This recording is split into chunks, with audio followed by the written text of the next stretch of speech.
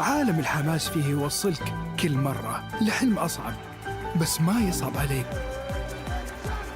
بارت معك وين ما تروح.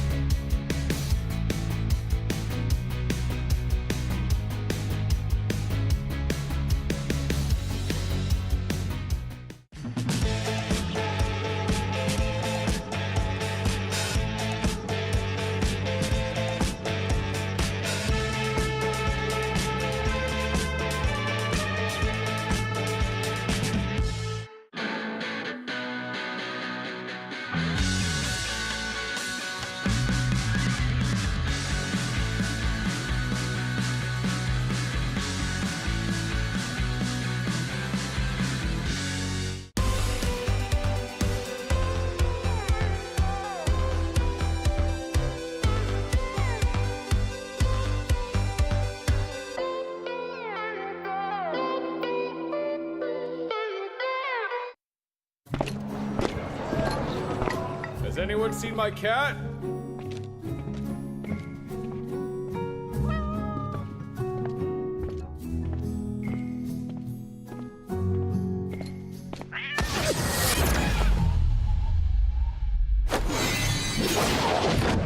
Long time no see, hey no!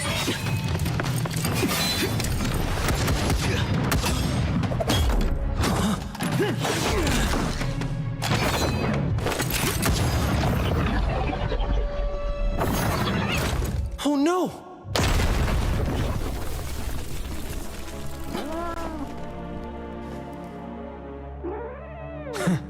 I don't like harming the innocent.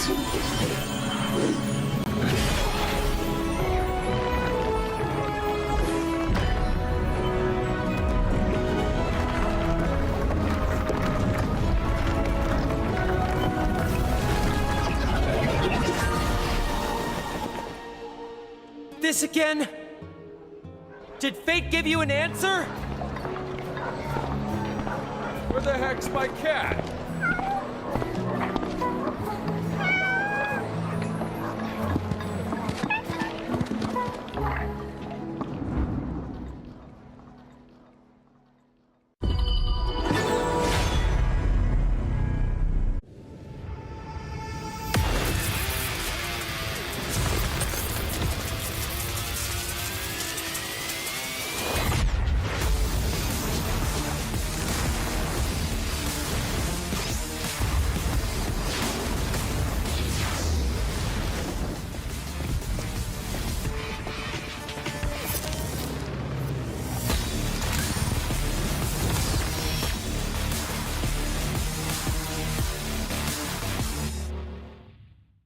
Honor 200 series, the best portrait phone AI empowered.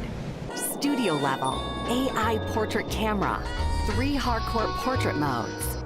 Color, vibrant and classic to capture portraits that truly stand out. AI empowered magic portal. Snapdragon 8S Gen 3 AI chipset. 5,200 milliampere per hours silicon carbon battery, 100 watt, Honor Supercharge. This is Honor 200 series. You ever wondered how a Hollywood movie is shot? On a Sony. You review it on a Sony. And how do you make that sound epic? You record it on a Sony. Lunch break on a Sony. So why wouldn't you watch it on a Bravia by Sony? Have you got what it takes to get to the top? It doesn't matter how high you climb. To reach the top, even the biggest champ needs a break. So you can recharge, dive back in, and dominate.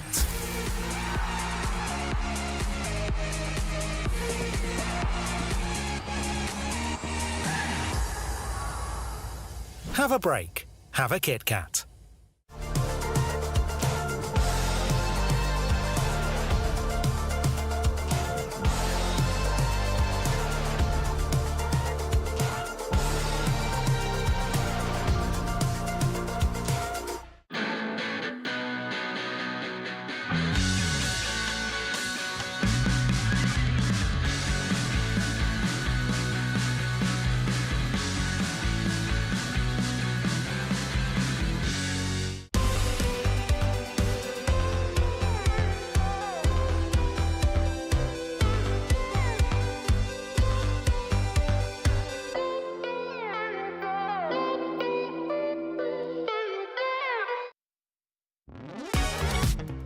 Hello， 大家好，我是天云。我们今天呢，在赛前找到了我们3位梦之队的选手，他跟我们有一个短暂的聊天环节，分别是一诺、无畏和 Fly。来，大家跟各位摄像机们打个招呼就好。大家好，我是 KPL 王者梦之队的一诺。大家好，我是KPL 王者梦之队的无畏。大家好，我是 KPL 王者梦之队的 Fly。怎么这么生疏啊？啊，带偏了，一个个卡的，没有。其实我们这个聊天环节是非常轻松的，主要聊聊你们最近的状态怎么样。这是你们在沙特的第几天了？4天吧。第4天，这4天过得怎么样？过得 beautiful。你们印象最深的是什么？这4天里面？和国际友人打乒乓球。打乒乓球，我昨天也跟你们打了。一诺后来不怎么打了呀？玩那个推棒去了。你们在这边吃的还习惯吗？不习惯，这边中餐挺多的，所以说还行。外卖挺好吃的。因为你们所有人是第一次成为队友，然后我昨天碰到小胖也有说这个事情。有什么你们成为队友之后觉得彼此身上的一些惊喜吗？以前不认识的，一诺你先聊吧，你先讲讲你眼中的无畏有什么不一样。无畏很喜欢很什么？不，以前觉得。就是我对你说什么？又在黑。你很爱？不是无畏，我对主要是游戏上面的吧。一开始无畏不是刚转辅助吗？没想到他墨子打炮打得太准了，真的。他墨子玩得太厉害了，真的。就训练赛就已经到那种非班必选的那种状态。刮目相看。没有别的了，我看你们俩经常私下黏在一起，很多照片都是你们两个在一块儿。那个不太方便透露。不太方便透露。这个可以透露。墨子强。墨子强。那无畏你说。我对 Fly 的印象的话，就是游戏上就是一直是一个特别厉害，然后这次接触的话，我觉得就 Fly 在这个新版本这个 HoK 服嘛，然后这个达摩啊，就是那个比较光头的，跟他形象十分的切合，你知道吧？就是快准狠，他在玩那个达摩的时候，真的很快准狠。真的是我们的一个杀招。不是，我问你们的问题是，你们对他有没有和之前不一样的印象？你跟我说什么达摩跟那个什么墨子有什么用啊？不是，我之前觉得他墨子不行，但他墨子棒啊。不是我长得跟达摩像吗？劈一下，头发光头就像。真的墨子真的准啊，真的猛，真的猛的墨子。你不要急，你们不要急，待会儿还有事。那到 Fly 了，你讲一诺。我之前打线上的时候跟诺子打，诺子。有一天死了很多，然后话也比较少，然后感觉到他不是很想玩自由式那种呆射，然后来到线上之后，我发现呆射确实不行，确实不厉害，就得玩哈利。然后一诺，你一定要讲一个，你这次跟 Fly 相处了这么久时间，觉得他身上最大的缺点是什么？主要我跟 Fly 不在一个房间里。你跟谁在一个房间？我跟花海在。怎么样呢？你们相处的？他打呼。打呼的啊？你不打呼是吧？我不应该不打吧。睡觉的时候才能展现人类最真实的。所以，平时基本都只有在训练赛的那种情况。不可能，你骗我，你在诓我。真没有骗你，因为他是主卧。我们有个很有意思的，就是我们宿舍是抽签分配的。抽签分配。对，他是第一个，他选了一个主卧。那肯定啊。对啊，所以他一个人睡。很爽。我不是很爽，是我不知道他每天在干嘛，只是我知道，我也不知道他干嘛。他能干嘛呢？对啊，我不知道。然后缺点的话，可能就是上厕所频率比较高，喝水喝得多。认可。你是多喜欢跑厕所，5分钟去一趟，这2个人这么认可。以前我不知道无畏那么喜欢爱上厕所，但是这是确实上厕所的频率变高了。那你说，平时自己喝水比较多，所以就喜欢上厕所。然后对一诺的缺点的话，我想想的话。缺点就是太瘦了，你知道吧？因为又高又瘦，所以说我觉得可能有时候就是容易生病吧，营养不够均衡。担心身体健康。好，接下来是那种畅想题，我们从 Fly 先开始啊。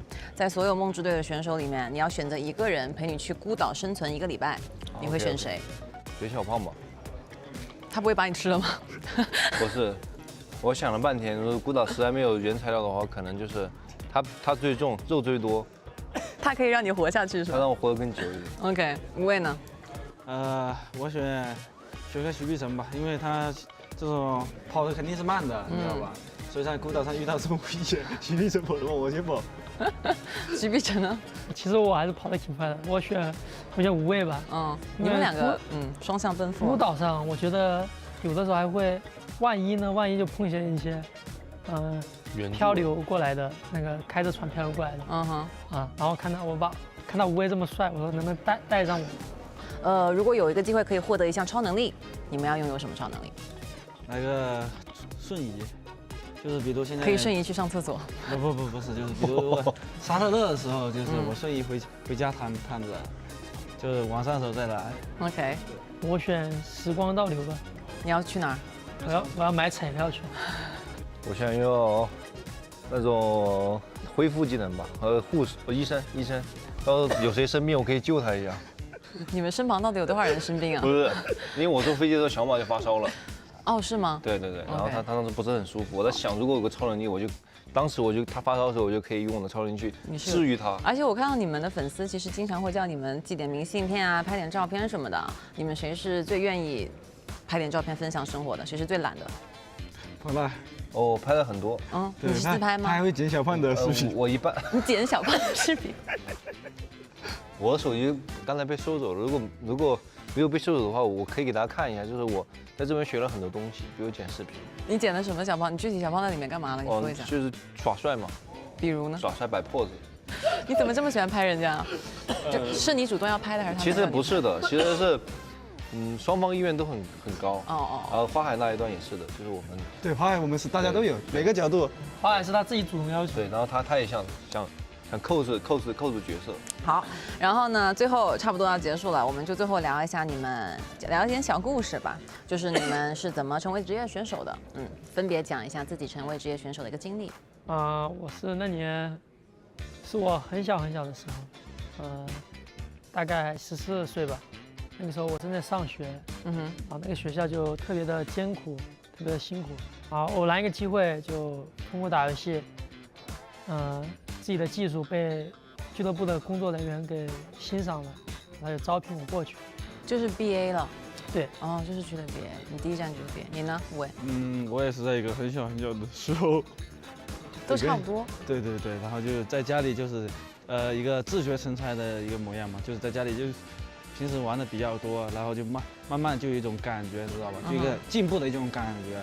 后面就是达到一定的一个成绩，然后就俱乐部来邀请，当时就是去那个深圳啊，去长春，对，还是吉林来着，就是去了这个两个地方之后，后面我就去了昆山，昆山是一个比较正式的一个俱乐部，然后前面2个的话就是一个试体验，对。你们是怎么跟自己父母讲的？你们家人当时能理解吗？我跟父母讲的是我出去暑假去找网友玩了，然后你就再也不回去了。对，是的。吴伟呢？我父母就挺接受的吧，因为我当时是有一定的成绩吧。OK， 反正有成绩能够养活自己，有收获。Fly 嘞？我吗？对，传递希望。那我也是在很小的时候，就是也不是就是当时也是因为上学，觉得自己学习，然后在这个过程中，发现身边的人都在玩，然后在这个同台竞技的时候，又发现自己的天赋，那种就是比较独特，就可能我在这个厨房里面，我达到了最高的段位，想要城市赛的同样框，然后自主的去组织了一场那个城市赛，然后加入了当时的 MU 的俱乐部，开始了漫长的职业生涯。就开始了。你们如果不当职业选手，有想过自己会从事什么行业吗？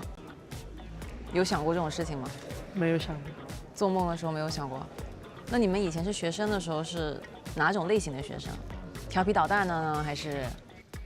我是比较安静的，比较乖巧的。你是坐在第一排的最后一排？坐最后一排比较安静。坐在最后一排。对，比较安静，然后比较乖巧。我也是最后一排的学生。老师讨厌你吗？那我就不知道，反正我是最后一排，大家自行想象最后一排的学生是什么样子。我算是比较聪慧的，因为怎么个聪慧程度呢？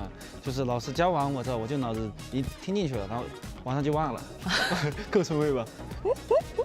反正也都不是什么特别乖的小孩。当时学的时候最好的学科是什么？读书的时候？语文，我最好的是语文。我最好就是数学，因为加减乘除简单一点。99%的赢多少？99%，这时候已经超纲了，你知道吧？算不出来的。你呢？我都很平均啊，都不是特别好。都还行，都还行。OK， 好，那我们最后一个问题啊，就是给10年后的自己说一句话。希望10年后的我们还能欢聚在一起吃个饭。希望10年后的自己能去参加一诺的婚礼。希望10年之后，去参加一诺婚礼的时候，一诺还记得我，然后并邀请了我去。一诺，你的婚礼我也会来的，10年后我们在你婚礼上相见，好吧？那其实我也有点想参加无畏的婚礼，我想知道无畏的新娘有多美丽，多美丽，可以吧？没问题了。好，那以上呢就是我们和3位梦之队选手的一个短暂的聊天，有非常多有趣的内容，我们下期再见吧，拜拜。Hi, I'm LGD JR from LGD. Hi everyone, I'm LGD Xiang. Now we're gonna to play Agree or Disagree. 鲁班具有群体共识能力，因此经常是一个备受争议的选择。你觉得呢？我觉得没问题，我也是觉得没问题，因为确实他的2技能是有控制的，刺客贴他脸的时候都会被推走。OK, next. OK， 射手在比赛里是最强大的重要角色。Strongly agree， 因为射手就是很重要的一个位置，所以没什么问题。我的话，我的见解是，每个位置都是很重要，好吧？每个位置都很重要。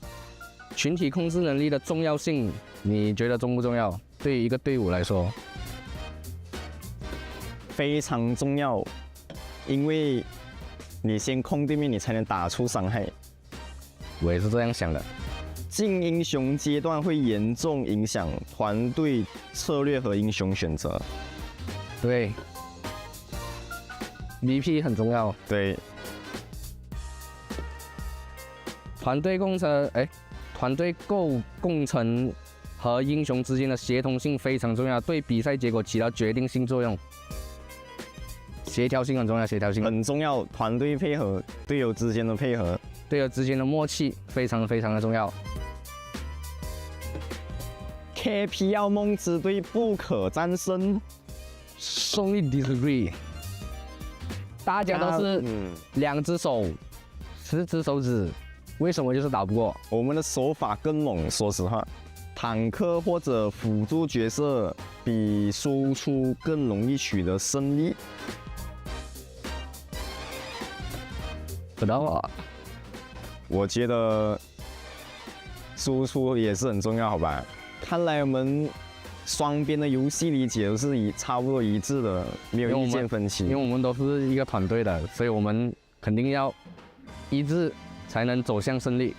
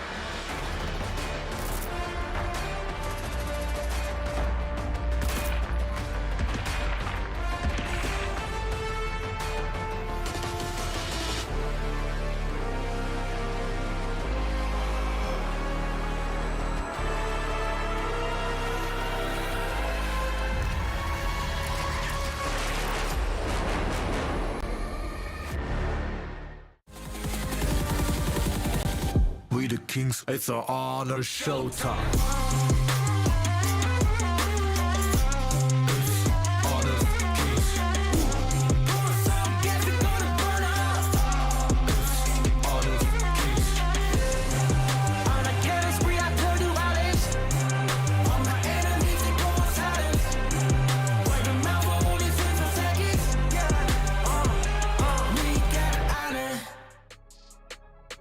Upon a time, it was 12 of them, and right now, we're down to the top 4.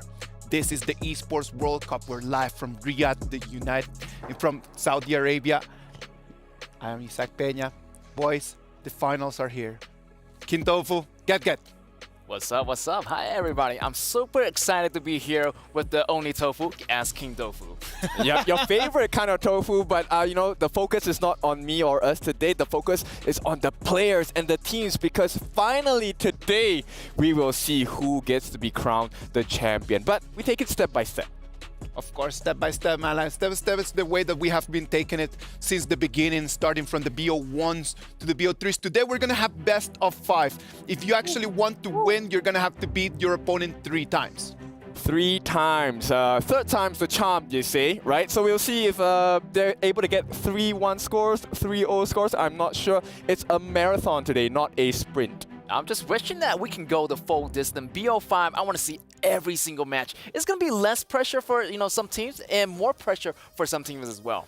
Yeah, for sure. And of course, stakes are high, right? Because now there's a lot of money on the line. Not only that, there's also the trophy on the line. Of course, man, they're going to be fighting for a lot of things, for the pride.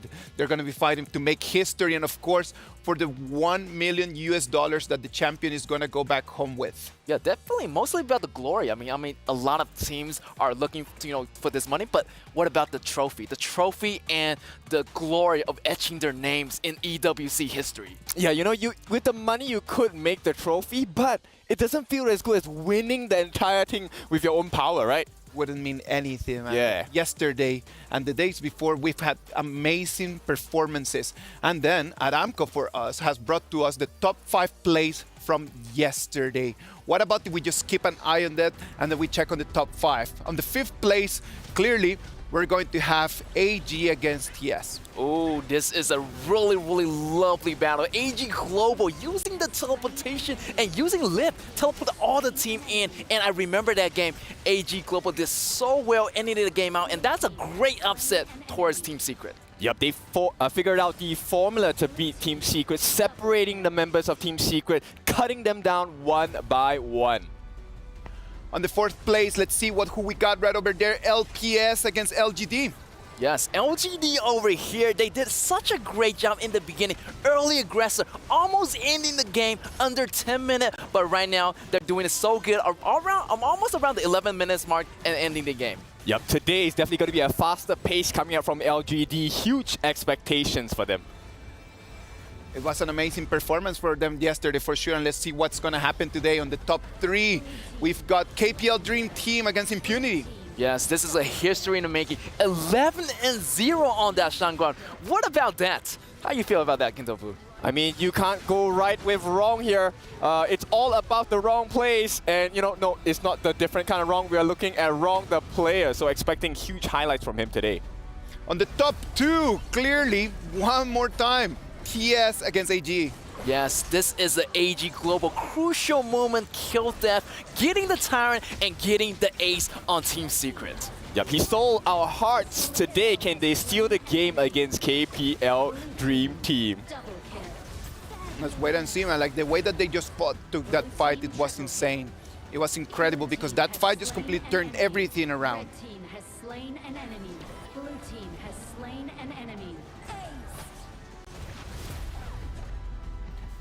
And then right now on our top 1st, and we're gonna have in our 1st place, we're gonna have Impunity against KPL Dream Team. Oh, this is gonna be a crucial moment here. Fly choosing Guan Yu for the first time, and they have such a great time with Impunity. I know Impunity tried really, really hard, but they just cannot stop the top dog. That's gonna be the KPL Dream Team. That's right. So they're really potent with their strategies, and the execution is really clean as well. There's a lot of players coming out from KPL. They will be able to switch up their rotations in the roster. So we'll see what kind of gameplay does KPL want to bring to the board today.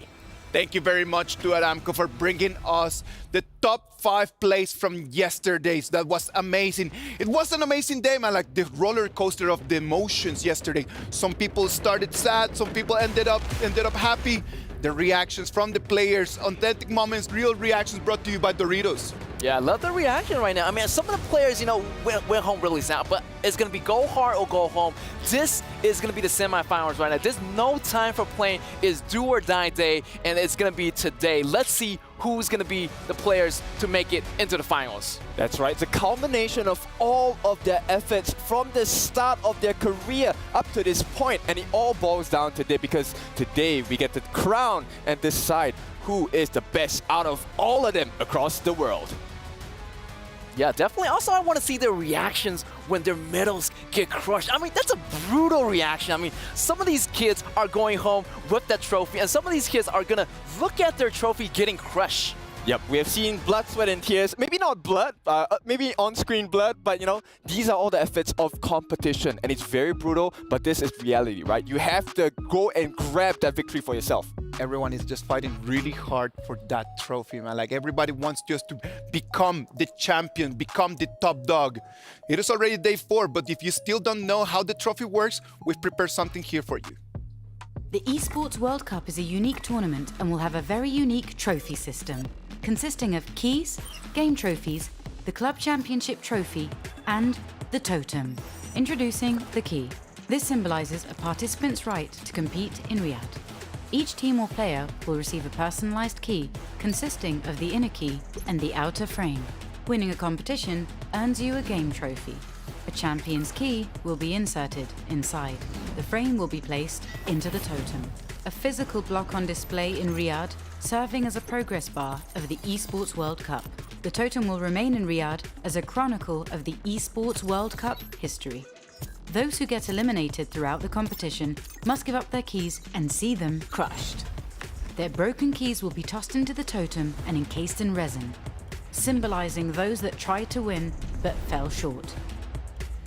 However, as an additional privilege for winning, each game's champion gets to select 3 opponents' keys to be encased in the base of their trophy as an additional, more personal prize. Losers will go home with their keys replaced with a token that marks where they ended their journey. Witness history unfold at the Esports World Cup. Those who tried to win but fell short are going to be feeding that totem, and their names are going to be crashed, but there's going to be one team that is going to be able to put their hands on that amazing, beautiful trophy that you can see on the screen. Yeah, that trophy is going to be right here. You can see on the screen 3D image here, and definitely these high players, calibers players, definitely is going to go ahead and grab it. And yeah, waiting for this to happen. What about you? How are you feeling today, Kendall? I think it's going to be a tall mountain to climb. They need to carve out every single edge of that trophy for themselves. Of course, they have the reward of, you know, crushing their opponents' keys. I really love that function of the tournament and the trophy system as well. So I'm hoping for some big emotions coming out from all the teams that win, as well as those that don't really make the cut today. Exactly. Also, I love the reactions yesterday. I mean, like, you know, AG Global's coach, you know, just pointing at the medals and showing so much respect for the other team as well. Yeah, for sure. It's something that I think we would love to jump on. So we'll definitely keep very close eyes on, you know, that trophy and key crushing moments later on. That's for sure, man, because a lot of keys have been crushed, and QuickShot has been helping us out just to keep us just up to date with all that information. One more QuickShot recap about the club championship is coming your way. Hey everybody, QuickShot here from EWC Central. Today, we will close out the Honor of Kings Invitational Midseason. So let's check out what that means in the EWC Club Championship update brought to you by SDC.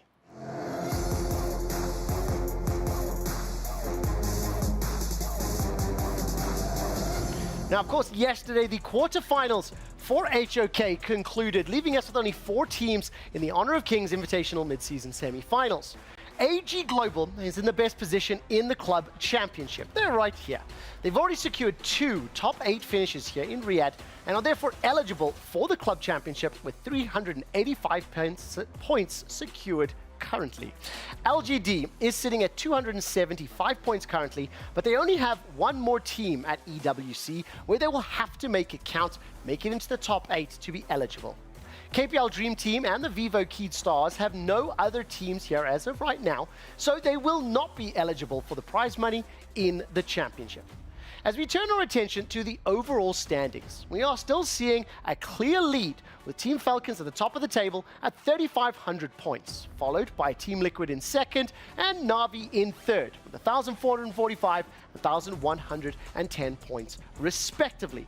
Winning the HoK tournament will get you 1,000 points and make it just on top of the top 10. Who will raise the trophy? We'll find out later today. And for any more updates on the EWC Club Championship, as well as all the other games happening here at the Esports World Cup, join us at EWC Central every Thursday to Sunday, 4 till 8 today at twitch.tv/EWC and youtube.com/EWC. We'll see you later.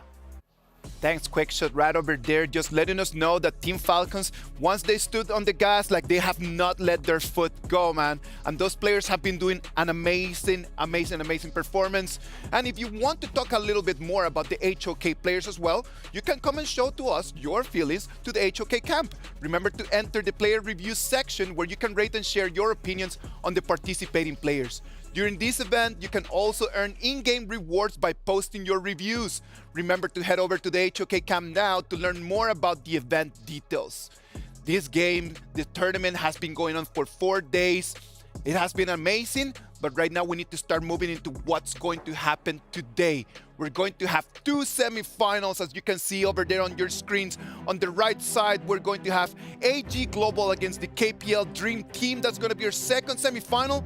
But on the first game, we're going to have LGD Gaming against Vivo Keyed Stars, and that's gonna be our Jamil Motorsports match of the day. Yeah, I feel like KPL Dream Team, they came, they saw, they conquered. I feel like they have a really good chance of winning the championship, but LGD is gonna be one of their top contenders. Hopefully LGD can make it, but you know what? Vivo Keyed Star might be able to take it away from LGD as well. Yep, LGD have been really monstrous thus far. They haven't dropped a single series yet, and now VKS, with the surprise comeback yesterday, there's huge expectations, particularly for me as well, right, to see if they can beat out LGD. Yeah, I feel like VKS do have that momentum going, but I feel like BO5 is going to be a longer stretch, so I feel like I'm going for LGD here. They have the extensive hero pools, and they do have different playstyles, versus VKS, so I feel like LGD is in the bag for me. Well, I like the fact that we were talking about this just now, and you said that, hey, it's actually a match between the Season 1 and Season 2 champions. Yes, it's going to be the battle of the Titans, Season 1 versus Season 2, but I have to go with the recent winners, Season 2, for LGD right here. Okay, so you like the new update better. Okay, I get it. I am pretty sentimental, so I would prefer Vivo Keyed Stars, especially with the performance they put up yesterday. I think they do have the potential to probably put a dent in the confidence of LGD Gaming. Yeah, and for LGD, however, I talked to the coaches, Joker, and the players now. They say they are more confident with the BO5s versus the BO3. Since BO3 is going to be more pressure, but this time it's going to be less pressure since it's going to be a longer running for the BO5s. Yep, I've said this many times, but I think like I'm going to put a lot of emphasis on Joker's master degree here. He's really smart, right? And it's a battle of the Jokes. It is Joker against Joko, the coach of VKS as well. Yeah, definitely going to be a super hyped up battle. I just can't wait for this battle to begin. But first of all, LGD definitely have the early game for me. VKS, however, I feel like they stretch it a little bit longer. They're going to have a better chance in the later games. Yeah, I think VKS, they have this late game potential that they can realize. Hasn't been realized just yet, right? We've always seen LGD be very dominant with the invasions, with the kills, with the setups as well. So yes, I know it looks like a clean LGD Gaming win, but hey, we also need to prepare for surprises in the end. Yes. Right. What about if we just get into the heads of the coaches and the players? We had the opportunity to talk to the coach from VKS, Joko, and here's what he had to say.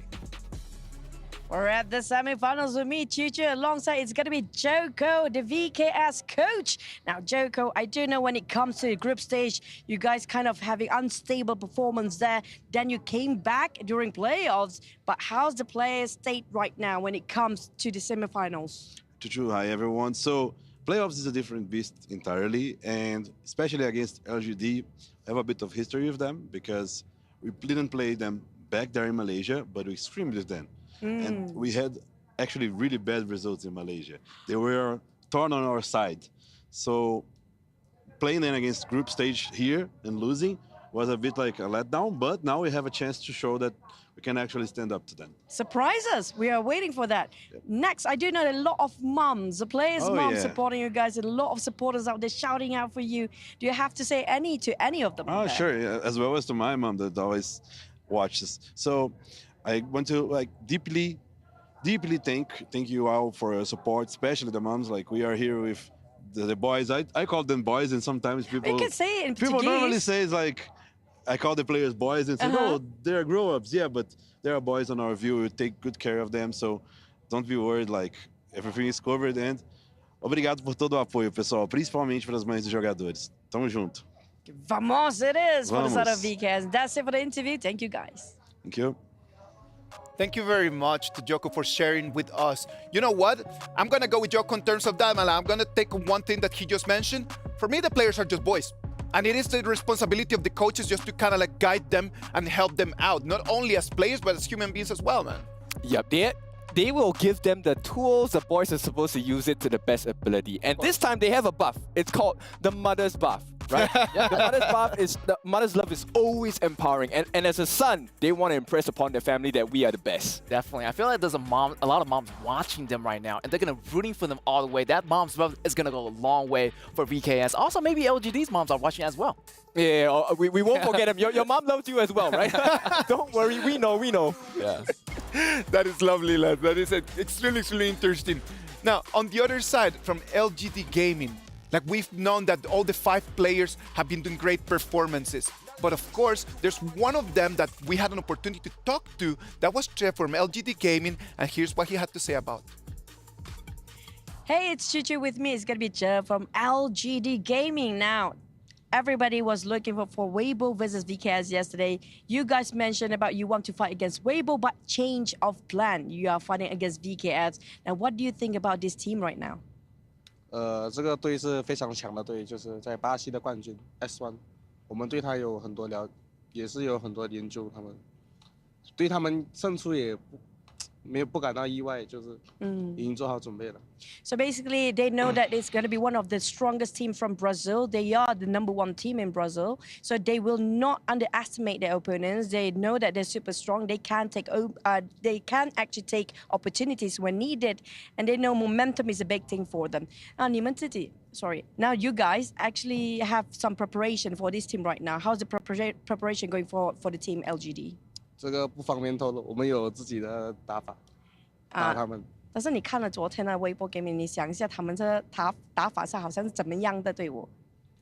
打法就是比较猛，就是打架队。They prefer aggressive fights. So right now, they definitely saw what happened yesterday, and they do know that VKS do prefer aggressive fights. So they won't share their tactics for now. It's a bit of a secret. We gotta have to wait and see. Thank you so much, Jer, and good luck for your next game.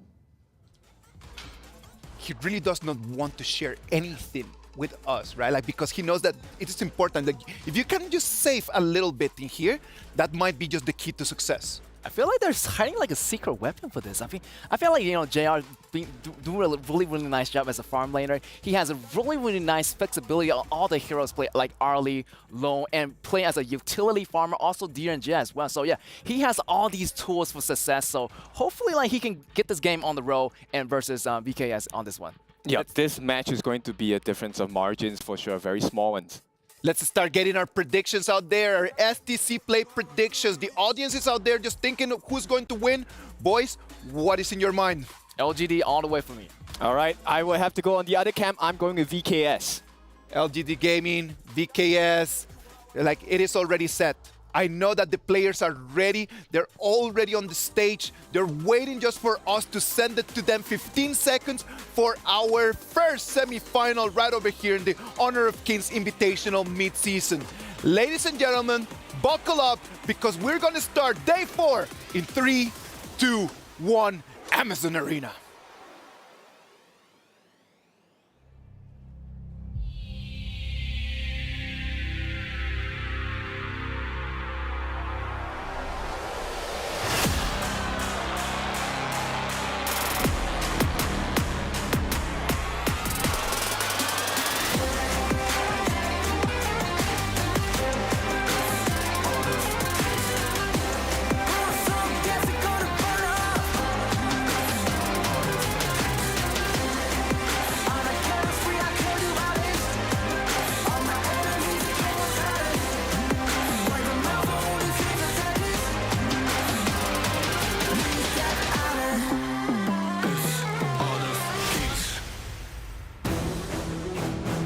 And ladies and gentlemen, viewers around the world, kings and queens, welcome to the fourth and last day right here for the Honor of Kings Invitational Midseason, taking place right here, the Esports World Cup in the Kingdom of Saudi Arabia, Riyadh.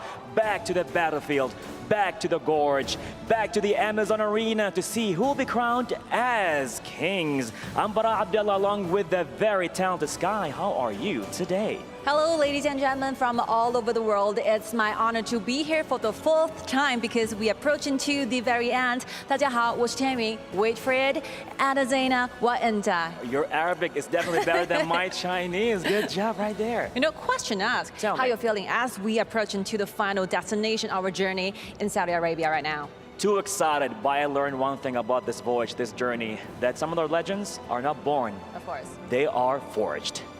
Till right now, at this very moment, we have seen 12 teams competing their way towards the very end, and they are still making their towards the final glory. And now we have only 4 warriors remaining on the stage, ready to compete for the final ones. We are so ready. So Sky, the honors is all yours. Let's go. All right, ladies and gentlemen, and the audiences in the arena, please prepare yourself for a thrilling journey in the gorge. Let's welcome to the stage our first 2 semi-finalists. Let's welcome Team LGD Gaming.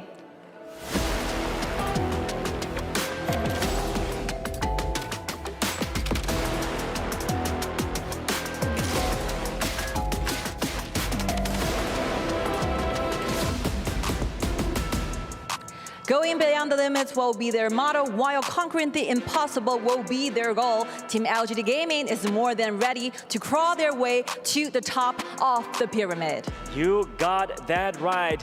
And now, viewers around the world, for their challengers, right here at the very own Amazon Arena, the pride of Brazil. Let's hear it for Vivo Stars!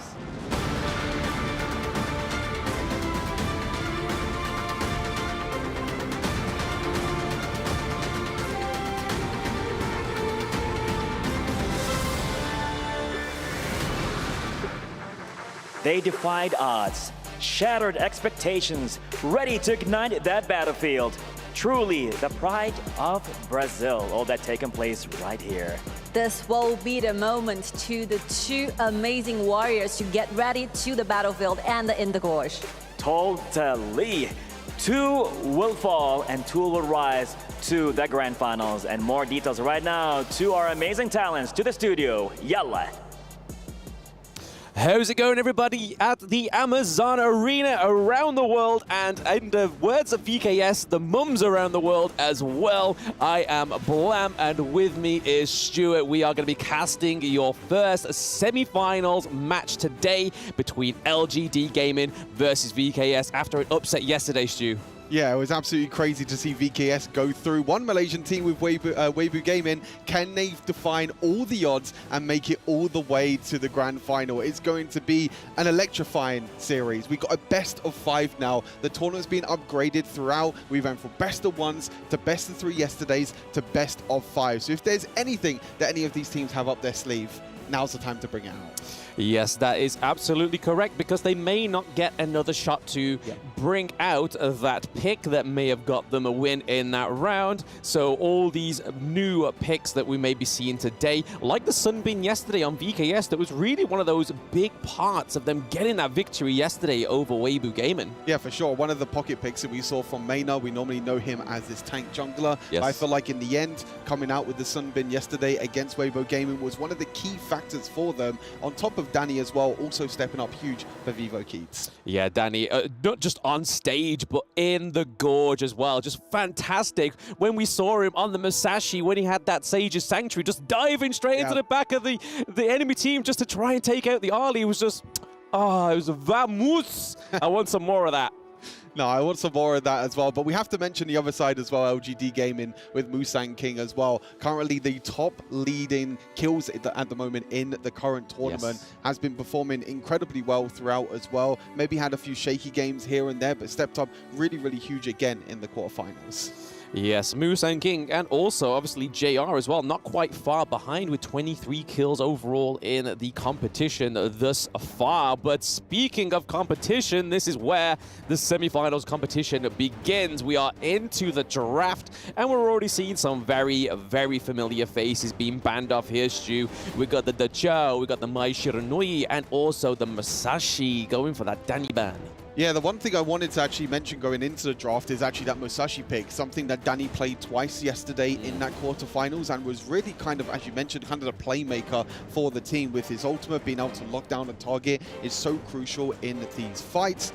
That being banned away is going to be really, really interesting. But VKS now going for the Dolia. Not really a pick that we see Maynard on too much, but they don't want to give it away to LGD. This is one of them picks that is very strong, but then on the other side for LGD, they get 2 superpower picks. Yeah, I feel like they had to take the Dolia off of the board because we know that LGD's JR loves that Lung pick, and going the Dolia with the Lung is going to be troublesome, and then they pair it with the Lady Shen. But this board is not short of any ladies. We have the Lady Sun, and we have Hu Huan potentially coming through for Danny. Yeah, I think that's the interesting thing, that the Hu Huan, we have seen it quite a lot in the mid lane as well. We have seen it in the jungle. I believe for Danny at the moment, he's played it. He hasn't played it actually at all in this tournament so far. So it's kind of another unique pick for Danny, which is such a big thing, I feel like, for this best of 5 series, is that Danny has such a wide hero pool. He's played so many unique champions, 6 unique champions. This is actually going to be his 7th if it is played in the jungle. So having that wide champion pool in a best of 5 series is going to be extremely important. Yeah, because the only 2 teams that have played the Hu Huan in that mid lane is the KPL Dream Team and All Gamers Global. Yep. But we are seeing LGD Gaming are going to go for the Orgrim, which we know so far has been one of their big picks in that jungle, paired with the Lung as well. It's a very aggressive team comp that they seem to be going for here. You have the utility, the Lady Shen in the mid lane, so that just gives pure vision into what LGD Gaming are going for here, is just giving all that resources over to Lung. Yeah, Shihong going back on the Lady Shen, played Mai Shiranui twice yesterday, obviously being banned away by VKS, a pick that they don't really want to prioritize for themselves, and they don't want to give that over to LGD either. But with the Clash Lane heroes being banned away, the likes of Elaine being banned away, Main is going to be the pick up here for Siang in the top side, and then we have to go to see how VKS round out their comp. Yes, so already banning out some of those big support picks like the Motsu, like the Zhang Fei. We normally see the Motsu getting picked up to try and counter the Orgrin or any of these sort of hugely aggressive initializing plays like from the Lung. But again, I feel like they already have their support, they already have their mid lane, so it's nowhere to fit within VK's draft, so they're not going to go for it. But the Main has been something that they played quite a bit yesterday, but it looks like we're going to be getting one on the Princess Frost and then Niap on the Byron. Yeah, I think this is what one's kind of fallen back on when the likes of Mai hasn't come up, when the likes of Lady Shen isn't available. He's actually played 3 times for these heroes. Falling back on the Princess Frost, we know that she did get a little bit of a nerf in the most recent patch. She's maybe not as strong as what she was before. Lady Shen being that priority pick in the mid lane for LGD is a huge one for them. And they're also going to pick up Lian Po as the last pickup as well. So, as you mentioned, full-out aggression for this LGD comp. They want to go in, they want to engage, and it's going to be the likes of the Lady Shen and the Long to protect themselves on the backline. Yeah, but you've got the likes of the Hu Huan and the Dolia as well, so you can have just double the amount of airtime with the VKS combo. And we know that Hu Huan has one of those fastest farm rotations as well. She's able to clean that jungle, super fast, super clean, and then you're going to have the Dolia that's going to be able to give over that double ultimate as well. But another thing that I like to see here is Seiza gets that Lady Sun. Yeah, Seiza getting the Lady Sun is one of his most played picks this year. We saw it a lot in the HoK BR as well. Obviously, Vivo Keed being the 2 times HoK BR champions, being the Season 1 Invitational champions. Can they go one step further in this tournament as we go into the game? We can only hope so for our Brazilian region going against the Malaysian region. The only time these two teams have played against each other was in the group stages, so it's no longer the first time that we're going to actually be seeing them play against each other on the stage, but it's going to be a marathon. Like Kin said, it's no longer about that sprint. Let's get our top picks. Let's just smash them in one round. Yeah, I feel like for LGD, this is going to be really, really huge for them. This Orgren jungle pick for Musang King was one of the main reasons why LGD Gaming beat Vivo Keyed in the group stage. That was a 9-minute win in the group stage. So VKS definitely need to kind of adapt, but I feel like they've just been growing throughout the tournament. You know, maybe the group stage didn't really suit them with the best of one format, but when it comes to these best of threes and best of fives, this is their time to shine. Absolutely. I mean, even if they don't win game one, it doesn't mean that they're going to be out of the competition just yet. They still have potential of 4 rounds to go from that point. But I feel like if they are going to get any kind of victory in this one, you're going to be trying to see if they can get to that late game potential for VKS, because there is quite a lot of late game on their roster right now. You've got the Lady Sun that we're going to only see activate once she gets that itemization through. But Princess Frost is just going to be ready when she gets to that level 4. Yeah, I think the big thing as well is that with the U1 is actually one of the quickest, as you mentioned, jungle clears in the game, with Orgren as well also being very, very quick. So it doesn't really give Musang King that much time to invade, because by the time he invades, the whole jungle's already gone. So it's really down to when it comes to the ganks with these two junglers as well. We know the crowd control that the U1 can bring. And it's all about Orgren to see if he can look for the flanks and try and look for that crazy amount of sustained damage that he can bring. Yeah, it's definitely a less aggressive pick here for VKS. Danny, we've normally seen him on the likes of the Musashi, on the Luna as well, when the LGD last played against VKS. So going for the Huan makes it seem like Seiza and Niap are probably going to be the most aggressive in this team, because Huan's just going to be there for utility, for just getting that heal in, the knockups as well, and then you're going to have Princess Frost to try and get that zone in, that nuke damage going off for the mid lane. Yeah, I mean, VKS is definitely a team that likes to focus a lot of their gold on their farm lane carry, on Seiza, one of the players that has the most gold in all of their games. Making sure that you get all the gold on Lady Sun is going to be even more crucial. Yeah, we don't like to see the utility farm lanes come through for Seiza. There is a bit of engage in here for LGD, trying to give some aggression. Not quite as well-timed as I thought it would be, because obviously the Tyrant is not yet up for another 55 seconds, but you can kind of see the mind games already coming in. Yeah, the Purify coming in for Seiza as well, making sure that he doesn't get knocked up by the Lianpo. Really, really smart choice by Mena and Seiza to both go for the Purify in the bot side, since there is so much crowd control on the side of LGD Gaming. You know, you have things like the knock-up from the Lady Shen, the knock-up from the Lianpo as well. Yes, plenty of knockups coming through onto the side of LGD, but I don't think that's going to stop VKS anytime now, because they are now going in for another engage. Lianpo, we have the rotation from Musang King as well as Lady Shen with a knockup onto one. That is going to negate that try back in that farm lane against LGD. First blood to Musang King, another one to add to his list for kills at the moment in this tournament. Incredible job for Musang King to be able to counter gank in the end. I think the big thing was Princess Frost was trying to get that priority in the bot side, but you can see how Orgren could just rotate so quickly throughout the game, just being able to go from camp to camp, go from lane to lane, and that's going to give LGD that small advantage early on. And this is what that bot lane play was all setting up, was for that Tyrant. And it's now coming through, but VKS, Danny, looking like he's got the priority here. Orgren coming through. No, the smite comes in way more earlier for VKS. So Tyrant coming over to VKS means there's a lot of damage coming through into this next team fight. Orgren trying to take down Niap here, trying to put a little bit of pressure onto their clash lane. Mayin, as you can see, on the far left, the stun come through. Here comes a seismic smash from Lianpo, but there is no follow-up from LGD. Oh, it's so extremely close. I thought Musang King was going to get caught. Really nice stun there by one in the end on Princess Frost, doing an incredible job. But oh, it's actually the jungler Danny being caught out, but it might be traded back here. But Mayin has so much mobility, using the flash to escape as well. Danny being caught completely off guard in the jungle.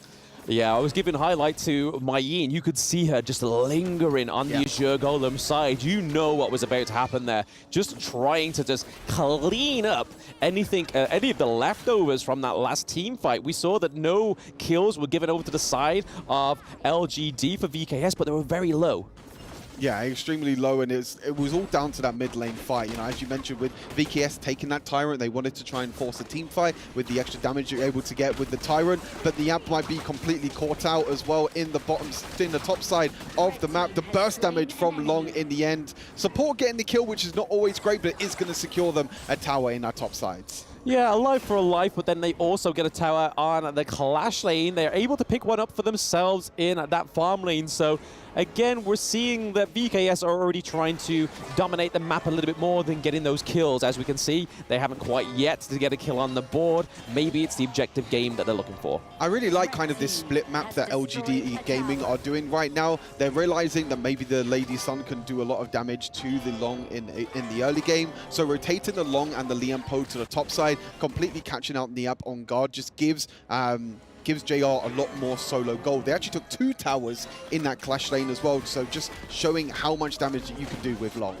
Yep, T2 down in the 6th minute as well. We saw a nice untargetable come from Danny there, because that could have been a huge engage from Jia on the side of LGD. Speaking of engages here though, Musa King and the Lady Sun are very close nearby, and we're already seeing that macro play come from Xiang on LGD. They get the T1 down into the farm lane as well. Oh, Untargetable comes through. Yeah, Untargetable comes through, and maybe the stun's going to be enough as well, but no, the ability in the end from the Youth 1, but here comes Cavalry for LGD. The Ogryn going to try his best to try and kill out Danny, but it is going to go down. The Dolia tried to reset the Youth 1 ultimate, but didn't come up in time. Yeah, a little bit unfortunate there for VKS. I feel like LGD just know how to sort of move around as a team.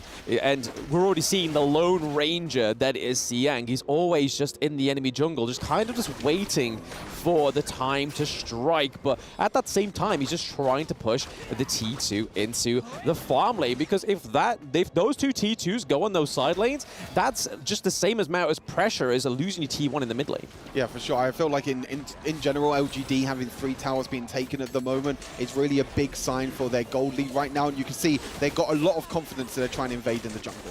Yes, not quite getting that Azure Golem for themselves, LGD Gaming, but it goes over to VKS, which is huge for Danny's hero right now. He needs that mana, and if he lost that Azure Golem, it would have been a troublesome 60 seconds for him until the next one came up. Mayin, again, just still macro plays from Xiang. We normally see it from JR. Yeah, I think the big thing is that VKS are really trying their best to try and defend this mid lane tower, and they're giving up so much pressure in the split sides of the map. Yes, and again, the T1 falls. This is just true LGD fashion, just dominating that map. And look at the goal difference, Stu. We're going into the 8th minute here, and they're up by 5.4K.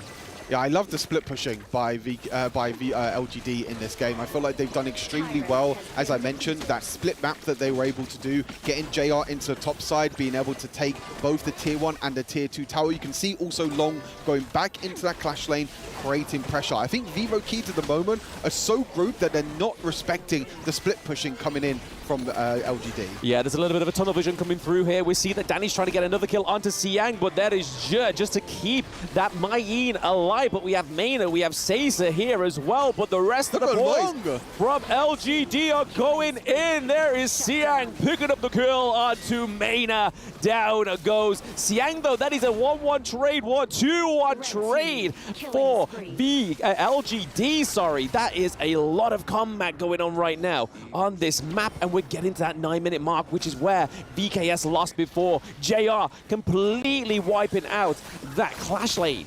Triple kill in the end for Musang King. They're going to try and look to finish this game in the same time that they were able to in the group stage. 9 minutes and 30 seconds. LGD draw first blood in this best-of-5 semi-final.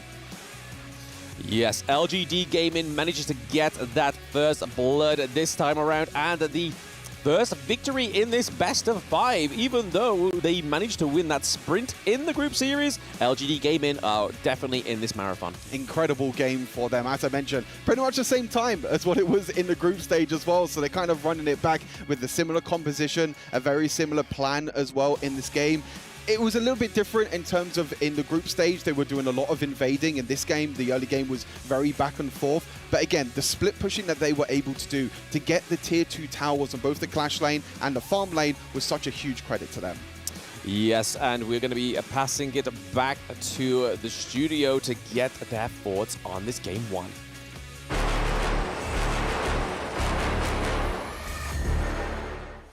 Congratulations to LGD Gaming on taking that first victory. 9 minutes. That was a very quick one. I'm so sorry, but I was not expecting so short a match. Yeah, I feel like LGD definitely did it this time. I mean, almost feel like deja vu. Like the first match they did in the group stage, ending the game around 9 minutes, even 10 minutes. Also, their early game strategy is so cool, using the all ground in the early game to provide the CD. And they're on the red side here, so closing it in with a CD closer to the Tyrant, but the CD is going to be on the blue buff side. So I feel like all ground is definitely having more CDs in the beginning. Oh, for sure. And this really sets the tone of the match, right? So like you said, with this additional cooldown, they're able to go for more objectives. One thing that they really did well was protect the jungle. So there were no camps that were stolen, right? And you can see how that translates into the gold graph from the 3rd minute onwards. It was just a gold mine for them. No, that's the main idea, right? Like they're so aggressive in the first 2 minutes of the game that then after that, there's no way for Vivo Kid Stars to turn things around.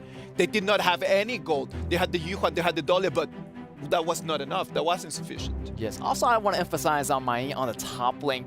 Great strategy. I mean, they did a split pushing, and that was a 1-4 strategy that LGD Gaming was really, really good at. And you can take a look at the match scoreboard here and looking at Mai using that 3-1-2 here. KDA, great job avoiding those damage on the top side of the map. Yep, and also the benefit of having the blue buff closer to your Tyrant is the fact that when they put attention onto Xiang's lane, right, the response has to come from VKS, where they have to defend the top. And this opens up the doors for them to farm on the bot lane, get the kills as well. And when Niap on that Byron, when he's effectively lesser in power, right, not as useful, that's where the advantage comes in for the side of LGD. Like we knew since the beginning that it was going to be LGD Gaming being a lot more aggressive. Like we talked about how VKS was aggressive, so LGD Gaming just decided, if you're going to come throwing punches, I'm going to punch you first.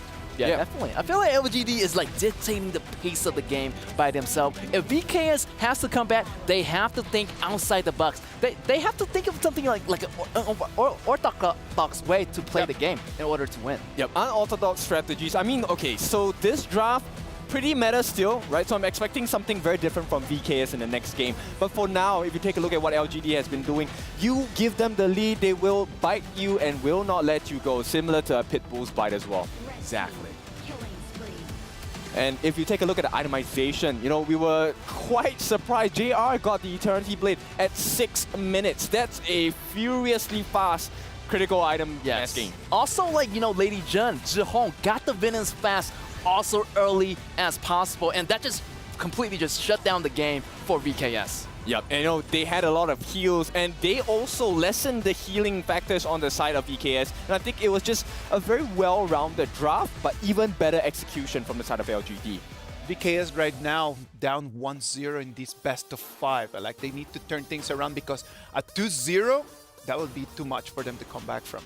Yeah, it is a marathon, but they want to turn it into a sprint. And LGD, the MVP of Game 1, was responsible for this blitz that VKS could not handle. Yes, and that's going to be Musang King with the MVP. KDA 502. Great job, great chances using this hero in the very, very beginning. Also, I feel like he could have went for a counter jungle, but he choose to play the safer way, starting as his own jungle. Yep, they definitely dropped the Durian onto the side of VKS, right? Musang King, one of the biggest brands of Durian. Of course. It's full of spikes. And when it hits you on the head unexpectedly, you're going to bleed and you're going to die. So this was a game where Musang King was just out of contention, right? There was no way to kill him. I think at the 7-minute mark, he already had the Eye of Phoenix. There was very, very little that VKS could do. That's why after that, like after the 6 minutes, it comes in and he gets a triple kill. just directly finds the right moment just to proc his ability and take 3 kills immediately. Also, he has the Blood Rage as well, so there's like nobody on the side of VKS can take him down. He was the main tank for the team. Also, he has the Eye of the Phoenix, as Kendofu mentioned. He's going to absorb more HPs as his HPs gets lower. Yep, if you take a look at the damage, he has taken 32,000 damage taken. This is complemented by Zhe, and you know, very apt that he was the one that we were interviewing. He took up 54,000 worth of damage, while the rest of the team laid in the pain. Zihong, unexpectedly, I mean, 57.5k, that's a lot of damage with the Destructive Delusion flowing size. It did pay out at the end, just keeping those secrets from Zhe, right? Like he said that he didn't want to share anything, and they didn't have to share it at the end. They just showed it, put it out there on the table for everyone to see that they actually come here and they want to close this game 3-0. Yeah, revenge is a dish best served cold, and boy was it cold from Zhehong with this Lady Zhen. Yes, also I want to mention one thing about Zhehong. Zhehong's playing the Lady Zhen, a really nice utility mate, so he's pouring all these resources to his other teammates like Ogran, like the farms lane. So this Lady Zhen, I feel like is going to be another prominent pick for both sides later on in the game. You know what, like right now that you talk about Ogran, I want to let everyone know at home that Ogran is available right now. If you do not have it, please go for it. A warrior hero with a great balance between offense and defense, which is able to condense the spirits of enemy heroes to assist our side in battle, possessing a special attack method. When in the activated Seer state, his basic attack can kill low health enemies instantly. So ladies and gentlemen, if you do not have that Ogran right now, please go and get it and start practicing. That's right. Now, this is a hero you must have. I already have the hero. I think it was given away for free, so I think most people should have it. But having the hero and playing him well is a different story. So I think you can take a look at how LGD was using him to learn the best. Yeah, definitely. I feel like in a lot of ranked games, I'll always ban that Ogran. Super OP. What about if we just take it to the Amazon Arena for a game 2? Welcome back, everybody, at the Amazon Arena online. Wherever you are in the world, you are watching a battle between regions right now, and LGD Gaming are taking game point 1. Can VKS take number 2? Stu, what do you think? Yeah, I mean, it's back to the drawing board, really, for VKS. I feel like they still have a few pocket picks up their sleeves. They are going to decide to stay on this left-hand side for this draft. Their bans have changed. They have banned out the Dolia this time instead of the Mai, and that is going to actually go on the side of LGD. So one big pickup that is open and available in this one is going to be the Ali, but VKS now pick up the Ogran for themselves. This was a big pick in game number 1. We know how much Musang King has been performing on this, and it's going to be such a huge pick to see if VKS can come back in the series. The Latino heat has been turned on here with the Ogran pick here, and I'm very excited for this. I honestly thought they were going to try and lock in either the Musashi or the Mai, but that gets banned away once more. And over to the side of LGD Gaming, we have Ali and Jung Fei. So one of Mayna's top picks, Jung Fei, going over once more to the side of LGD Gaming. But look at this! Whoa! VKS go for the Long and the Lady Jun. That is definitely a spicy turnaround. I mean, it's just VKS taking what LGD won in game number 1. That's exactly what they're doing. They're like, okay, you won with this in game number 1. Let's try it for ourselves and see if we can also win as well. But I feel like the Ogran is such a huge pick-up already. We know how powerful Lady Shen and Long has been in this meta right now, and LGD are going to be rounding out their composition with Princess Frost for the first phase. So that support priority for LGD Gaming means that they can ban out other supports like that Sunbin that we know Maynard's been performing very well on. Yes, we are seeing that they pick up Princess Frost on the side of LGD Gaming. So taking one of one's pick from last game over to themselves. So again, a lot of nuking, a lot of zone-in potential come through on this mid lane mage. They do ban out the Sunbin though, so maybe that was something that VKS was going to go for, was the Sunbin pick. They do ban out the Motsu as well, banning out Monkey on the side of VKS. So both being one of Danny picks and Musang King's pick. Yeah, I think that for the side of VKS, they can actually go for a more utility support since they already have kind of the front line of the Orgren. They can also go for a frontline pick in the Clash lane as well. They can try and go for that. Interesting enough, they banned a lane for themselves, but again, it just gives Siang this Main pick, which again was such a huge factor in that first game with the split pushing that they were able to do with JR on the long and with also Main in the bot side of the map as well. So I think this is one thing that VKS need to adapt in this game. They need to be careful of the split pushing and kind of losing priority in these sides of the map. Yes, it's all about keeping that eye on the Mayim because, like you were saying there, Stu, Siang's dominance around the map really dictated that last match against VKS. And it was pure, you just don't know where to look where this Siang was. He was either in the enemy jungle, he was either macro pushing down into bot or the Clash lane. And it was just crazy how much control this player had for LGD Gaming, but they do go for the Taiyan, which has been paired with the Orgren previously and gives so much more sustain, and then that locks in for Niap on the Dharma. That is such a good pick. Oh, and the pay being hovered at the moment for Musang King. This is a bit of a throwback pick for Musang King. I remember the first game that we had of the Season 2 Invitationals with Musang King, LGD Gaming completely stomped in a few minutes, and Musang King on this pay was like 3 levels ahead, 5,000 gold ahead in like 5 or 6 minutes. It's definitely a pick that he feels comfortable on, but it's going to be super exciting, as you said, on the Cayenne. Yes, the pay pick. I am not going to get my words all stumbled over each other. I am very much concentrating. They're concentrating. Hey. Come on, test it once. Test it once. Pay, play. They are playing the pay. There we go. We did it. Musang King. The final day, day 4, we got in the bag. No more slacking. Home, baby. I'm going home. But here we are getting into map 2 between VKS and LGD Gaming. Again, it is the Brazilian region going against the Malaysian region as well. So plenty of battles to be had here on this best of 5, but I'm looking a lot more confident for VKS in this draft. But on this pay, I did expect this level 1 invade, and it's already taking place on the VKS side. This is exactly what LGD Gaming did in the Season 2 Invitational with this pick. Musang King invading with this pay. Such a powerful early game hero and has such incredible scaling as well. You have the range, you have the melees, but actually VKS are also trying to look to invade. Also trying to look to invade, but it seems like a little bit of a bait here because they all rotated with finesse. There we are. Oh, Yep, flash in. Dharma doesn't quite have the skills yet, and Ollie gets the first blood. LGD Gaming JR gets first blood as well, and they're picking up another one, Stu. That is not quite it. It is 2-0 so far for LGD Gaming. They're not stopping there. It is another kill on the board.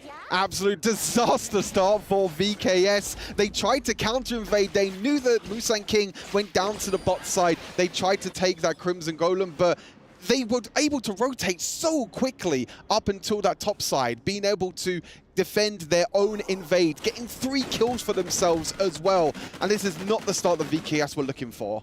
No, I think in game 1, it was still quite a while till we got to that 3-0 scoreboard for LGD Gaming, but they're not taking any sort of time here. They are like, hey, we got lunch to attend, we want food, we are going to get this job done quickly. We want to clock in, clock out, and then play the next game, whoever their next victor or victim will be.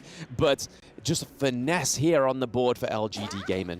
And I think it's all to do with LGD also prioritizing the Ali and the Shangfei in the mid lane as well, being able to clear through that mid lane minion wave so quickly and able to rotate. Defend, as I mentioned, the top side of the map in terms of their jungle.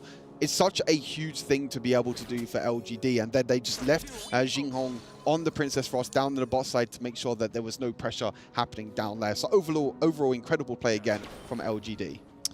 Oh yes, we saw that level 1 invade, we saw a counter invade that ended up going into a 3-0 thus far, but there we are, Zhang Fei with the Unbridled Rage coming through, Lung having to get out of there with that ultimate, because once you fly high, you cannot get They're still by. going! He comes in from behind here, it is going to be a takedown onto Tiat, and the Lung once more, so a double kill going over to the mid lane. That is a lot of gold, baby. I thought LGD Gaming were going to stop right there. As soon as Long's ultimate comes in and say, okay, I'm away to safety, no bothers here as well, but they kept on going. The rotations again from the mid laner and also Mustang King as well. The mobility of this Pay Pig, being able to just jump around so quickly around the map as we take a look at this replay. Yes, this STC replay was just highlighting the fact that they knew the destination of this Lung. They was like, we know where you're going to be landing, boy. We are the agency. They're going to find you and track you down. And that's what they did, getting another double kill there. Xiang almost caught out by Danny, but is able to escape with a finesse. So we are getting into that 4-minute mark, Stu, where the Tyrant and the Overlord are getting available and spawning. VKS can't get anything this game. They're trying so hard to look for surprises in the enemy jungle, in LGD Gaming's jungle, trying to look for picks that they can try and get, but they are finding nothing at the moment. And again, look at this. It's kind of the split pushing of creating pressure in the side lanes. Again, VKS not respecting the side lane pushes. Danny trying to jump in, but Zhang Fei is there to protect. Yes, almost 3.6k gold up, and then more gold going over to LGD Gaming, just getting the kill up to Niap, and then Miner goes down as well. So another 2 kills going over to the support as well. It's across the board. The aggression on the side of LGD Gaming is crazy. They have got VKS like, please, sir, can I have some more for the resources? All right, so difficult for VKS at the moment to even walk through their own jungle. LGD Gaming are everywhere this game. The Tyrant gets taken down. Their mid lane tower is potentially going to get taken down. One more auto attack actually needed for the Arlie in the end, but not going to be able to do it. But look at the gold lead. 4,000 gold lead in 5 minutes in this game. Such just clever rotations by LGD Gaming. Just whether they're grouping up as 4, whether they're grouping up as 5, they know where to create pressure, and they understand the game so well. When VKS are on one side of the map, they create pressure on the other sides. Yeah, when you're going against a Titan like the LGD Gaming crew here, you can't hesitate, right? Because if you are hesitating, which is kind of like we see normally a very tamed early game, but they are just not letting up. The T1 going down in the mid lane. Maina once more going down as well. That is 8 kills on the board for LGD Gaming. Seiza maybe getting zoned here. Goes up to the sky. He is not quite retreating yet because we see Lady Sun and Lady Chen starting to come through. And Dharma looking to try and force a fight here. Mustang King looking pretty low. Dharma going in. Is Niap going to get the kill? No. Princess Frost stops him, but JR, I am speechless, Stu. Going straight into their base to claim the kill onto Seiza. This is pure domination from LGD Gaming. They just don't have a chance, VKS. I mean, again, it's VKS that just... They're not respecting LGD Gaming with how fast they can push down towers, with how quickly they can rotate around the map. VKS are just not keeping up with the tempo at the moment. The early game just went so wrong for them in terms of the invade, trying to get the extra trade-off in terms of the jungle camps, but nothing is working at the moment. The stun tries to come through there for Princess Frost. Maine is just going to escape easily, maybe, with all her mobility. As you can see, so much mobility, being able to jump around, and maybe it's Danny now, the one caught out. Yes, potential here for the T1 in the Clash lane to go down, and it is looking like that is a comfortable takedown into the Clash lane.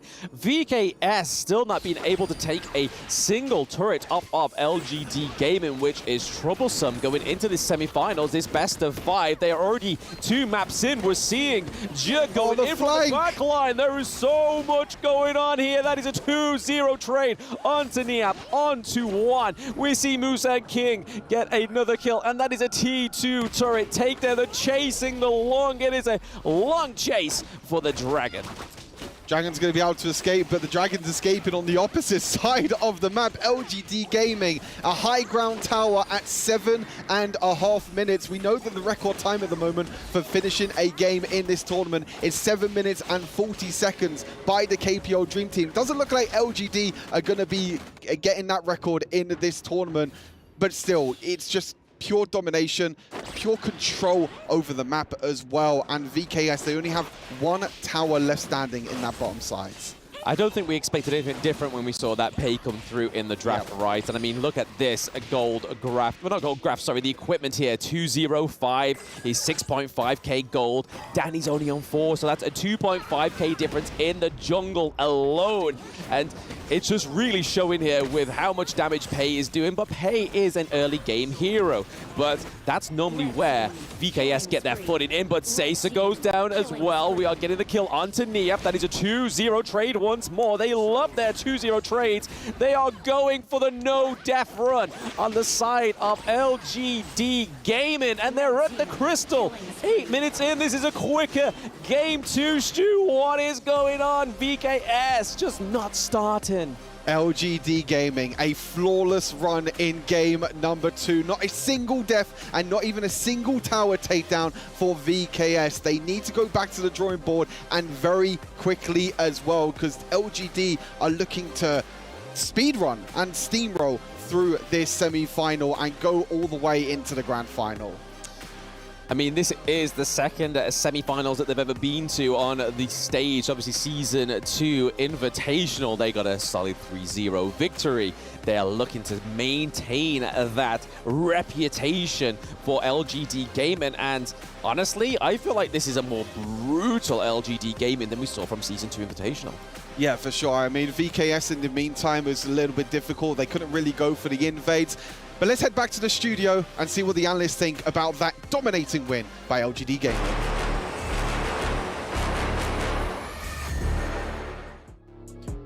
That was difficult to watch, man. Yes. That was tough. That was not an easy one, because LGD Gaming, from the pick and ban, since then they already just got the advantage. I did not understand exactly what was the plan with the Cayenne and Ogren pick over there from VKS. And that last pick that they had from the other side was completely the key to victory. I mean, it was, they wanted to try with sustenance, right? They wanted to make sure they could survive the initial onslaught, but they couldn't do it. Their first red buff engagement, I mean, we were talking about it, it was so heart-wrenching to watch, because you knew from that point, it was just LGD train. And I'm gonna just jump in there, man, for something, because you cannot just expect that you do not have a composition that is gonna have the advantage on the early game, invade, get the red, and then instead of just running away with your life, you're turning back just to kind of just go and take the battle. Dude, like, you end up in a 0-3 trade in the first minute of the game when you're already 0-1 down. Yes. What's going on with them guys? I feel like LGD did a really good job, LGD Gaming, using Pei as a last pick.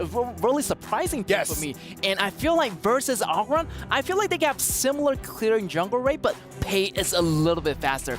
Pei, this hero, clean the jungle like it's nothing. And he still have time to go back to his red area and clean his jungle too. At the same time, getting that 3-0 right in the here, early game. Super, super crazy. It was a slaughter from the very beginning. Danny already got the buff, man. Like, just turn back and they just go to turret. And that's it. Like, you don't need to get the fight in there. But then you just kind of like turn things around and it's just completely against you. Yep, and I hate to say this, but you know, there's not just the damage across the board from the game. Emotionally, mentally, how they deal with this? They did not manage to take it. I mean, okay, LGD protected their base, no turrets were taken, no deaths were given, and they took a really greedy draft, right? Level 1, we expect the Pei to invade. Of course. You already know it's coming, but it still happened. Now, you're in a 2-0 situation. LGD Gaming full of confidence. How are you going to go up against that? Read the game, man. I believe that they need to read the game a little bit better. Seems like that first punch from losing the first game hit them so badly that they're still dizzy from that jab, man.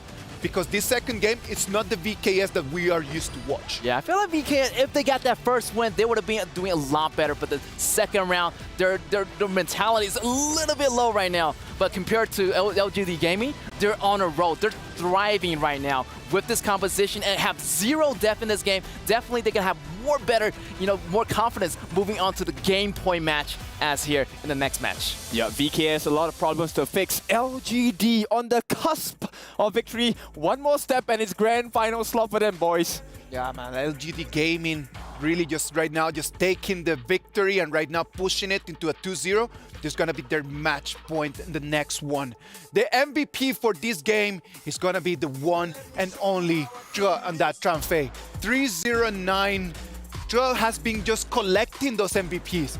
Like since day one up until right now, how many can we count, man? Like it's been so many of them. I feel like 2 or 3. I feel like he played the Limpo very well. Also, he played this Janfei very well. Great engagement. You can see a lot of time he's in the front line, taking the damage. Also, like he's not really playing as a support. He's just charging there, and Janfei has that knockup, has that damage, even getting the double kill right here in the red area. Yeah, that's exactly what you should do, right? So if you're taking a aggressive jungler with a double smite strategy, the one thing you want to do is let's invade. And at this point, it was just crazy because there was so much damage already coming from their jungler. But hey, suddenly you have a beast that's unleashed upon you in the form of Zhe, and I don't know how you deal with that.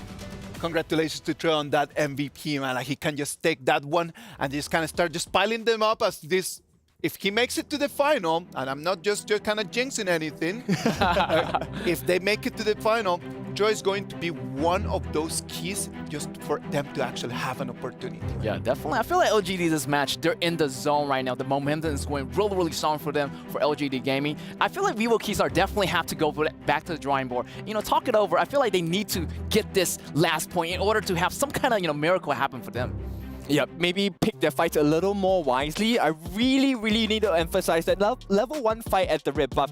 Like you said, they should have taken it, ran away with the buff, and try and prolong the game because you wanted the sustenance. It did not come because LGD were just too fast, too furious. Learning, man. That we have been talking about that. That L is not for losing, that L is for learning. And if everybody wants to learn from the pros are right over here to share with you some tips.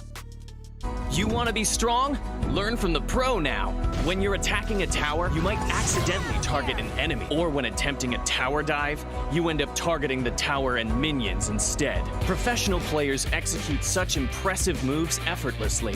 While you may feel overwhelmed and get killed by the tower, your control settings might be holding you back. Change the recommended basic controls to advanced. This activates extra basic attack buttons for minions and towers. Turn on show enemy avatars to accurately select the enemy's avatar for the kill and better assess vision exposure. Give it a try and play as smoothly as a pro, easily crushing the enemy faction. Learn from the pro. Learn more from Honor of Kings Global Esports.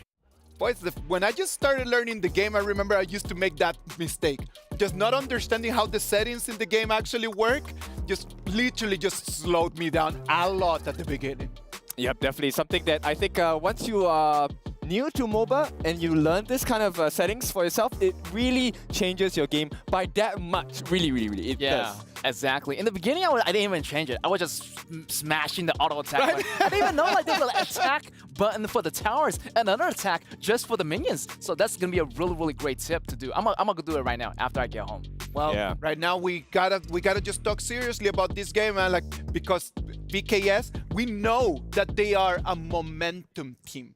Yeah. The moment that they just get the momentum, no one can stop them. Like yesterday, we just saw that. They get the momentum, and they're just that big stage team.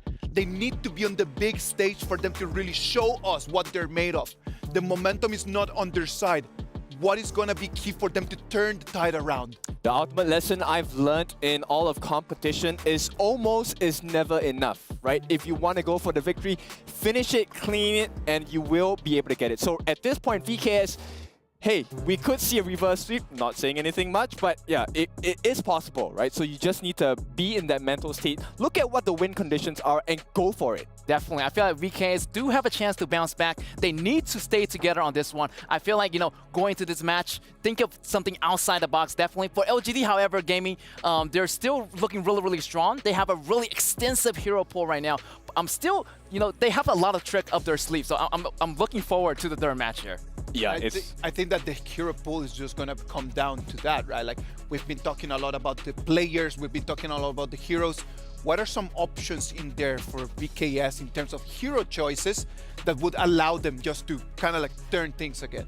I think it depends on what kind of strategy they want to go with. So we've already seen the early aggression, right? Let's pick the pace. Someone who is going to invade your jungle, get the advantage from there. That could be something that VKS would want to try, but it's a high risk, high reward kind of strategy. So I'm not sure whether that's up to their palette at this point. Get what kind of strategy would you prefer? Would you like the aggression, the early invade, or I'm feeling LGD Gaming are going super fast. I feel like they're going super more aggressive. I feel like next match they're gonna go with the more aggressive. Every single time they're gonna pick up the pace every single time. How do you go more aggressive? But I feel like this time they maybe want to slow down for a bit because VKs might have something different for them in the next map. I mean, okay, it was a 17-0 scoreline, no turrets taken, no deaths, and they pretty much took every single buff, if I'm not wrong, right? The jungle was not for Danny's entry at all. Yes, exactly. I feel like Danny definitely has to pull something together with Miap because they're a powerhouse combo here. So maybe focus on the top lane, maybe do some target bans on the top lane of LGD Gaming and have some kind of like a teamwork in the very beginning, like focus on their top lane priority more. Maybe that's an option for VKS. Yep. To complement that, I think we have not seen the Sun Bin come out from the side of Mena, right? He was very, very premium and optimal with the usage of his ultimate, the time lapse as well. I think that could be something that they could go for instead of being respectful and say, hey, let me try and tank the damage, just go blow for blow, right? Fight fire with fire. Yeah, definitely. Shenbian is going to be a prominent pick as well, also with Yuhuan, and they can use it as a great sustainability combo. So yeah, that Shenbian is out there, and I'm just wishing they can just really use it to this maximum potential in this next third match here. Yeah, but I cannot imagine the stress that you're going through, right? If you're in a decider match, this is the last potential game you get to play as VKS, right? And now you have to claw your way back up against LGD Gaming. I don't know how I would be feeling if I was from VKS. You know, man, like LGD Gaming right now, they've got the upper hand, that's for sure. They just need to do that last push just to send VKS back home. What about if we learn a little bit more about LGD Gaming in this profile that we got for you?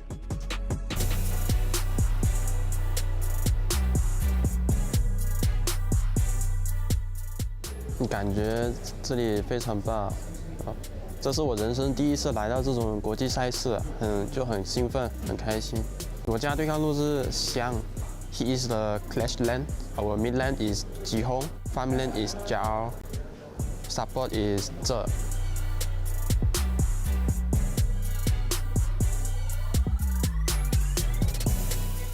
我觉得我的团队会赢，因为梦还是要有的。 万一实现，我们就平常心打就好了，不要紧张。这赢得了这比赛，对我们所有人都是人生中很大的意义。谢谢你们，我们会尽全力拿下冠军的。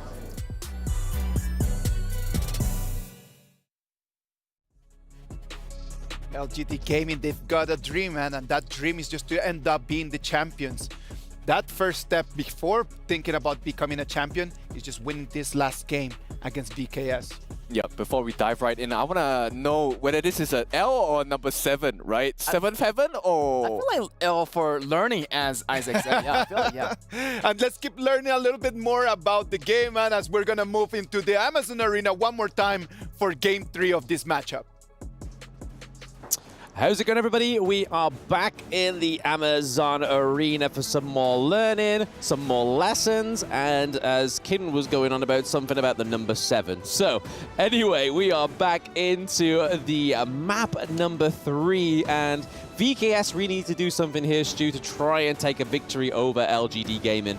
Yeah, I feel like for VKS, they're going to have to bring out their pocket picks in this one. As Kin was saying, it's pretty much do or die for them now. They have to win this game to stay in the tournament. And one pick I actually wanted to highlight is a pick that we've already seen from them, Jiang Yu, from the app in the top side. Picks like this is something that can catch LGD Gaming off guard and could be crucial for VKS to try and come back in this series. Yeah, it's something that they're very comfortable with. I mean, we saw Niap on the likes of the Guan Yu as well, which we saw that the KPL Dream Team brought out yesterday. But again, I feel like that's more of a power move, whereas you kind of have to be in control of that map 3. But we are into the draft now, and this is where all our questions will be answered. So the Chow and the Ogren being banned for the VKS, and then over to the side of LGD Gaming, they are target banning that Masashi for Danny and also the Ali. I feel like VKS are definitely struggling with the drafts. You know, every single game they have banned out the Dachau. In game number 1, they banned out the Mai, it didn't work. In game number 2, they banned out the Dolia, picked the Ogren, it didn't work. Let's see if game number 3 is going to be better for them with banning out the Ogren. They first picked the Dolia again, but then they give Mai over to Ji Hong, you know, being able to pick his most played hero, but gonna be responded by the Shangguan.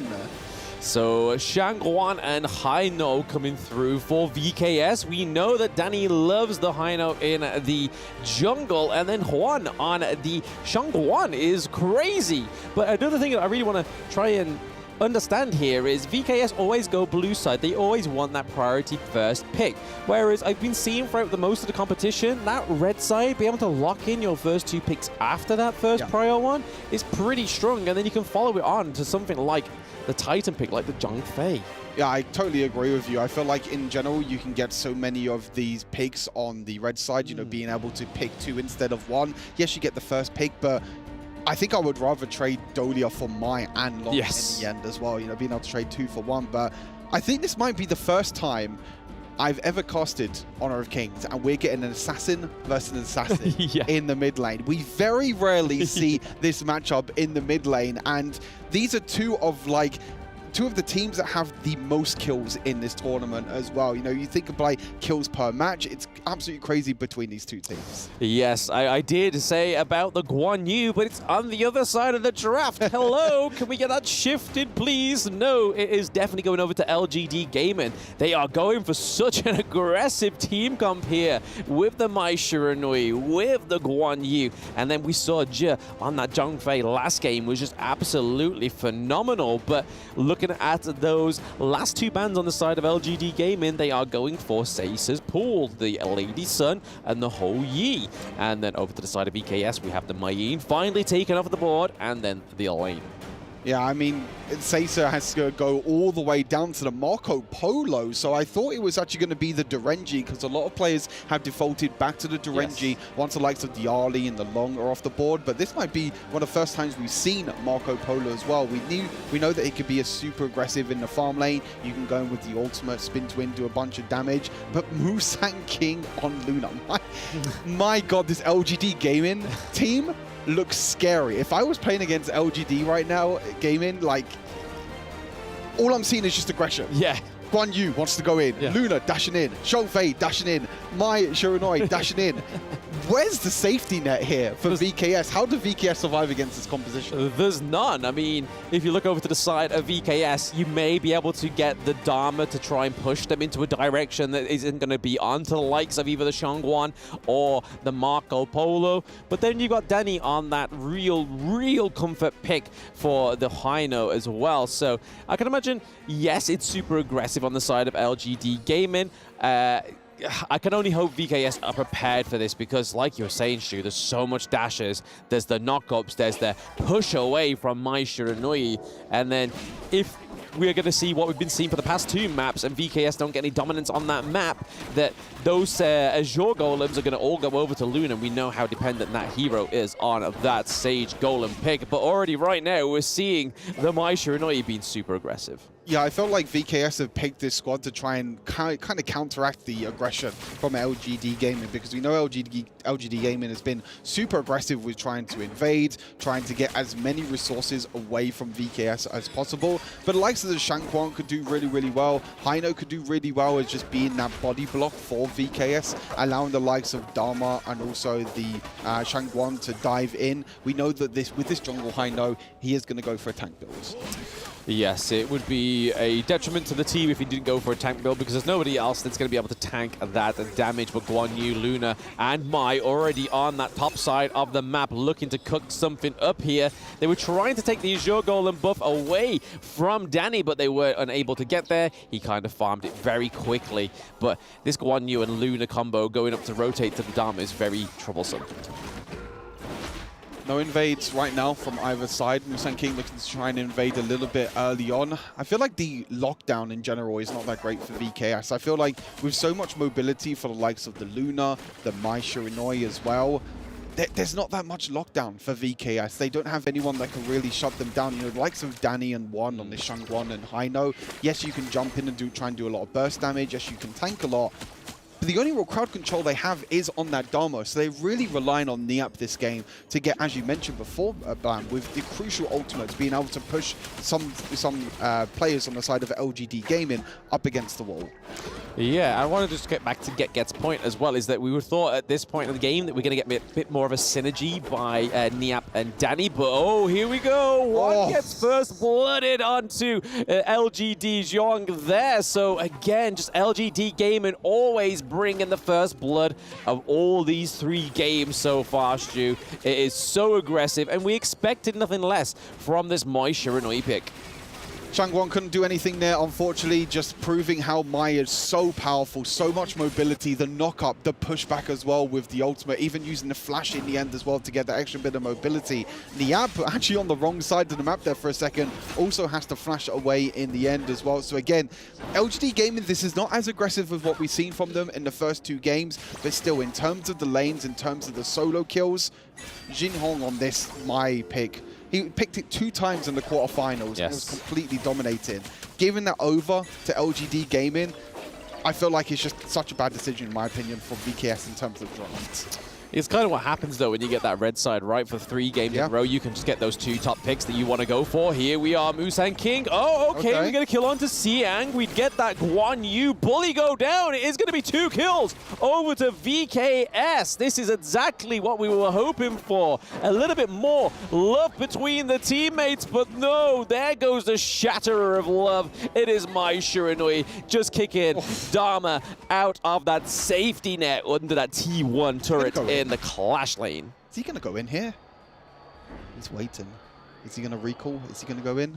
He's just going to I thought for a split second that he was going to limit test and he was actually going to go in even more there. But yeah, the setup play from Niap, you know, Niap and also Juan do an incredible job as a duo there, being able to get that kill into the top side. It was traded back in the end, but now we're going to try and see who's going to be able to take these big, massive Tyrants. Yes, Tyrant battle is going on right now. Danny is already looking pretty chunky with that health as well, and they're trying to just whittle him down just before that Tyrant gets the crucial point. But there we go. We see Xiang come through as well, just pushing them all around. Double kill. Triple kill. Is there going to be a quaddy on there? It's not looking like it, as we do see that VKS, Danny, and Niap are pretty safe from that quad kill from LGD Gaming, but Tyrant and a quad, damn. Xiang there with the perfect flank. The members of VKS were just completely caught off guard. You can see how much Guan Yu can rotate, be able to get onto the back line. That flank as well, the push potential as well. As we take a look at the replay, look at the bottom side of your screens. Guan Yu just waiting for the right moment. You can see just waiting for the next auto attack, being able to push the members of VKS into LGD Gaming means that it's so difficult for them to try and escape. Incredible work there from Xiang. You was mentioning how Guan Yu is a pick that they've been picking in Brazil region quite a lot, but now it's actually LGD Gaming that are just like, hey, we can also play the Guan Yu as well as you. Yes, and they're playing it pretty beautifully here. Here we go. Once more, Danny getting bullied here, but we could get that fake rewind come through. It does save Danny, but is it going to save Niap? Oh, Niap taking down Xiong. And here we are, the final stroke. Is that going to be enough for Zhang Fei to be taken down? He is still tanky as ever. Danny is just not going to be able to commit to that one because we do see the lung comes through as well, hoping to clean up some of VKS, but it wasn't quite working the way they wanted to. But this could be the leg in a little bit too far away for the Shangguan. Yeah, we know how strong this Dolia Shangguan combo can be. Dolia giving the double reset over to Shangguan with the extra mobility that she can get. The untargetable ultimate as well being so huge. But you can see at the moment, right, we look at the gold difference at the bottom right now. One only has 2,500 gold, has less gold than the supports over on LGD Gaming. And this is an assassin in the mid lane. We know that these assassins, they need the gold. You know, we know the VKS like to put all their gold on their farm laner, but we need Shangguan to get a little bit more gold, but they're really struggling to balance this gold at the moment for the side of VKS. Yeah, I mean, she needs to buy her paints, she needs to buy her paint brushes, she needs that resources to do the damage as well for buying those magic damage items, as we saw there, a little bit too premature with the final stroke onto one of the teammates of LGD Gaming, so wasn't able to actually quite get up to that standard there. But here we are, we see that J and Musang King going in onto one, punishing him, and Maina with the double kill from overstepping, and this is the Guan Yu bully that we know. It's kind of like, you want to go back to your base? Denied. You want to go back to your base? Denied. It's just, again, just trying to turn down Danny, but he's able to faith recall there, but it's not quite going to be enough. He doesn't have that double ultimate. Dahlia is so much healing. Down, he's still sustaining all that damage from the LGD Gaming crew. It is still in it. What is going on? He just took so much damage in that exchange. There were 4 players on top of Danny there, and it took them so long, but finally he was able to be taken down there as well. But you could just see the power of this high note pick, how it can be so annoying to play against. But as you mentioned, Xiang on this Guan Yu, such a power pick in this game. I feel like Xiang in general in this series has been a standout player. Main in the first game, Guan Yu in the third game as well, sorry. Just being able to go around, go for the flank, push the members of VKS into their squad, and it allows this follow-up because there's so much crowd control, and there's so much AoE damage here on the side of LGD with the Luna and the Mai. Yeah, and we're just seeing typical LGD Gaming just be able to push them into their own corner. They can just absolutely negate everything and dictate all the direction of where they want this fight to go. That is already a 2-0 trade for Musang King and the LGD Gaming team. They are down by 1 member. It is only Shangguan alive. They take the T2 in that mid lane as well. We honestly thought that they were going to try and give them a little bit of a leeway there, and we honestly thought we saw it with VKS Danny getting that high new pick, but it's just not the case, Stu. Higher ground turrets falling in the farm lane, falling in that mid lane. This is pure aggression. Really strong here from LGD Gaming. They know the right way to engage. They know the timing. They know the aggression that they can bring out as well. Again, we've seen that early level 1 aggression early on in the previous games in this series, but this is very well thought out. This is them knowing their composition, where they need to wait for Xiang to join the fights. They need to wait for Shangfei to join the fights, and the likes of Musang King, the likes of Jinhong can actually clean up as well. Shut down again, though, for Niap. Niap is getting a few plays here in this top side, but unfortunately, it doesn't seem like it's enough for now. Yeah, a few plays isn't quite going to be enough there, but here we are again, just seeing the dominance from Musang King once more, and then Maisha Unoi just coming from the back there. There's just so much jumping. There's a double kill onto VKS that we missed there. JR actually showing some claim to his name, and a triple kill as well. Could we get that quad that was denied earlier from VKS? Maina already pretty low. We have 2 pretty stacked minion waves coming down in the mid lane and the farm lane. The Fate Rewind comes through onto the Hino. Maina is going to be here with Shangguan trying to just deny the crystal takedown. Shangguan goes down. LGD Gaming are at the crystal, and here are your first finalists into the grand final. LGD Gaming with a brutal 3-0 against VKS. A flawless run for LGD Gaming. Into the grand finals they go later on today, and they will face either the KPL Dream Team or AG Global, and they're looking to take the crown after taking the S2 Invitational just a few months ago. Incredible job here from LGD Gaming. You have to feel for VKS. I feel like coming into this tournament, they were expecting to try and get into the top 8, trying to get into the top 4. They did incredible showing yesterday against Weibo Gaming, but LGD Gaming is just a different beast that they have to try and get through. Yes, we saw a bit of love there between Je and Danny, actually going for a hug rather than the conventional handshake. So there's clearly some already relationships being formed here between these players. And I think that's a beautiful thing about Honor of Kings. Even though it's a competitive scene, you see all these players go for breakfast, dinner together. And it's just a beautiful sight to see. And to be honest, LGD Gaming Season 2 Invitational champions taking another victory. And now they're going to have to wait and see who their other grand finalists are going to be. This is such an important game for them, such an important win for them as well, keeping the momentum from the Season 2 Invitational as well. They've got one more step. We heard from one of their players before as well, saying that this means everything to them. This tournament means everything to them. They will do everything it takes to take that trophy home. I mean, that's what all these players are here for, right? At the end of the day, that KPL Dream Team trying to make that team bleed is going to be LGD Gaming's potentially next mission for them in this mid-season invitational. But we're going to pass it back over to the Amazon Arena to hear from one of the teammates. And congratulations to LGD Gaming, pretty much heading to the grand finals. Such a historical moment right here in Saudi Arabia at the Esports World Cup. Now, being here in this moment, what do you want to say to your team members, to your family, to your audience, to the fans, to the world, right now standing here going to the grand finals? I want to tell to my family that I do it very well. You did it excellent. Perfection is what you did just now. So congratulations one more time, make it to the grand finals. Something happened in game one, which is very interesting, where the 4 members of your teammates are on the bottom side while you go solo on the top one, getting the high ground down. So what happened just now? Because my team let me go to push the tower, then can fight 4v5.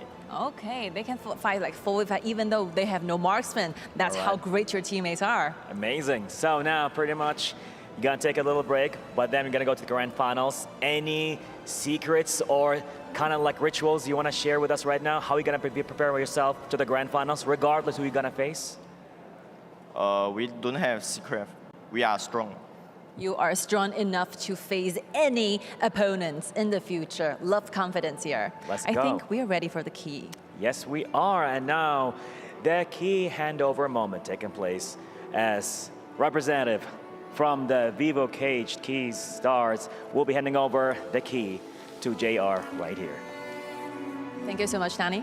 Thank you. So it's going to be a very sentimental moment because your opponents is definitely delivering their key, their life, their journey in Honor of Kings Invitational mid-season to you. How do you feel about this, holding the key of your opponent? I feel so excited. Simple words, a man of few words, definitely with a lot of confidence. A true king taking place right here. We can't wait to see what's going to happen in the grand finals. And now, back to the studio. Let's go.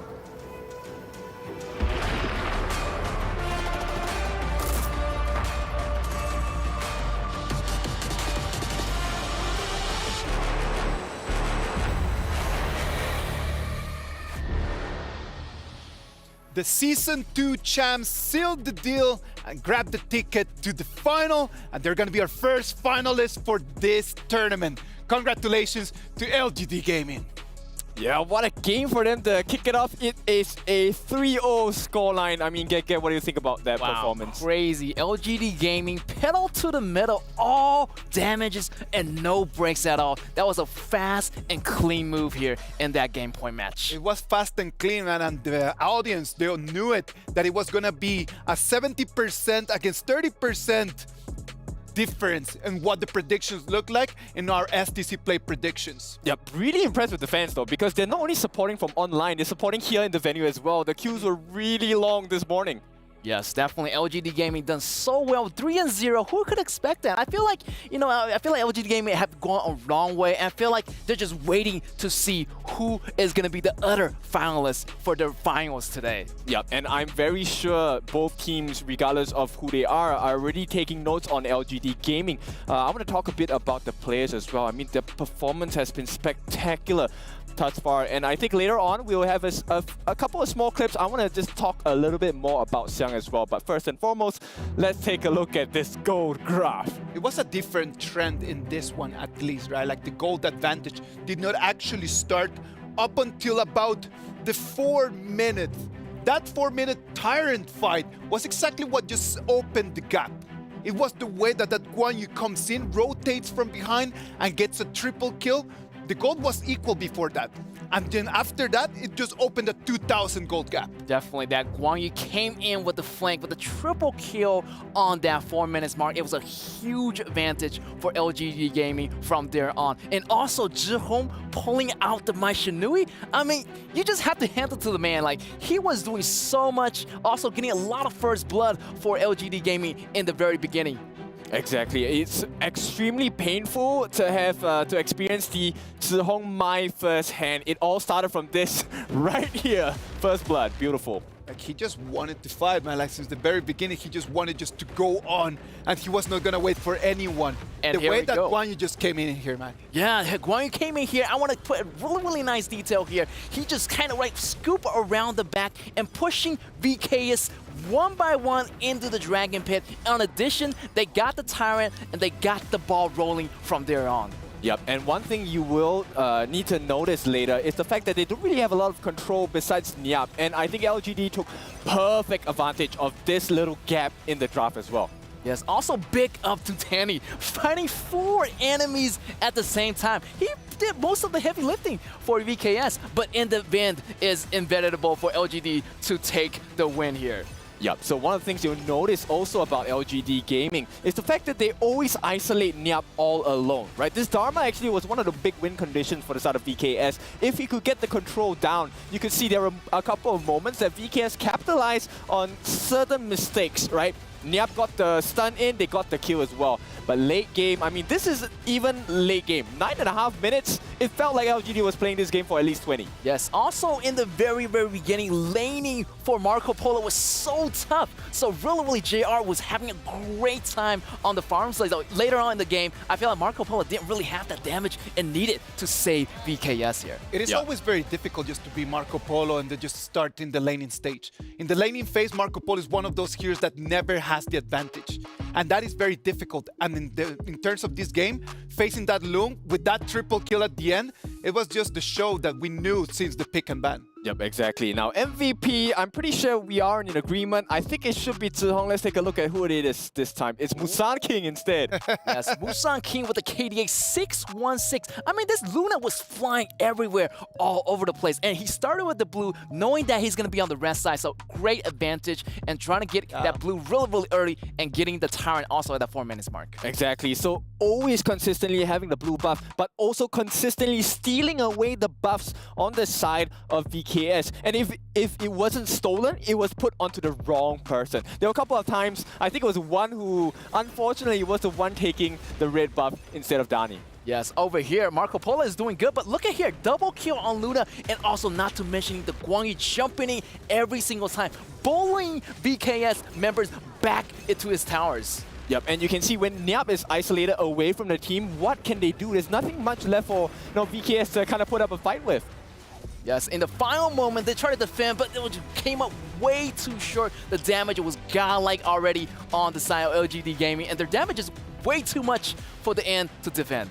Yep, and you can see it's status quo for the side of LGD Gaming here. They are ready to head into the grand finals. They've secured their slot here. Let's take a look at the other stats of the game.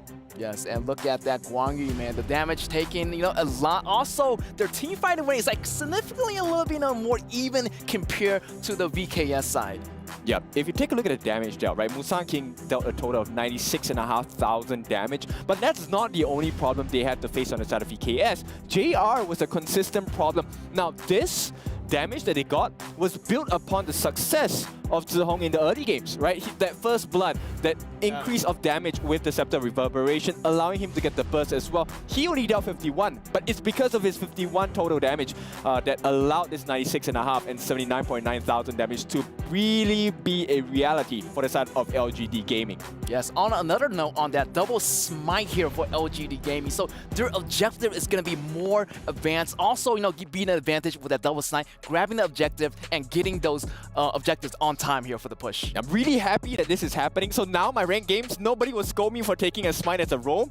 And yeah, so I'm happy with that result. And of course, very happy that LGD Gaming is the winner. I think so far in this tournament, they've put themselves as the top seed, top of the group. And I think this is testament to the skill level they have. I do believe that the one thing that LGD Gaming did really well in their homework preparing for this game has actually been just the pick and ban. They understood that VKS, because of the way that they like playing with the momentum, they're going to bring the fight. So they just understood, okay, what we're gonna do is just to really have multiple ways to initiate fighting. And that's something that I wanted to discuss with you guys. What is your take on this multiple initiators composition that we just saw right now in this game? I feel like they just like went with the role here, went with the flow. They have a lot of heroes that initiate, like Mai Shinui, Guang Yu in the last match. So multiple flanks coming in from multiple directions. It's gonna stop VKS in its track. So you know that VKS is a team with momentum, so they want to stop that momentum as soon as possible. Yep, every single initiator is a key, right, that you can use to open certain doors into the draft, into the backlines as well. And it's also an offensive measure, right? Fight fire with fire. You can't really attack if you're being attacked at this point. There was a key moment in that game that we really wanted just to highlight and just to dissect for everyone together, right? What about if we put eyes on that one just real quick? Because for me, it was like the moment that turned things around. This one right over here. Yes, and here you see Guang Yu coming in from mid lane. Also, he kind of like slowly scoot around the back. He sees Shangguan, but he's not going yet. Now he's going in. After Marco Polo uses the ultimate, Marco Polo got drawn into the back, so he goes down first, and rest is going to be history here for VKS. Yep, the Razor Cavalry was on point. Not only did he manage to escape from the finishing stroke, it cancelled the finishing stroke because there was no other target to hit. At the same point of time, if you take a look at this fight, there was one more thing that was happening, and that is the control onto Nyap. He's going to be left and pushed away from the rest of the team, and with the unavailability of the stuns, there was no way to turn this fight around. Exactly, man. I believe that in this moment, in this fight, we just started understanding how you need to really have a balanced composition depending on what your strategy is going to be. Multiple initiation is always very risky, but taking that risk can give you a very big reward, as we've been talking about. What are some of the hero choices that people at home can actually choose when they were thinking to play really aggressively like this? Yo, for one example, definitely Mai Shinui, great control of the mid lane. Also, like, multiple rotations on the very beginning for Zhihong, so definitely Mai Shinui is going to be one of those heroes. If you want to learn this hero, learn it now. It's going to gain a lot of advantage for you in the early games. Yep, another one you can take a consideration and look at is actually Zhang Fei, right? So Zhang Fei, if you do take the smite, he will be able to help you in the jungle. That's number one. Number two, with the Leaping Savior into the Unbridled Outburst, that's a combination that pushes your opponents into the death box of your team. And I mean, in my ranked games, I love to see that. I love to perform that set of actions for my teammates as well. And it's just a cleaning service. Oh, here we go, it's a freebie. As analysts, when you start thinking about like the way that VKS actually took that pick and ban, the only initiation that they had was just anything that Nyap could do with that Dharma. Yeah, for sure. So if you just focus on one particular win condition, which, you know, hindsight bias, of course, to us is like, hey, this is a pretty clear problem, right? But when you're in the heat of the moment, maybe there's too many things to consider, too many things to look at. So you kind of miss the point that, hey, you know, the only initiator we had that was consistent and safe was Nyap. Yeah, definitely. I feel like they rely a little bit too much on their Dharma in the early game. So yeah, I feel like having multiple initiation for the core players is going to be a little bit better, like how they did with the LGD Gaming composition. Yeah, I really like that. So this is something that I hope that LGD Gaming, okay, not hope. We know they've been doing it. They've been showing it since S2, right? All the way until this stage. So now the expectation is, okay, you have the right composition, you have the confidence in the players as well. I think we had a very clear indication that all the players of LGD Gaming are really strong, really confident. They have secured the seat Their hands are on half of the trophy. Yes. Right? They can't put two hands yet, just one hand. And I'm curious to see how this key crushing experience is going to be like for them. Before just moving into LGD Gaming and just started talking about like their hopes and their opportunities for the final, what about if we just take a couple steps back and we talk about VKS, Season 1 champions. Then they come to Season 2, finish in semifinals. Come to the EWC, finish in semifinals. What do they need to do if they want to actually take back that crown that used to belong to them? Yeah, I feel like VKS did a really, really good job. Season 1 champions coming into the series of EWC, getting to the semifinals. Definitely they have a lot to learn. They're going to go home with a lot to learn as well. As they go back to the drawing board, they're going to do a lot better next round here. Yep, we should take a look at the brackets, but of course, building your hero pools will be great as well. As we look at the knockout bracket right now, LGD Gaming with a 3-0 victory against VKS. Sadly for VKS, that's going to be the end of the road for LGD Gaming right now. Their hands are already there. I know that their palms are sweaty for sure because they're going to come in to watch the second semifinal between AG Global and the KPL Dream Team to take notes, to really try to find that little opening to see, is it going to be the AG Global team or the KPL Dream Team, the ones that they're going to have to be fighting? I'm not totally sure that they're going to put their phones away and just take a pen and paper for them to start taking notes. Yeah, for sure. This is a good learning lesson, not just for VKS, but for every single team that's also still in this competition, right? So AG could potentially take a page out of the book of LGD Gaming and maybe use it to perform against KPL Dream Team. Yes, KPL Dream Team has been the top dogs of the seasons right now, so AG definitely is going to learn a lot from their team. Also, LGD Gaming is watching this game as well, so they're going to learn from it too. So yeah, it's a difficult one. It's kind of like you go to school, people give you a pop quiz, because right now there is a chance of rotation for the roles and the people playing for KPL Dream Team. So how do you exactly prepare for that? Because, maybe I'm looking to fight against Eno and suddenly chance comes up, right? So it's quite difficult for AG to prep. And I think this matters. Number one, hero pool. Number two, what kind of strategies do you want to pull up against KPL Dream Team? Because I'll be honest, if I were in AG's shoes, it's a tough position to be in. KPL is showing you that we can take the Ogren, we will crush you with it. We can fight against your Ogren, and we'll still crush you with it. Yes. You know what? Like, before we actually start thinking about the final, we need to finish this semifinal with the key crush, man. Like, some keys need to be crushed, some dreams need to be crumbled, and sadly, we need to go and look at that right now. I'm here with Team LGD who have just crushed the key of their opponents. Tell me, please, how does it feel to hold the key, the crushed key of VKS in your hands? I feel so happy and excited. Excited you are, but tell me, please, how do you feel going into the finals that are going to be so soon ahead of you? I feel like I'm a god. Awesome, thank you so much and good luck in the upcoming games. The keys are crushed, the dreams are gone. LGD Gaming, with that extra buff that they just got in their hands, man, they're going to be a very tough opponent.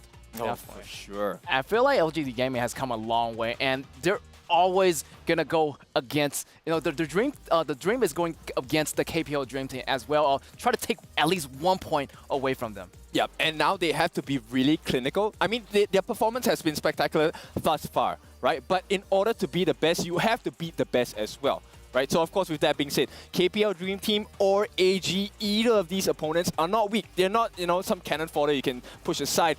These are the top, cream of the crop, and I think LGD Gaming needs to be at the top of the game as well.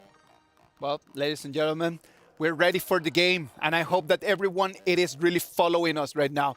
Because remember, you can follow our Honor of Kings Global Esports channels and tag HoK at EWC 2024 for a chance to win permanent skins.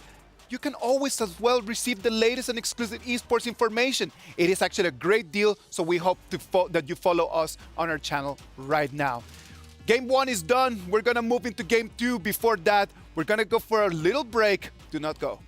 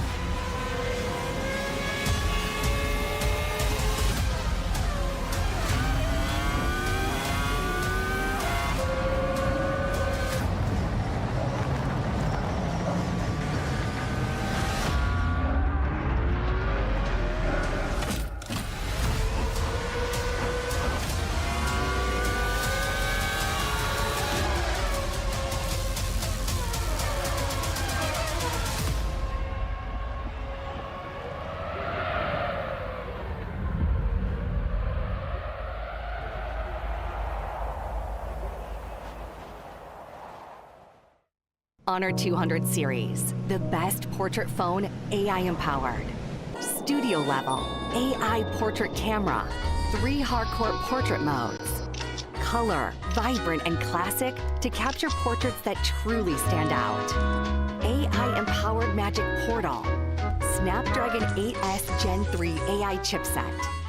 5,200 milliampere per hours silicon carbon battery, 100 watt, Honor Supercharge. This is Honor 200 series.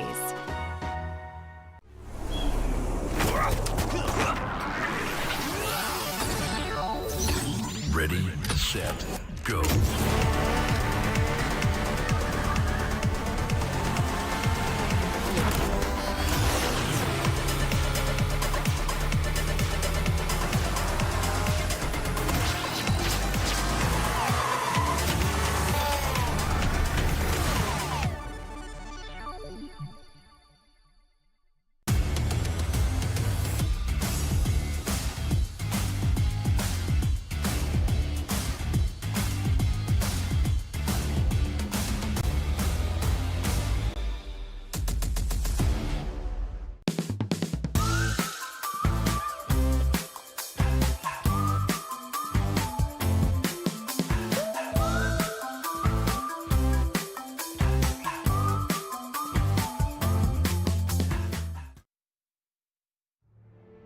The world descended into conflict during ancient times.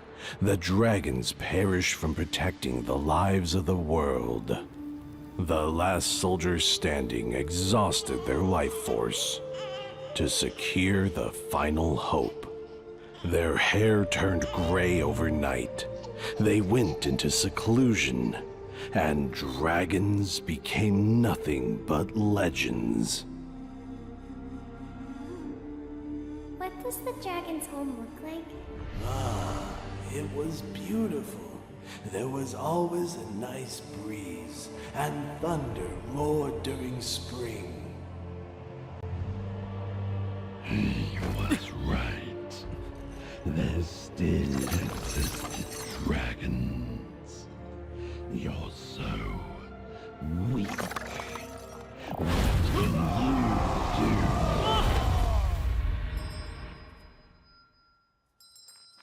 Grandpa, what's this?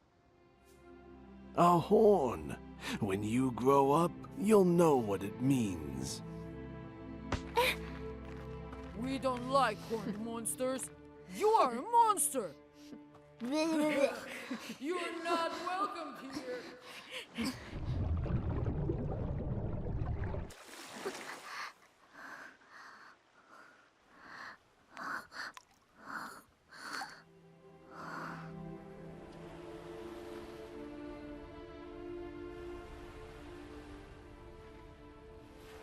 What's wrong?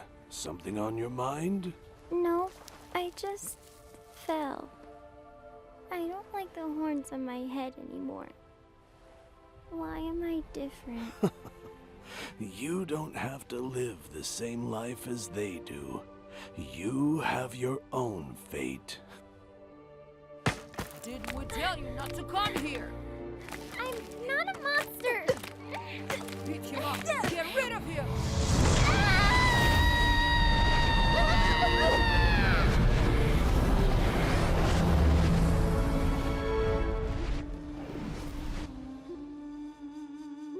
Why do you always play this song?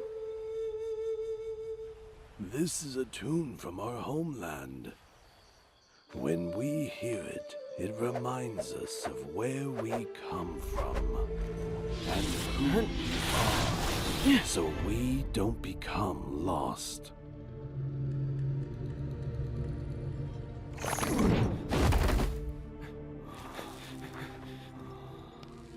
Grandpa.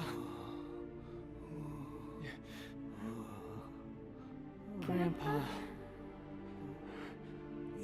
You must keep walking. The road ahead is long.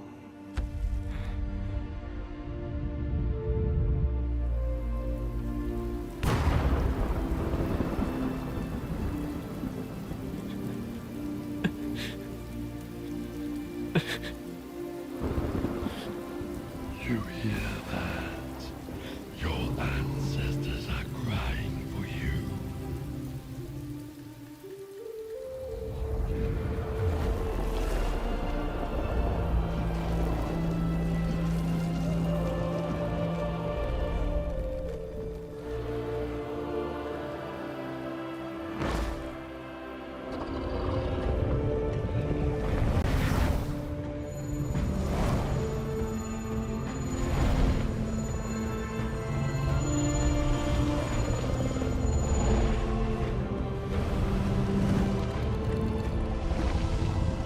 My child, we are not crying. Dragons don't cry. This is our war song. Our war song.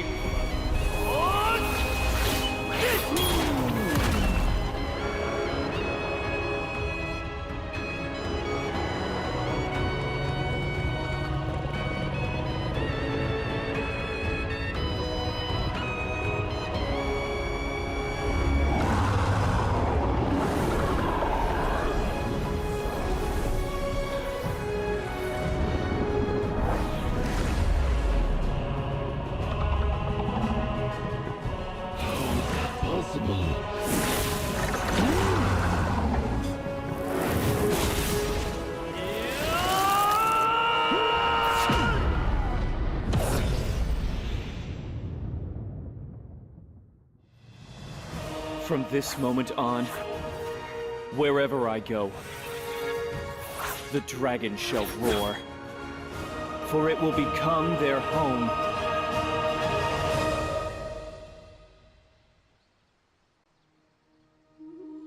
Grandpa, I will keep walking.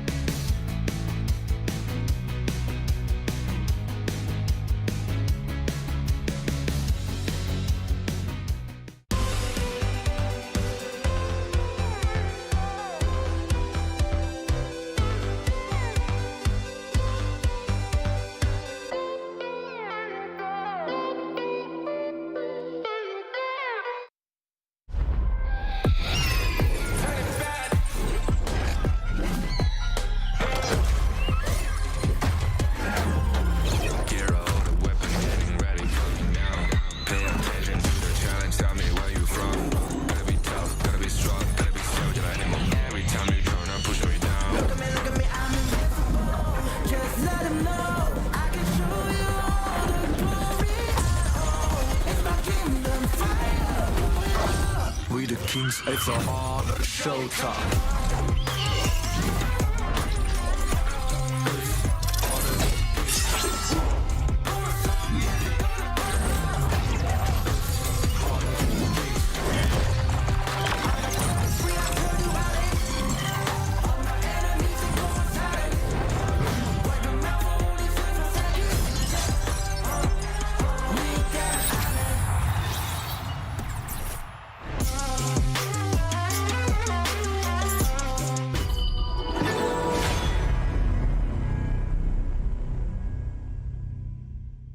As you can see on your screen, that is the Heaven Blade Elaine skin. We're launching during the EWC this exclusive skin. From August 2nd to August 8th, you can purchase this skin at a special offer price of 710 tokens instead of the full price of 888. What's even more exciting is that if you spend tokens to purchase the Heaven Blade Elaine through the in-game new skin event page, you have a chance to participate to get limited time tokens back. This is an amazing opportunity that, ladies and gentlemen, you do not want to miss. Welcome back to the Honor of Kings Invitational Mid-Season. I am Isaac Peña, gonna be your host. Kim Tofu is still with us, and right now with us, the one and only Holler. Thank you so much. I'm honored to be here and sharing this stage with both of you guys, Kim Tofu, and of course, Isaac on this one. Semifinals, a lot of pressure, a lot at stake. What are your thoughts on this first matchup here? I'm stressed. I'm really stressed because like this is going to be a banger of a match, right? AG and KPL, you need to understand the stakes are that the level of the stakes that we are at, because at this point it is going to be no lower bracket. This is the result you want. You want to win. Yeah, and of course, AG Global doing a great job winning out against Team Secret yesterday. That was a bit of a surprise and getting themselves up on this one, but going up against the KPL Dream Team, I'm kind of scared for them, no? Yeah, let's take a look at them as they walk in. It's the handsome devil himself, no fear. I can hear the cheers of the girls all across the stage as well. It's crazy, man. Like, did you see outside, like, the amount of fans that they just flew all the way here just to cheer for them? It's insane. Yeah, and actually the cheers were not the girls. That was actually me. That's what I'm fanboying in. I'm loving it. That's a very high pitch, man. Dogs only can hear it. Yeah, but okay, and it looks like AG Global are also rolling in. They're just as stylish, just as good looking, let's be honest here, but they're nice little suits, and they're going to be rolling in, and they're going to be doing it in style because they just made top 3. Oh, yes, and I like the fact that they call all gamers global because they want to be the global standard for all gamers in HoK. That is amazing, just for us to see. Like, AG Global is going to have a very, very, very high mountain to climb if they really want to be able to go home with that trophy. They need to beat the KPL Dream Team in semifinals. What do you think is going through the player's mind right now? I think they just need to kind of slow things down. I think not be intimidated. Yes, they're amazing, and we've seen the replays of just, it's highlight reel after highlight reel for the KPL Dream Team, right? But hey, They took down Secret and they did it the same way. They took it with baby steps and they kind of built up that foundation and they built up that momentum to get them through that series. Okay, so here's the thing. Yes, there's many KPL Dream Team highlight clips, but AG just needs one. They just need the one highlight clip that says, congratulations, you've made it to the grand finals. They really want to be able to write their name in history books. They really want to do that. A person that has already written his name in the history books, it's Fly from the KPL Dream Team. We had a chance to talk to him before the game. Let's see what he had to say. And we're back with a special interview. I've got my man Fly here with me representing KPL. Fly, we've got some important questions for you now going into the finals. The first one is, how does it feel playing in front of all this huge crowd? Does this make you a bit nervous or more hungry for the win? 那你们的粉丝就飞过来了，飞来萨德，就是要看你们而已。然后观众们也是在这里，就是看着你们，你会不会有很大的压力？其实没有很大的压力吧，就更多是开心吧，因为有很多很多粉丝因为我们然后过来看我们，给我们加油，感觉非常的感动。因为这个距离也比较远，要坐很久的飞机过来，所以挺感谢他们的。He's actually not pressured at all. He's super happy about it. He's even touched about it because how they're willing to just fly across the other side of the world to be here. It's going to be a long journey, but they're willing to sacrifice just for the sake of the entire team. All right, and this crowd has something special for you, my man. So let me give you this paper right here. What do you think about this one? 这个是你们的粉丝，刚才观众们是给你的，所以他们叫我们在后台给你的。你自己的感受是什么？感觉比较开心吧，因为这上面的话，他写的是个小将嘛，因为我本身在自己的联赛里面已经打了8年了嘛，然后其实算是个老将了。然后这大家对我的一个，也相信我能够做到这个再打第10年吧。然后我也希望继续加油，然后早日完成目标。So basically, he's very happy about this. He's touched about it because he's one of the most veteran players in this scene right now. He's been here for 8 years, and for them to actually wish him to go for another 10 years, he's super happy about it. He definitely will want to try. 你对你的粉丝有什么要说吗？尤其是这观众给你的。Fighting hour. Fighting forever. Let's go. Yeah. Anything else to add? 还有吗？我会继续加油的，谢谢。I'm going to try my best. That's it, and thank you. All right. Of course, we wish all the luck for our KPL team, the favorite to win this tournament. And xie. Fly, man, a real rock star. He knows what he means to this game, and that's the energy, the aura that he's always projecting. He knows that he has already set the bar, that it's going to be very difficult for other people just to go over. I mean, 7 times finals MVP, 4 times best top laners. I mean, he's the guy, like, he's basically just, like, taking over everything, right? He's that man. He is the guy that you're going to be blowing up against. But seeing him play for years, and I want to see more, but, man, give somebody else a chance. Yep, 10 years, going close to 10 years already. There is a Chinese idiom that says 10 seconds on the stage, 10 years in the making. Yes, of course, man. And 10 years in the making, can AG Global really just come in and show us something that could take down that KPL Dream Team? STC play predictions, boys. KPL Dream Team or AG Global? I love the underdogs. I'm going to go with AG for this. All right, I have to go with KPL Dream Team. I just think they're just too strong at this point. Let's wait and see. 15 seconds for us to go to the Amazon Arena. It is going to be our second semifinal. Whoever that takes 3 victories is going to put 2 feet on the final to try to work their way for the trophy. And we are back again to the Amazon Arena, the second match for the semifinals, as we're gonna have 2 armies coming up with 1 goal, 1 destiny, and 1 spot to the grand finals. So how do you feel about this? The moment where everything will be finalized. We have 1 ticket taken just now, happened for the very first semifinals, and we are ready for the next one. We are absolutely ready. So, Sky, let's go. The world watches as legends colliding. There's only 1 ticket left for the grand final of Honor of Kings Invitational Midseason. I believe both teams are fueled by the burning desire for glory. So please, ladies and gentlemen, and the audiences at the arena, let's hear it from the world calls for your last 2 semi-finalists. The undefeatable force, the invincible legend, the one and the only KPL Dream Team. Welcome!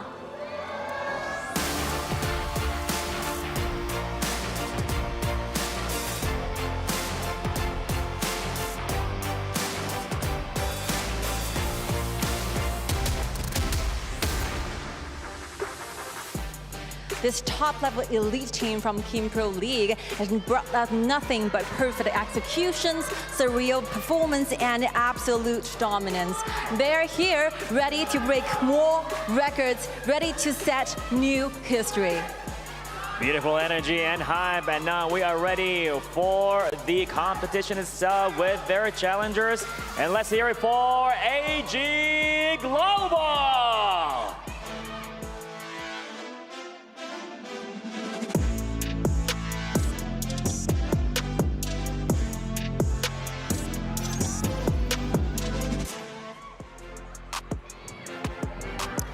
Emerging from the depth of the competition, they have proven their worth. Will they surprise us and seize their destiny? We'll see about that. A new chapter, a new story is about to begin and be unfolded in front of your eyes. So I guess we're ready to see what's gonna happen and what's gonna unfold before our eyes with this story being written right now in this match. And more to the story, let's head it over to the studio. Yalla. Welcome, ladies and gentlemen, all across the world. Today is going to be second match of the semifinals. I'm your caster, Gikit, and I have the fabulous Nora herself here. Hi everyone, I'm Nora, and LGD just grabbed the first ticket getting to the final, so it's going to be the last ticket. Gaining, it's going to be KPL Dream Team or it is going to be AG Global. Ooh, upset KPL. This is going to be a straight banger match. I just can't wait this match to happen. BO5s, anything can happen. I feel like AG Global has learned a lot in these couple days. I'm just looking really forward to their bottom laner, Jai Jai. True. I feel like Jai Jai versus definitely one of those really huge highlight moments of this game. And actually, these two farm lanes met before back into KIC 2023, and that time Zai Zai and Qinli was played as the bottom duo for One Team Esports, and they were being the undefeated back into the Wildcard qualifier, so they already know everything about the counter farm lane to play against Ino. Ooh, the farm lane must be packed of action right now. What's your win condition on this? I feel like definitely the win condition for AG Global is to actually survive through the early game because KPL Dream Team are so much aggressive in the early game as well. Especially we can see today's lineup for game 1 for KPL Dream Team. They sent Pan and Ino to B as the lineup. So we know that Pan is so aggressive. He's known for his aggressiveness back into China. So definitely the jungle will be under the spotlight for game 1. Yes, and already we are coming into the draft right now. We got Mai Shinumi getting banned out, Ming getting banned out as well, and Dulia here for the first pick of AG Global, and they're going to be on the blue side here. So first priority is going to be Dulia, and what do you think, what's their composition of going up against KPL Dream Team here? I feel like if they go for the Dolia pick, might be an Alien on the top. Or Solaris, interesting. Because this is quite KPL style of doing the draft, because the Solaris with the ulti can be shortened by Dolia's ultimate and allowing them to do a insta initiation and also comboed by the burst of damage coming from Angela, which can be really strong if they are putting those combos accurate enough. Yes, those top CCs chains on top of each other definitely is going to be a crucial crowd control on the side of AG Global here. But what is this coming out of KPL Dream Team? We have the Yuhuan here. It might be a jungle, it might be top, but I don't know. I feel like all around they can flex it as a top lane or a jungler. So anything can happen here for KPL. Exactly, and that's how KPL Dream Team is playing with the draft right now, right? They're picking out 2 flag splits, Oren and also Yuhuan. So still, maybe they can go for another top lane. Might be a Byron pick or might be a main pick, or they can go for some other utility mages to let them to do all of those controllability for their composition. Yeah, I feel like Lady Jun, that utility mage, is still up for grabs here. It's going to be a really good pick. Is it going to be either on the KPL Dream Team side or it's going to be in the AG Global side? Well, it's hard to say. And we can see AG Global just ban away Zhang Fei and Lian Po, which can be played so well by No Fear on the side of KPL. And here it is. Guan Yu, I love it! Ooh, here's the story. Guan Yu is the most signature hero played by Fly, and we know that Fly has been engaged in KPL for over 8 years right now, and Guan Yu is his most played hero and have the highest winning rate.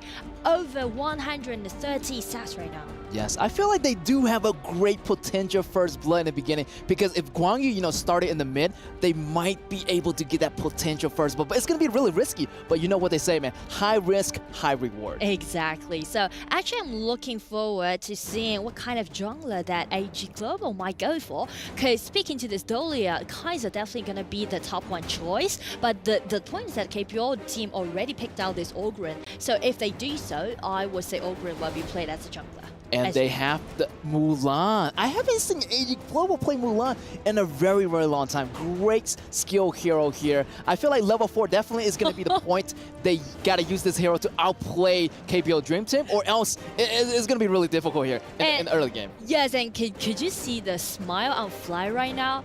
Because Mulan is one of those FMVP hero that Fly once got back into KPO, and he even got a customized skin for this Mulan. So it's really interesting to see Mulan play against Guan Yu, as for Snow play against Fly on the top for this game. Yes, very, very interesting match. I mean, the man Fly has so many FMVP skins in the game, and yeah, Mulan is going to be one of them. And right now, he is facing his own hero that he's known so well for. Yeah, and I know that the reason why they're picking out this Mulan is because this hero can do so great counterattack towards that Guan Yu, so they're trying to lock Fly up on the top side and trying to make something happen at the bottom. Yeah, also that Mulan heavy blade mode is going to be stay in a really, really nice position. Immunity, so Guan Yu can't really push that Mulan everywhere like other people used to. True, true. Wow, game 1 is going to be really interesting, because we can see all gamer global just pick out some unusual compositions in this mid-season. It's the first time, it might be the first time we see Solaris with this Dolia, right, in EWC so far. So this composition really highlights a lot about their accuracy and also how they're doing. Are they doing well with the game right now? Are they really in their mood? Are they ready to play up against KPO Dream Team in the semi-final? I feel like they're ready. Definitely that Solar is going to be a big moment here. And using the ultimate, using that precision, if they can get those target on time, and you can see that combo going off. The wombo combo of, Angela using it, the combo as well. Also, the Solaris with the double ulti. It could be devastating here for KPO Dream Team. True. And that's the reason why for the opening, KPL Dream Team just let Panther rotate on top first and trying to cut Snow down a little bit more. Ooh, I like this KPO beginning here. Starting with the top lane here and getting that creep already from AG Global. Yeah, starting really, really fast. I know this Ogren goes in jungle super, super fast, and his first ability allows him to cross walls, to cross different borders, and try to avoid those dangerous paths.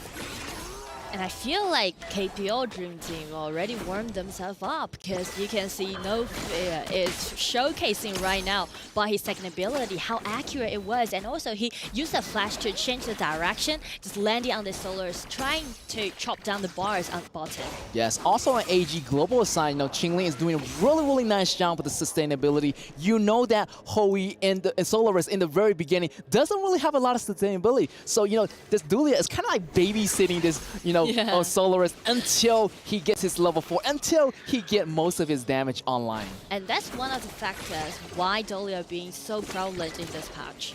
Not only for his double LC, but also because of his powerful laning ability. Yeah, I feel like this Dolia was a really nice pick. Yeah. And he can use his double ultimate on Zai Zai, also on Liv, also on the Kaiser. So yeah, great amount of options. He can use it to any of his playing style. That's true. All right, here, KPO Dream Team still taking away every little resources as possible away from AG Global. And they need all those goals. Every little bit goal counts here for this game. And because of the rotation that they made, Fly already got one level lead against Snow on the top. So that's going to be some trouble for AG. Yes, I feel like KPO Dream Team is building up the pace right now. They're building up the foundations, and they are going in with the jungle invasion already. The pigs are getting taken away slowly, and they taking away the resources lately. Also, this Solaris coming in with the ultimate. Nice one, but no follow-up damage from the side of AG Global. So that was going to be a back-off moment here. And the reason why Liv can't just begin to do the burst of damage is because the positioning of Ron is trying to threaten them and force Angela to get back. Yes, KPO Dream Team looking for another engagement here. So we got 3 members right now. Also, Kaiser right here going with the ultimate. The knockback is good, but No Fear bounces back. The Flash is going to be exhausted. And look at here, Yuhuan coming in with the rescue, and Mozi is able to walk out of there safely. You can see like KPL Dream Team right now is playing a quite calm stage because they're not rushing in to take that Solaris down. They know that that might be a bait, and they granted that by years of experience that they gained from the plays. Yes, KPL Dream Team definitely are veteran players. They have a lot of experience under their belts, and they've been playing this game for a very, very long time here. Also, topside actually is getting a lot of pressure here from KPL Dream Team. So painful for Snow to play Mulan. Yeah, a little bit of struggle here for AG Global Snow. Yeah. And here's the Solaris ultimate is not gonna hit, but however, look at here, ultimate coming from Angela, a little bit damage, not quite big here, but look at KPL Dream Team going for the bottom, thinking of something new here, try to maybe go for the tower dive, but it's gonna be super, super hard because this Solaris is holding its tower and fighting under the tower right now, but the protection is already off, and here we go, KPL's Dream Team is stepping up to the plate. I do like the way how KPL Dream Team is microing this game because as you can see, AG Global pick out the burst out damage from Angela and also Solaris. They did it really well during the laning, but KPL Dream Team just constantly back up Fly and let him to be so liberal in game. And right now they're just trying to take those tyrants and easily to get invade into the other jungle. Yeah, the timing of the rotation is really, really precise here. As soon as 4 minutes come in, you can see Ogren already taking away that tower. And also, the bottom lane tower is already gone. Here's the Solaris with a hit. Great job on the ultimate connection here. But the ultimate by this Yuhuan, he's going to survive here. And not much is going on here right now. Ooh, so many damage. Also, KPL Dream Team is playing it really slowly. It's very surprising. They're actually taking it a little bit by little, not to rush too much, because they know that AG Global has been learning from them in these past few days. Ooh, first blood by Eno right here on the Solaris. That's going to be bouncing. But look at Pan already tower diving into the end. AG Snow getting out this Mozi here. But look here, the damage is going to be too much. Double kill on Mulan. 2v2, even Trey. Now KPL Dream has to back out before they lose too much member on their team. This is a 2-3 trade made by AG. Nice job, I do need to say, because as KPL Dream Team is just being a little bit overcommitted, try to make that tower dive happen, but AG, they just stick to each other. They never just, let it to be really messy, so everything is actually under control of AG in that case. Yeah, KPL Dream Team, a little bit overstepping, into their borders, into the enemy's territory, without realizing this Mulan is doing a lot better than you think. He actually is really impressive. I haven't seen AG Global Snow using this Mulan to potential, but look at that connection. Great job on this burst damage of Angela, knocking down No Fear right there on the top side. And that's what we were talking about, the combo that we see put it in such a beautiful way made by Angela and Solaris outing. Yes, also here with the camping, great job in the grass. Looking here, the ultimate combo coming in. Also the double ulti. He's going to chase underneath the tower. He's going to get the kill all wrong. And can he escape? Here's Eno going in, using the second ability to bounce back with the umbrella. But he's going to be cornered, and that's going to be the kill for No Fear to take on. And check the mid. It's already be so chaotic. That was a 2 versus 3 or 2 versus 4. But Fly and Pong totally kill it. Yeah, and now AG Global is going head-to-head with KPL Dream Team. This is unbelievable right now. They are actually going toe-to-toe with the greatest team right now in this in the team's flavor. Exactly.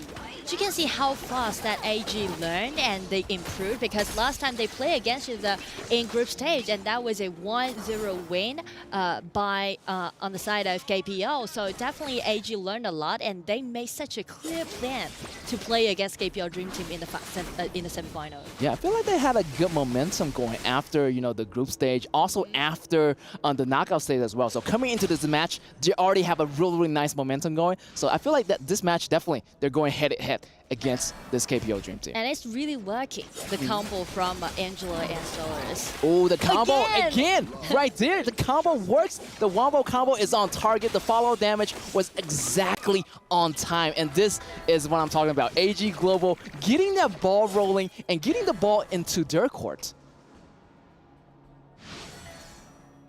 Another thing is that KPL Dream Team might want to step back a little. I feel like AG Global, they're no joke right now. They're not playing around. They have the combo. They know how to execute it. The Soloist ultimate is really, really getting more accurate, and the mid lane tower might even go down here early, but KPL Dream is not going to quit, but still, the connecting damage of this Angela is also going to take down Raw once again. KPL Dream Team a little bit hasty in this moment. They might want to step back and kind of calm down a little bit. This might be the most difficult game that KPL Dream Team played so far in EWC. And everything is not that promising.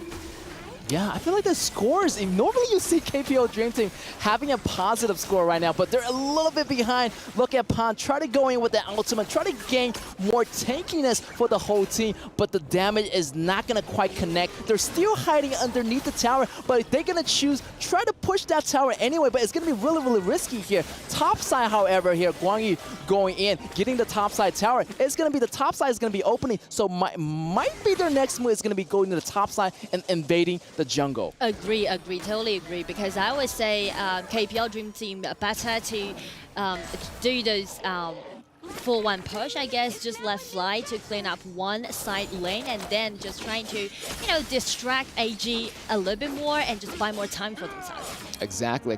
Buy more time definitely is going to be a good option right here. KPL Dream Team did not see this one coming. Yeah. AG Global, I mean, they thought they were a little bit in a pushover, but no. They are fighting back, and they are fighting back really, really hard. Seems like they learned so much from the KPL Dream Team, and they're like actually, kind of copying their strategy one by one, and they're learning super fast. Missed it, but no worries. Still, AG Global, they're waiting for the flying sword to land it, and right now, speaking to that vacance, KPL Dream Team is coming in. Oh, Fly, push it, getting down that. Mayo Sota is going down. That's going to be a crucial disaster here. That's going to be the dragon losing. Because this is a 10-minute dragon, it's going to be a crucial dragon to take away here. If KPL Dream Team take away this Tyrant, there's going to be extra damage, extra buff movement speed for them in this next battle. We might see the game turning into their favors right now if they do another great battle and maybe kind of like fighting back against AG Global. So clearly KPL Dream Team had their plan in their mind, taking down this Shadow Tyrant, and AG Global right now with the miss of the jungle, it's going to be uncontested towards this Ponce Obra. Yeah, I like that run with the flash, coming in with that control ability and allow Pan to go in as well, pushing a lot of the AG Global members into the tower and still have damage enough to finish them off. Ooh, a little bit too dangerous for AG Global. The minions are moving in right now. They do have the dragon buff. Here's going to be No Fear taking out the Angela here. Bottom lane is going to be in trouble. Minions also in the bottom lane. Here's going to be another member of AG Global going out. 3 members down, 2 members left. This might be it. 2 high ground tower already getting taken down. This is going to be disastrous right here. And right now, KPL Dream Team with numbers advantage. They're sending in those minions, and AG just trying their best effort, try to guard their crystal. But since Pan already grabbed this double kill, they just need to slowly wait this wave coming in. And I would say this is going to be the game 1 for KPL Dream Team. That's right. Congratulations, KPL Dream Team, taking the first win of the BO5. And yeah, wow, what a devastating blow here. I mean, AG Global did so well in the beginning. I mean, they paced the game really well, and they stand up to KPL Dream Team. Yeah, you can see Fly was hugging No Fear. I can't really see the face because they're at the back, but you can see it was so stressed for KPL Dream Team. They didn't really realize that this could happen for game 1. Yeah, and let's see go back to the studio and think what they think about the first match.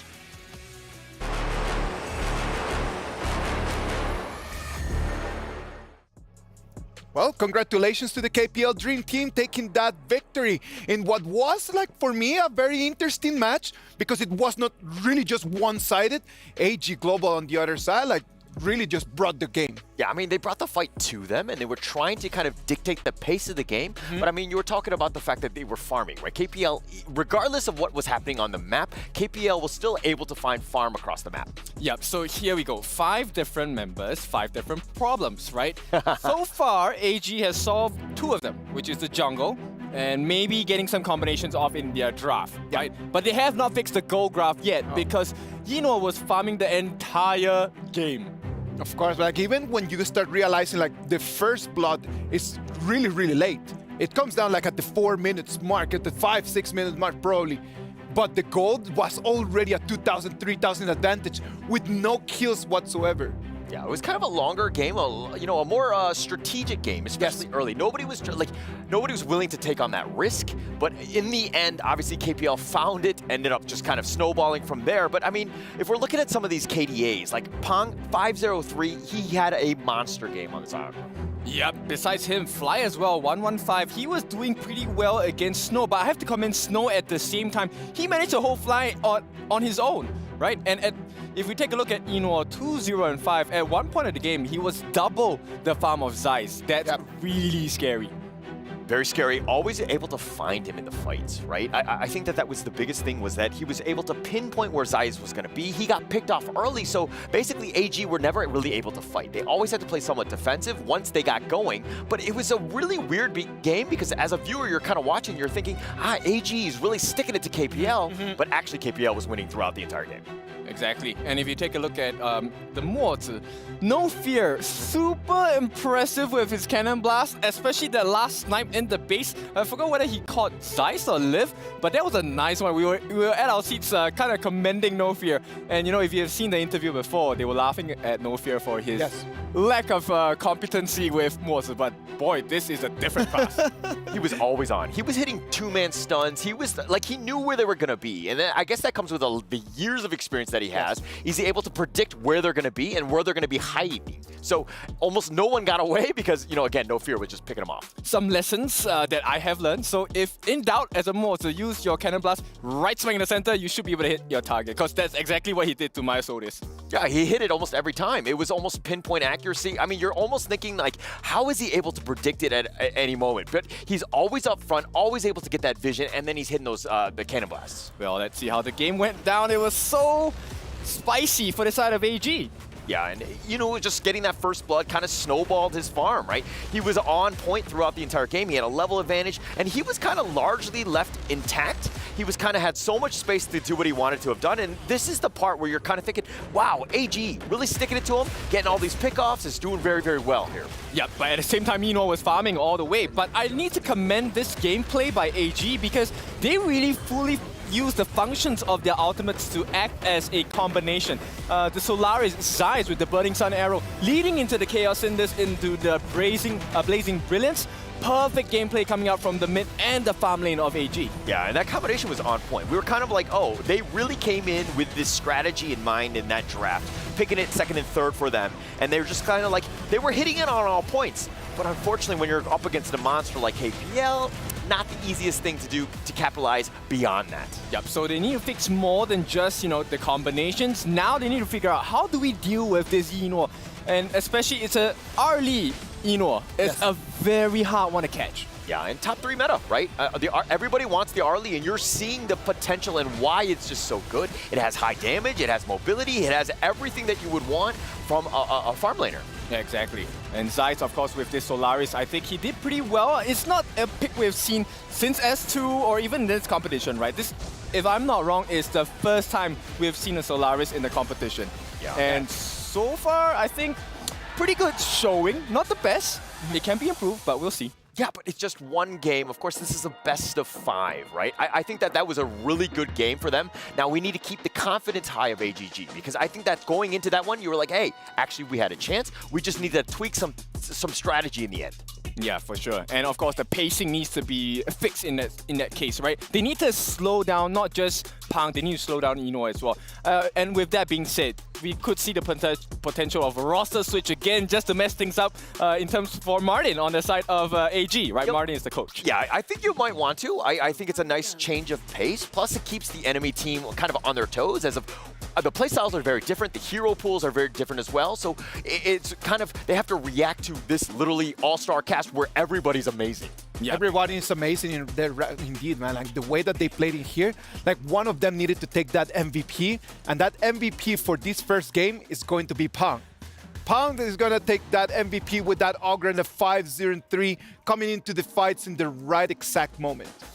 Yep, this is a perfect pose for Pang here, cracking his knuckles as he pounds them into the ground in the Hero's Gorge as well. Yeah, and I mean, he was just on point. Like, he was always there. Just look at how much attention. Constantly just harassing them, just being up in front, providing that vision, everything that you want from the Augur. Like, he's going to be on point, chasing after them, and the Guan Yu's kind of clean up as well. So basically, everybody and their moms are chasing after them. Yeah, exactly. And every time you see he lays down that path of passing, it's almost a guaranteed kill, and you can see he's delighted with that. Yeah, and KPL, that's their thing, is that whenever they go for a gank, their conversion rate is quite high, right? They're almost always getting it, and they're capitalizing on that one here. Yep, take a look at the damage they have dealt on the side of KPL. Highest, of course, going actually to Eno, 78.4k. And the surprising thing, maybe not really surprising because Pang was all over the place, 74.4 thousand damage dealt to the likes of AG. But AG, I think they're no slouch as well. They did take quite a lot of damage.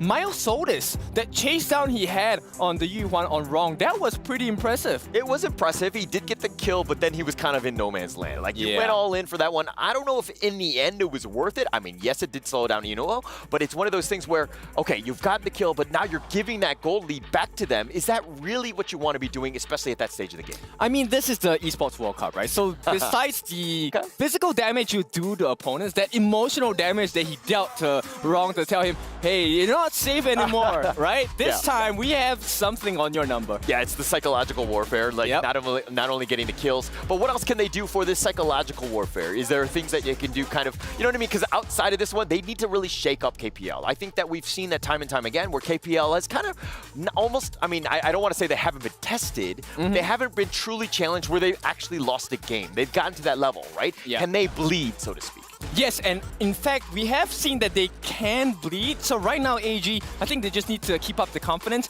and let them know that we know something's going wrong in your execution or draft. The draft is perfect, but there are some gaps we have identified, and that may shake up the side of KPL. Okay, but are they bleeding, or is it more of like a sunburn where it's like a minor inconvenience, exactly. Right? I was going to point that out. Like, I don't think that it's the bleed, because when you see a bleed, it's because there's an open wound, and that's something that, all right, I've received damage. I believe it's just a little bit of that imperfection. There is an imperfection right over there that it's going to be for the KPL Dream Team to try to fix. I know that they're going to fix it by just making that substitution, right? Like, right now we're going to have high-end chance that they're going to jump in, and Pang and Inoue are going to be subbed out for this upcoming game. We had an opportunity to talk to the manager for the AG Global coach, for the OIG Global team, sorry about that, right before the game, and here's what he had to say about it. Hey, it's Gigi with me. It's going to be the awesome Martin, the manager for AG Globals. Now, Martin, yesterday you guys were running and screaming. You did not expect that win at all. Actually, I trust my boy, but at the end, the result is pretty surprising because everyone out there, even the caster, the MC, are looking good on Team Secret. But at the end, we made it. Although the point is two versus one, and then we got 2 rounds, and then they got 1 round, but still, we are good friends with Team Secret. Yeah, I agree. I saw you guys are actually at the backstage hugging just to comfort each other out. But that win was a big one, amazing place. But today is a different team entirely. What's your thought for your next matchup? It's going to be KPL Dream Team. I don't know. I just sit down and chill and relax and just watch the boy to play the games because I know it's a tough world to us, and we got our family inside the Dream Team. So hopefully we will try to get 1 point, one games, maybe we will try, and then I think if we can get the 1 point, then we'll be very happy. One game to win in the BO5. Yeah, that's going to be the objective for today. Yeah, and then survival for the 10-minute or 12-minute. Yeah, that's our objective then today, because as you know, the KPL team is very, very, very strong. They are very OP, right? They're from different world entirely. Yeah, the level scale is big different, right? the skill set and the mindset is big different. Yeah. But who knows? They're Who all knows? talented and then professional player in a long time in China. So yeah, that's We'll it. see. Yeah, we We'll will see. see. We will try it. So I wish you all the best, and that's going to be Thank the AG Global's interview. Hopefully they can get one. Now, what do you guys think? Yeah. Taking that first game, just like taking just one victory, if that is their real goal, just to take one victory, I'm telling you, they could actually use that momentum to take the whole game and just make the biggest upset that we've actually seen ever. Now, everything needs to start with that first game. Can they take that first victory, though? I think they can, right? It's kind of like a puzzle piece for them at this point for KPL Dream Team. They have figured out kind of a formula to say, hey, this is the potential solution. But once they find one, I think they can really break the code. It's all about baby steps. Just small wins, get yourself into the game so that you have a chance at that mid-game, and hopefully it'll convert into a win. I love the way that AG Global just played that first game. Let's wait and see if they can keep playing in that same way it's this game number 2.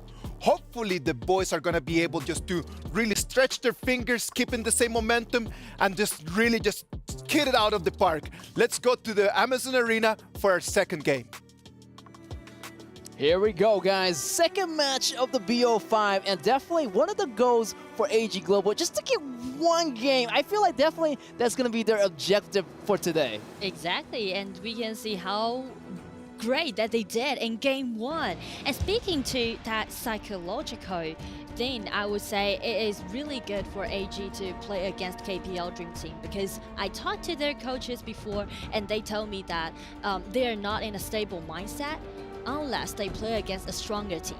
Yes, I do have to agree. I talked to Martin as well, and he's a totally funny guy, and we have been talking about AG and how they handle this as a team versus KPL Dream Team. So yeah, first perk already, Dulia, great compatibility with a lot of those ultimate heroes. So let's see what KPL Dream Team is going to go into this match. And so far, it's just stay as the same as game 1.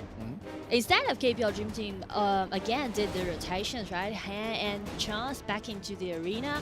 And we know that their playstyle also going to change a little bit compared to Pon and Eno being in the composition. So it's going to be more stable and it's going to be slower than game 1, I guess. And they're going for this Lady Jin as a mage. Yes, I feel like AG Global is still going to play well in the second round. They already got warmed up in the first round, so they're going to stick with the strategy right now. I feel like that one win definitely is going to be like really close to the games. True.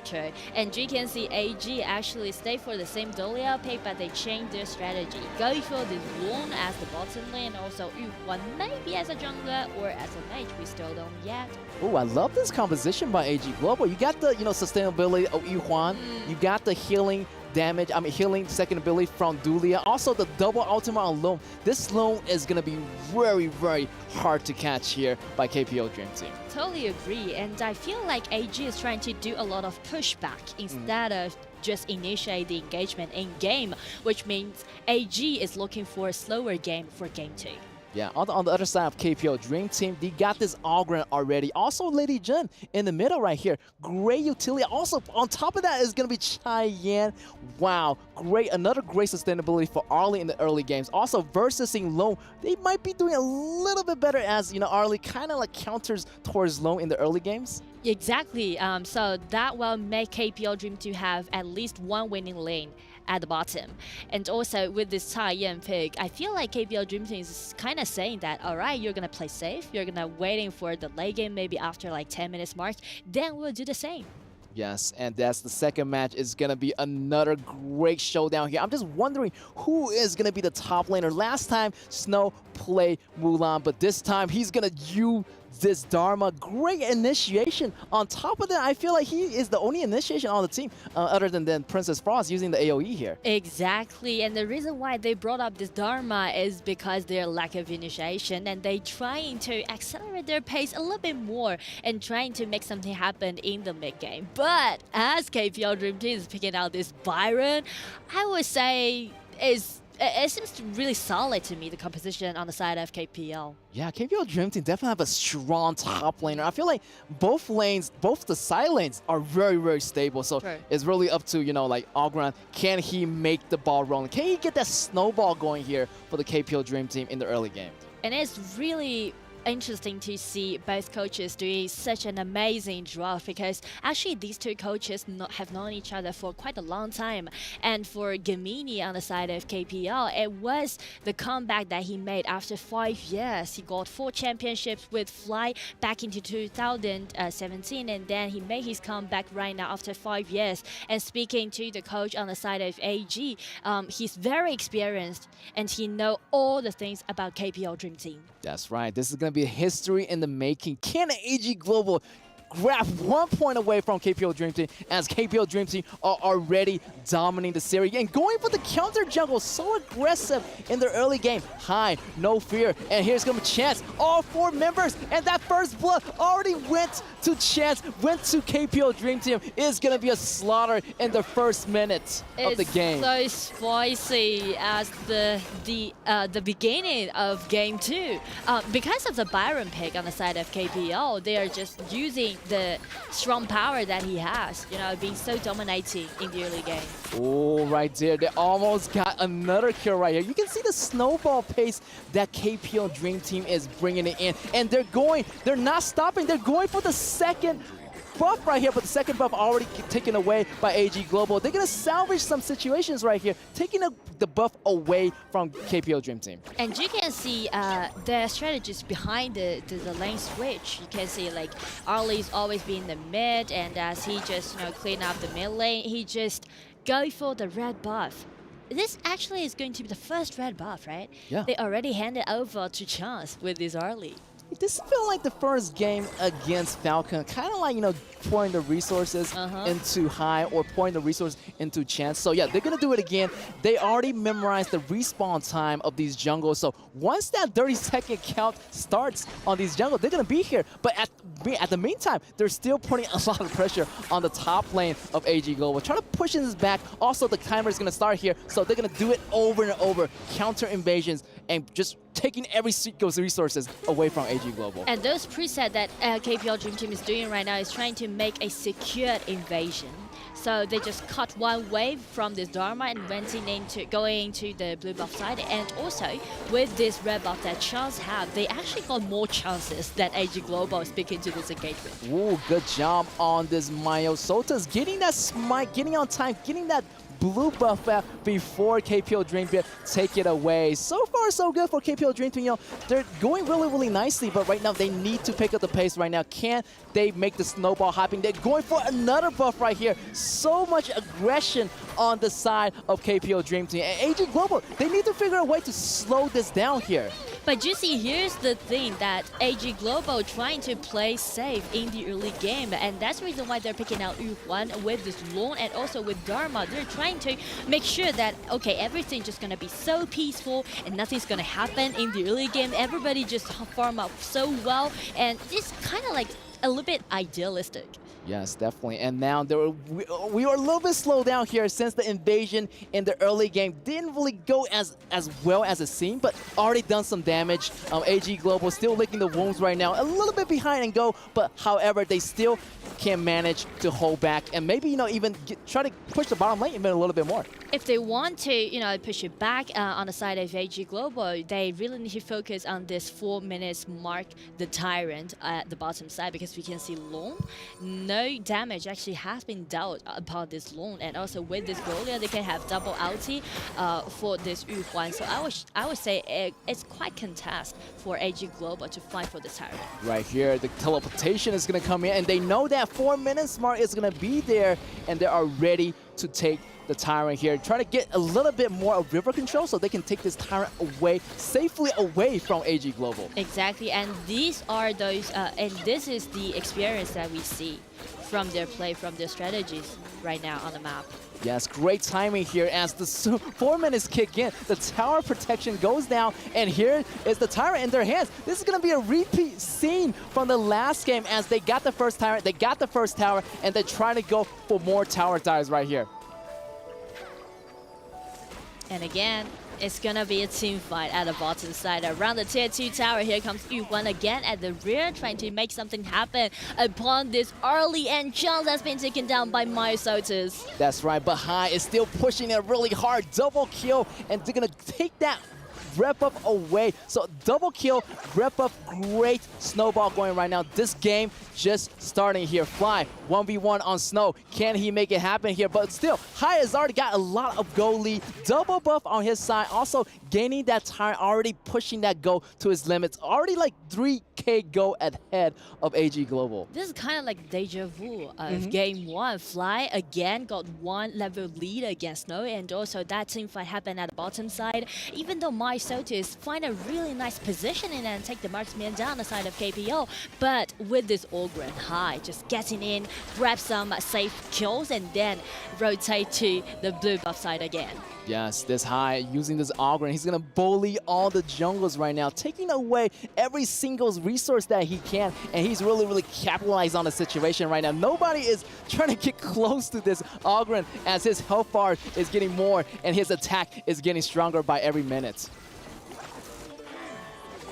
Another kill right here. Another buff taken away from the side of AG Global. This might be devastating here as they going for the middle tower right here. All 5 members in the middle lane, like using their life to protect this last defense. If this middle tower goes down, the whole jungle is going to be wide open, and they do not want that to happen. And speaking to the pushing on the side of KPO, this game will be much more easier than the last one since they're picking out this Lady Jin as a mage. So you can see he can do harm with no hands on other enemies and just easily chop down the bars on the side of AG. Yes, although Lady Jin has really nice self-defense. I mean, second ability like frozen herself, kind of like a free Splendor as to speak. So true. Yeah, so he got that Splendor, he got that second ability, he can really defend himself. Also, he had that crowd control, very crucial for defending. Also, is really good for initiating as well. So as you can see, the positioning of KPL right now, Fly just flying in, and with this burst out damage, Chilling just vanished. Wow, it's gonna be melted here. AG Snow goes down, and what about the double kill on Hai here? Still pushing middle tower goes down already for AG Global, and now they're working their way to the tier 2 tower, and later on the bottom tower is going to be open, and that's going to be a really fast pushing. 7 minutes already, and they're already arriving at the doorsteps of AG Global. 0-2 trade, no more time left for AG Global right now. As we can see, KPL Dream Team just being so aggressive. They're just, caught every single chance that AG Global might have to push it back. Just constantly doing those engagements. Then the bottom tower is going to be going on here. Unstoppable on Hai, and they're still pushing. This might be it. There's only 1 minion in the lane, and that's going to be possible here for the crystal to go down. Congratulations to KPL Dream Team once again. Not like last game, no more fun. They are being so serious. It hasn't been 8 minutes, but KPL Dream Team just shut the door for AG Global for game 2. Wow, you can see that great early invasion does pay off, and that Ogren just went straight in, and so many damages, and the bottom lane just got wrecked pretty much right here, and ending the game much faster than the first one. And so many, so many experience that we can see from the game that KPL Dream Team played, because you can see each time they're making a lot of presets before the next kind of execution, and I know that back into the studio they definitely had a lot to talk about their strategies. So how about let's just hand it over to the studio.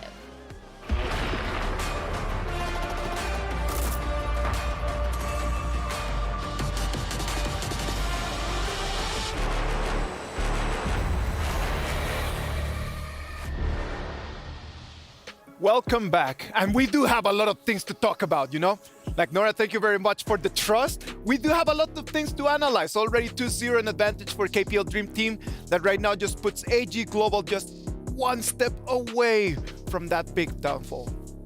It's a bit scary, right? I think that Martin said it himself, the manager from AGG. He was kind of like, hey, we just need 1 win. And I think that right now is very optimistic, right? Trying to get into that, just being real, right? And I know that he's called us out yesterday because we did choose Team Secret in that sense. Really? But yeah, he did. We did. But nonetheless, I think that this is one of those situations where, hey, I think Martin is kind of like being very real with this one. This KPL Dream Team is on another level.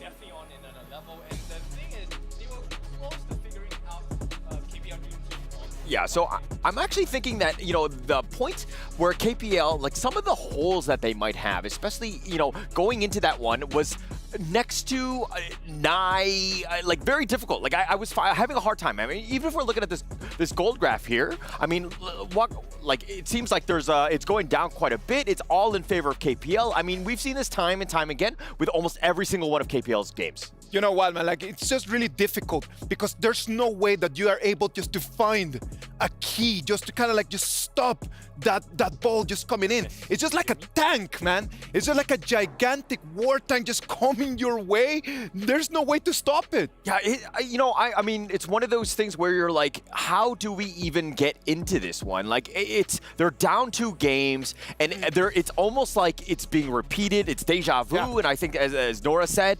it's a tough situation, right? Like, these are the things where, like, how do you overcome years of experience in, like, 5 minutes going into that 3rd game? It's difficult, right? Because at this point, yes, you were really close to figuring out the first style of KPL Dream Team, and now they changed the members, and it's a similar, if not more devastating result. Yeah, and I'm going to go super dork with this one, but it's either Backstreet Boys or NSYNC. They're both boy bands at the end of the day, and they're both doing very well. Exactly. Record breaking and record selling as well. Let's take a look at the gold that they have accumulated for themselves. This time, Chance, he's still quite high, 5.9 thousand gold in the pocket. Highest, of course, going to High, who was just high off of the fumes of all of the different members of AG, 5-0-1. Yeah, taking over everything, controlling it, and everybody else from KPL was just setting him up. I mean, they were always there, and they were very aggressive, taking away the buffs, making it difficult for AGG to get any sort of farm. I mean, we talked about it, Kinnofu, about when they were sticking together in the mid lane, nobody was split pushing, everybody was stuck there, and they were sharing XP. Yep, it was difficult, right? But so you have to take a risk, and especially against KPL Dream Team, you have to make sure these risks are taken. This was a risk that they took. Of course, it didn't pay off well. Solis got the kill, got killed back in return. But there's one play by Snow was actually beautiful. Unfortunate that, you know, the side of AG could not capitalize on it because the rest of the members were just falling behind. Yeah, and when the fights were coming in, KPL was cleaning house. The rest of AGG were just sitting back in their base just watching. You needed to take advantage of that. Where are the enemy not? Like, we need to be split pushing. We need to be forcing the issue so that KPL has to actually react to something that we're doing on this map. Yep, and this is the mark of a good team, and if not the best team, right? The ability to adapt to different situations. Look at what the potential solutions are, right? Every game is a problem, right? How do we figure out a formula? Okay, how do we solve this problem? How do we solve that problem? And KPL seems to have answers to all of the problems so far. I kind of feel like they have the answer sheet. I feel like KPL Dream Team are cheating, but honestly, they have so many years of experience. Everything is just kind of culminating into this one. They're, again, very, very much like a hive mind in the sense that they're very smart, understand what they could do. Like, we're in this point, they're pushing ahead. We have this minute, like with a 4-minute mark, we're going to make a rotation bottom. We're going to take the tyrant, we're going to capitalize, turn that into a kill. Yeah. And I think that's exactly the way that everyone feels right now. It's just they have seen so many things. They've been through so many different battles that they do to have the answer to everything. In game 1, AG Global looked gigantic. And how did the coaches just fix that? By just making this substitution. And that substitution ended up becoming the MVP for this game. The MVP for this second game is going to be High on that Ogren. That was the solution to the problem that they had in game 1. And it just comes down to game 2, already all clean.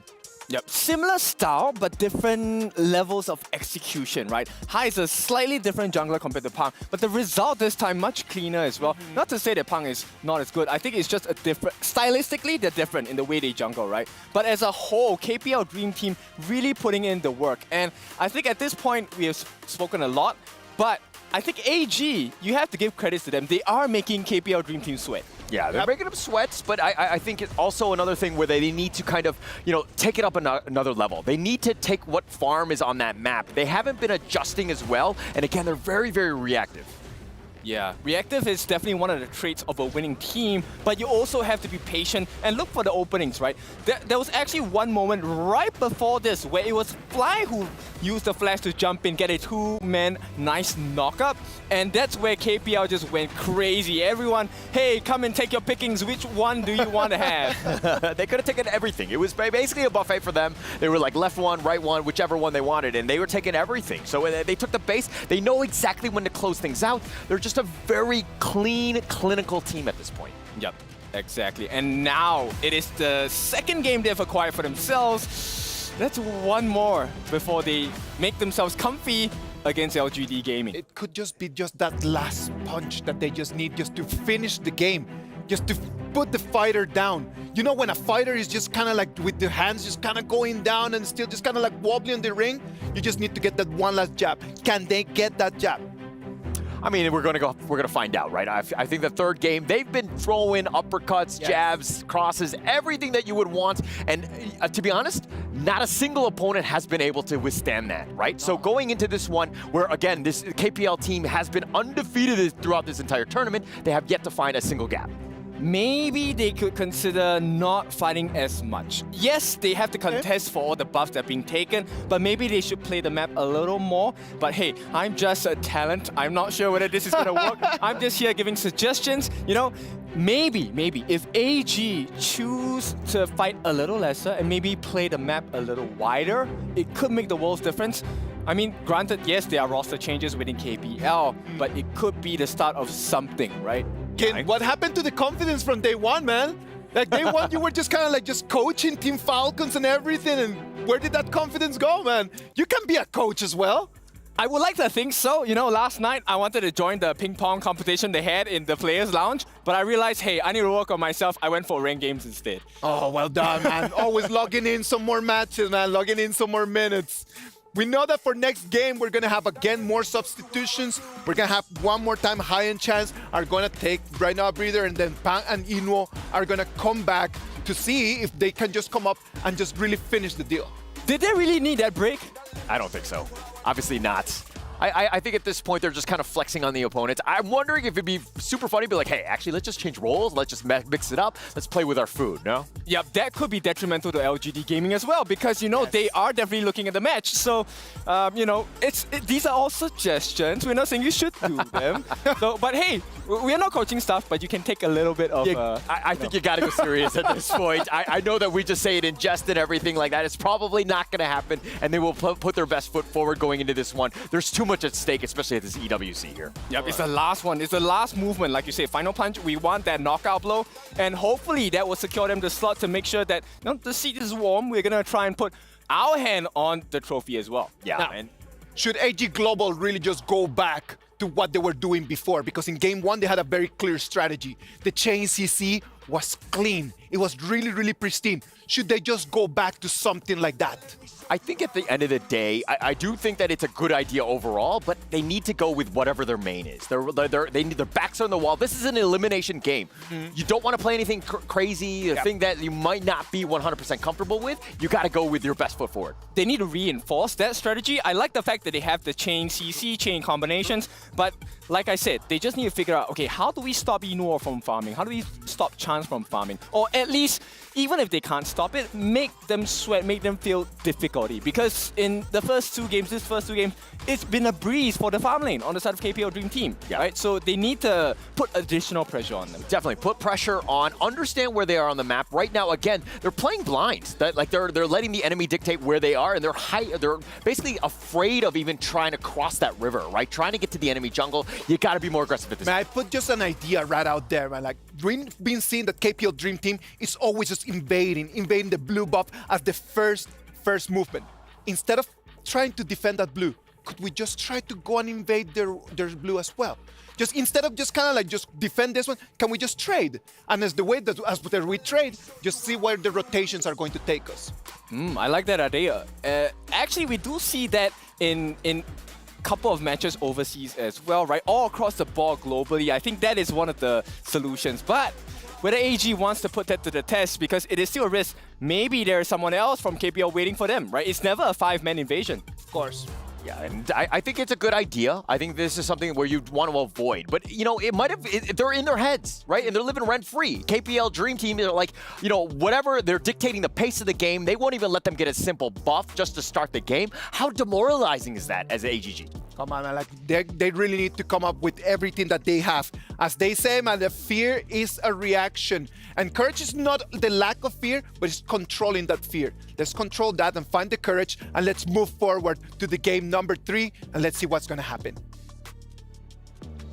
And welcome back. We are going into the game point match here for KPL Dream Team. And can AG Global stay in? Can they make even 1 point? And that's going to be the objective right now. So I'm kind of a little bit rooting for AG Global in this match. Yeah, me too, because I know that they have been putting all of their efforts to do a lot of screens with other teams, and they practice a lot.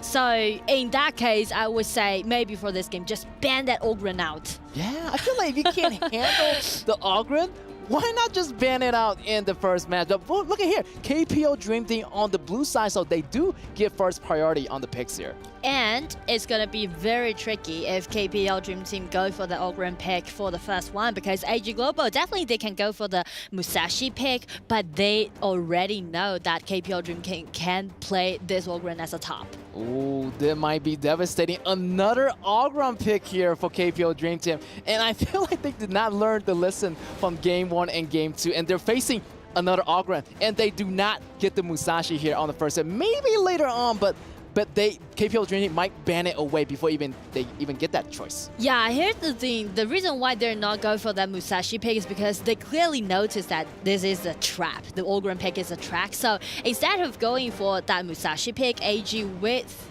this Lady Sun at the bottom lane, guaranteeing themselves as a winning lane at the bottom, and also Musashi and also Mai being the mage can offer them more chances to engage. And here it is, Mozi and Lone on the bottom lane versus Ming and Lady Sun. Those two are going to go head-to-head. I feel like in the beginning, definitely like Ming is going to be a little bit more devastating, you know, giving that extra utility item to Lady Sun. I mean, Ming counts as like utility item, right? Exactly.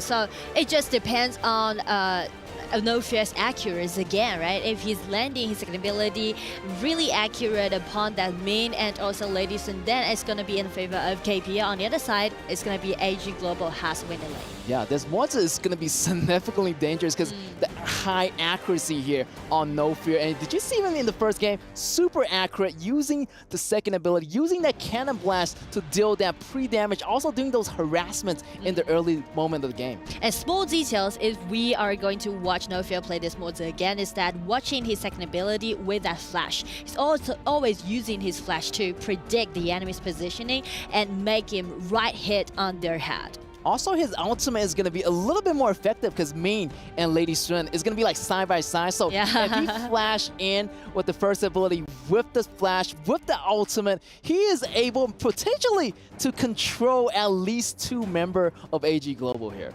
Yeah, but here's the problem. As you can see, AG Global is not going for that Musashi pick, so definitely it's going to be up in the air. And it's going to be so tricky for AG Global how they're going to contest this Ogren pick, right? Again, Ogren. I feel like Ogren is being the, you know, always going to be Ogren. Yeah, again and again. It's just like... Anyway, for AG Global, they can go for this Yu Huan, as we said, right? Play as the jungler, just keep in distance with this Ogren pick. But still, they need to figure something out, how they're going to lock that Ogren up in game. Yeah, it's going to be really difficult because Ming probably is going to be, you know, with Lady Sun kind of in the beginning of the early in the game, mid-games. But how they're going to stop this Ogren from coming in, rolling into the jungle? So they need to stop this Ogren and guard their jungles, not letting none of the resources go into the hands of KPL Dream Team. And KPL Dream Team is going for this Angelo pick, also with the Sun Ce on the top side. Sun Ce can allowing them to initiate easily. And also combined with this Angela's ulti, again, we're going to see the combo being really devastating in the early game on the side of Yeah, I see that wombo combo already. Angela's ultimate, Sun Ce's ultimate, that bolt coming in, and the stun. A lot of people can initiate, actually. Sun Ce with the bolt, Mozi going with the ultimate. It leaves a lot of space for Loon to do the damage. So yeah, I feel like, you know, definitely is going to really farm it up in the beginning and getting that go, getting those damages early in the game. is gonna be the last choice. Alien, let's go. Alien on the top. Wow, actually Alien is a really decent pick because Alien can just, easily dive right at the back lines and just being such a great threat towards this rune in the early game. And also can do well on the top in the early game. So I would say AG Global is trying to, highlight all their side lanes in the early game. Yeah, interesting pick here for KPO Dream Team using that Angela. He has a lot of burst damage in the early game. Also, that Long also have another burst damage at the late game. So they got the early game cover, they got the late game cover. I'm kind of worried for AG Global here as they're gonna move into the early game. Early game might be trouble because they might do another invasion on their jungle. So let's see what happens. Yeah, again, the early jungle problem. It's just been so difficult for you to contest KPL in the early game because they are really experienced with the games, right? Because they've played these over years, over like few years. I actually did my calculation again. The average play career was about 5 years. That's insane. I yeah. feel like they can just blindfold themselves and they still can play the game and walking through that jungle because they memorize the map so much. Yeah. They've been playing this game for forever, so they memorize the jungle path. What's the best jungle path? Getting out the jungle when and where and getting those rotations really on point. So yeah, these players are veteran players. They've been playing for a very long time and these experience does really count on the battlefield. Yeah, and right now, as you can see, since KPO is reaching the match point, and we know how critical this 1 point might can be, so it's gonna be a technical break for for maybe just a moment. And I actually want to share more stories with you guys about KPO Dream Team because please do. We do have little time to talk about them in game because everything just happens so fast. Exactly.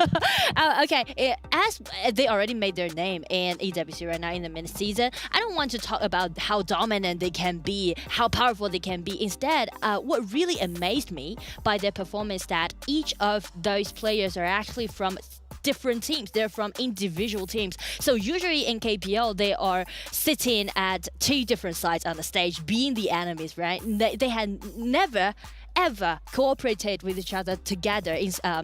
Besides Hai and Ron, they were from the same team. But you can see this is the first time they played together and they only got little time to train to do the scrims together. But you can see how well they performed in game. I mean, the least thing definitely the least thing that we need to worry about KPL Dream Team is their mechanics, right? Because they're really experienced. But I was so worried about their coordination, to be honest, at the beginning of our tournament. But as they're playing so well, perform so well in game, I feel so touched for their performance because definitely they put their efforts in it and they need to. Actually, they need to, someone need to hand over the goal to others. Yeah, I feel like, they practice in a very short time. They put this crew together maybe around 1 month and they only have 1 month or 2 months to prepare. Also at the same time, they have to, prepare the other KPO matches as well. So putting these teammates together in such a small period of time, so impressive. I'm so proud of them making it here into the EWC. And I feel like that's kind of like the sportsmanship, the teamwork spirit, all works for all of the teams. Yes, exactly. And we are still on a technical break, but however, that how important is this match is going to be. Stakes are really high, and we are jumping into the match as we speak here. KPO Dream Team on the semifinals against AG Global. I mean, this is the last ticket, so definitely both team is vying or crying for this one last ticket. That's right, the stakes are high and we might see another counter invasion, but I feel like, with Pan and Eno rotating in, they're gonna take it slow, kind of like the first game. And also AG Global here, doing it really slowly, starting at their own jungle buff, not to take anything, too rush. Right now, both teams are kind of, slowly evening out, and they know what each other teams are thinking right now. They already been in round 2 of the game. This is going to be round 3, so yeah. Everybody knows their strategies, so they kind of reading each other's, kind of like an open book. But I feel like KPO Dream Side definitely they're gonna have a little bit upper advantage since they got that Ogren in the first pick. Yeah, and it's gonna be an ambush coming from KPL. Nice initiation and a nice gank. Shinli already been half way down about his HP bar. Yeah, I like the opening by AG Global here, using the main with Lady Storm, but he's taking way too much damage, but he's going to get away with a slither bit of help here, almost getting that first blood on the Angela here, but AG Global managed to back off. But she better watch out, because I'm not sure he's going to be lucky enough for the next time or not. Oh, the knockback is good, almost getting that kill, but the ultimate of Yuan saving her at the very last moment. And great initiation by No Fear, using that flash to start off the battle. You just know that how many initiation this team has. They got Fly at the top lane for the initiation. I feel like later on, Fly, when he reaches level 4, you're going to see a lot of team fights happening. Yeah. You see the captain just, navigated with his boat and just easily knock out people with his ulti. Yes. Also, I like the fact that AG Global has the double Purify here, just in case those CCs start to happen here. This crowd control might be a little bit too much for them, so the crowd control's effect is going to be really devastating. So Purify is going to be there to help them with that, but it's only 120 seconds per round here for Purify. True. Ooh. You can see KPL is actually putting their hands on this Lidison again and again, because they clearly read the play and they know that Zai is going to be the core of AG. Yeah, I feel like if they put down this Giant, it should be okay here, because that's their best marksman on their team, and he goes head-to-head with Inoue. So yeah, Inoue might have a little bit tougher time on the bottom lane here. Oh, I still remember last time when AG played against KPL in group stage, that was Zai taking the first blood upon Inoue.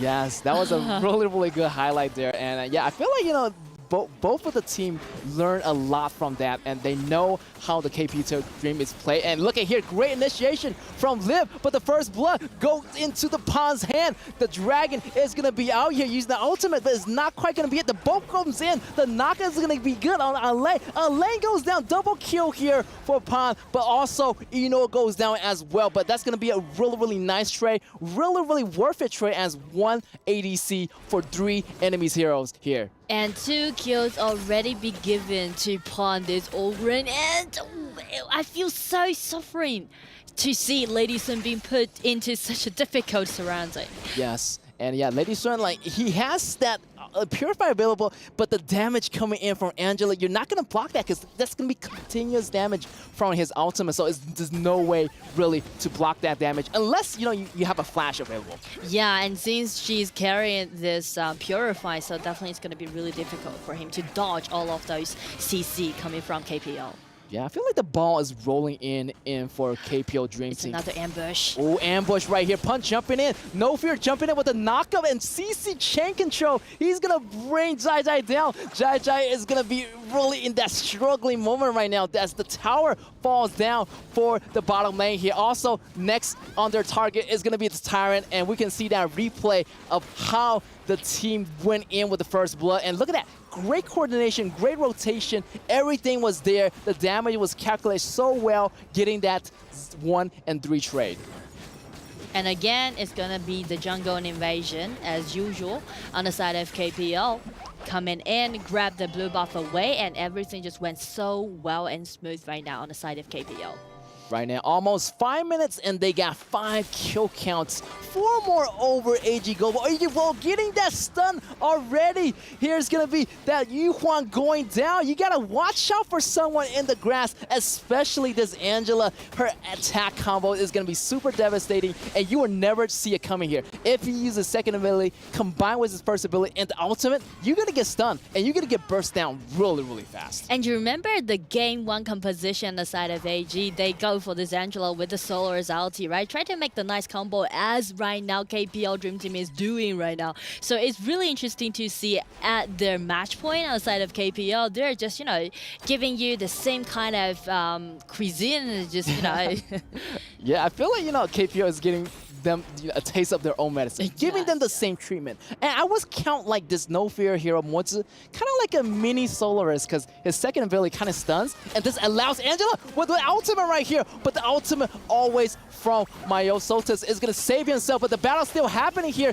Ogren jumping in, getting my Shinui, and he's going to go in really hard. The bolt connects, the damage connects. Here's the double kill, maybe even a triple kill right there. The MP goes so low, maybe even a quad right here. He's going in really, really hard. A lane taking out Fly. Fly still going in hard. Quadra kill! The first quadra kill of the game is going to go into Pon's hand. Quadra kill. This is the reason why Pon was being named as the Pon King back in KPL, because he knows everything about the jungle. He has everything in his mind. And with this quadra kill, I do believe the whole map is under control of KPL right now. That's right, the minions are moving in slowly, and you can see that teleportation from Loom going to the bottom lane here. The pressure is going to be real here for AG Global. Can they defend their jungle? I don't think so, because the buff already got taken away. Pan getting most of the item, double buff on him right now, and he just on the front lines,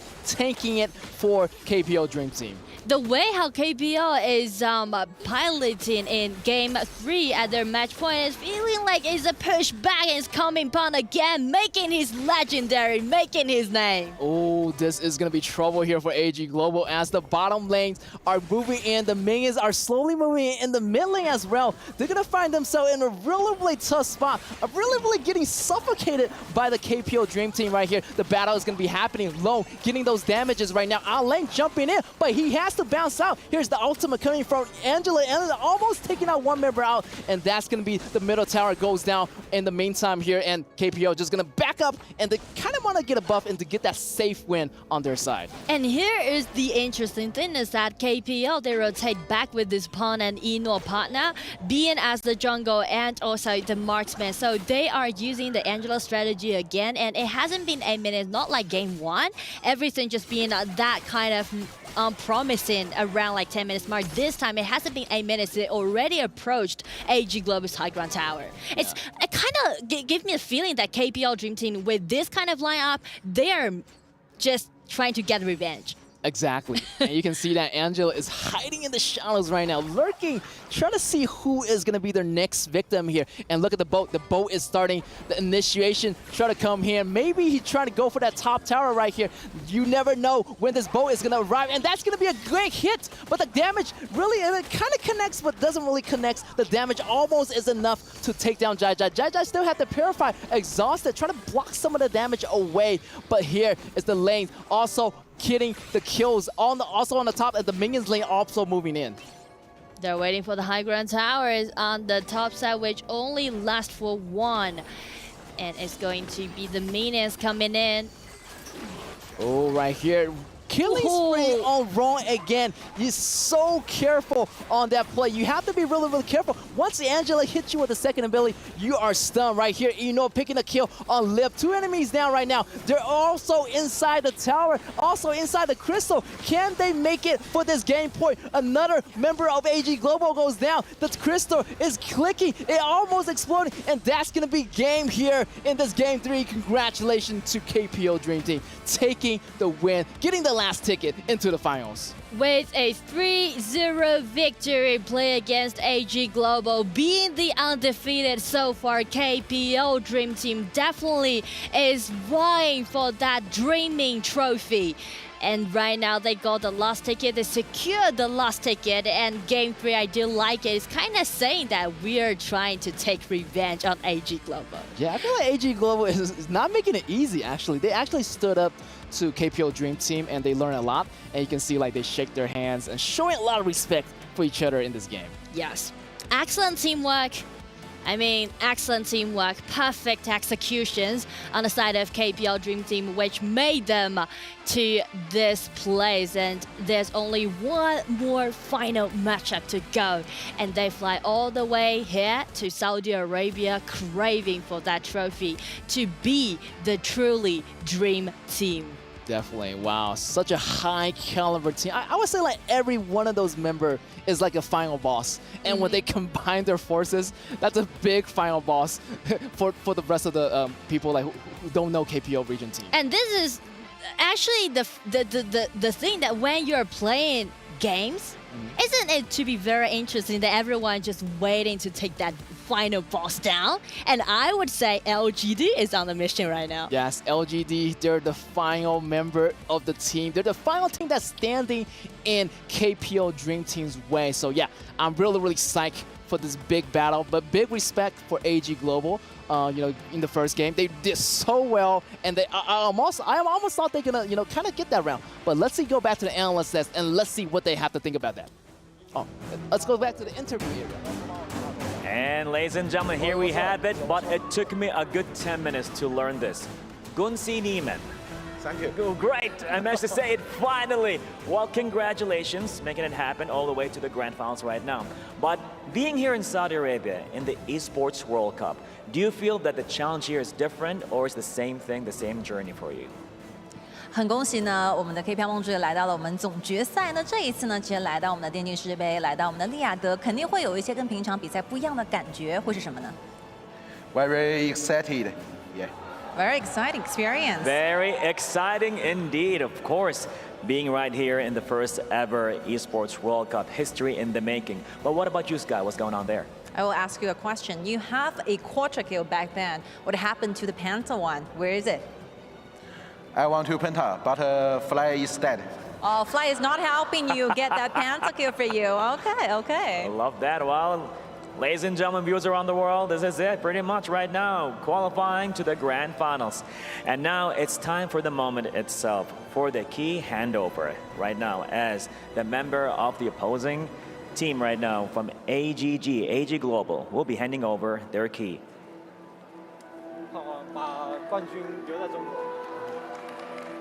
Thank you so much. You guys are talking about something. Please share what you guys talking about.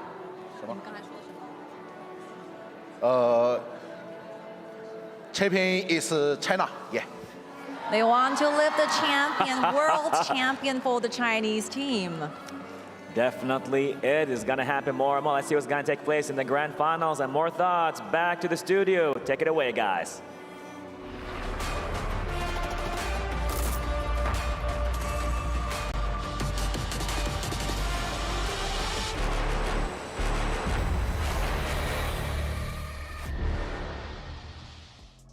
The KPL Dream Team sealed the deal, and they're gonna take a 3-0 victory over AG Global, man. And in the words of the famous NSYNC, bye, bye, bye.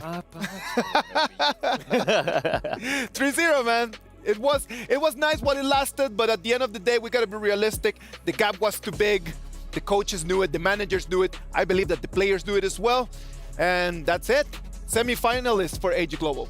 Yeah, I think actually Get said it best in the sense of every single player is an individual raid boss, right? Yeah. It's not just the team is a raid boss, but every individual player, and everybody showed up today. You're seeing exactly why they're so good. Yep, and the worst part is they synergize so well. So instead of 5 individual bosses, it becomes one big boss with 5 different specialty skills. Yeah. And they're basically like Power Rangers at this point, just kind of going into that giant robot that you see. And I mean, to be honest, I'm not sure how you're going to deal with this team going in. We've just learned so much. But let's take a little look at this gold graph here. Yep, so similar story, right? They wanted to protect their jungle this time, didn't manage to do so. But there was a slight difference in the way KPL played, which I will highlight later. I think they really found out a lot of information on where the AG players were at. And with that particular information, they pulled the trigger, got every single fight in their favor, and that's why you see the gold graph being realized at such a peak at the end of the game. Yeah, and that's kind of why KPL are so good. Their vision, they know where everyone is. Like, it's one thing to kind of predict where they might rightfully be, but they actually know because they go out and scout it out. They're very aggressive. But if we're looking at some of the scorecards here, I mean, look, Rong on the 4-0-8, Pang, of course, 7-1-5. I mean, he did get that quadra kill. Where was the 5th one? I'm not sure. That's the only thing that he probably didn't do as well on. Yep, but they also showed an upgrade on the combination system here. The first blood going into a double kill. A very beautiful start for the side of KPL Dream Team. But not only that, they showed you the optimum combination, right? So instead of relying on a Burning Sun arrow, which has a fairly long cooldown. You have Cannon Blast every few seconds. Let me set it for you. Get the Chaos Cinders down. Let you get that blazing brilliance, which is why Rong had such a nice scoreline as well. Yeah, and another thing that really set the Rong up, as well, is no fear, right? I know he's a roam, and I know he's not going to get as much, praise, so to speak, as everybody else who's patting their KDAs, but he sets things up with those Cannon Blasts, ensuring that he gets those stuns so that literally everybody else can just clean up. KPL right now just on an absolute tear.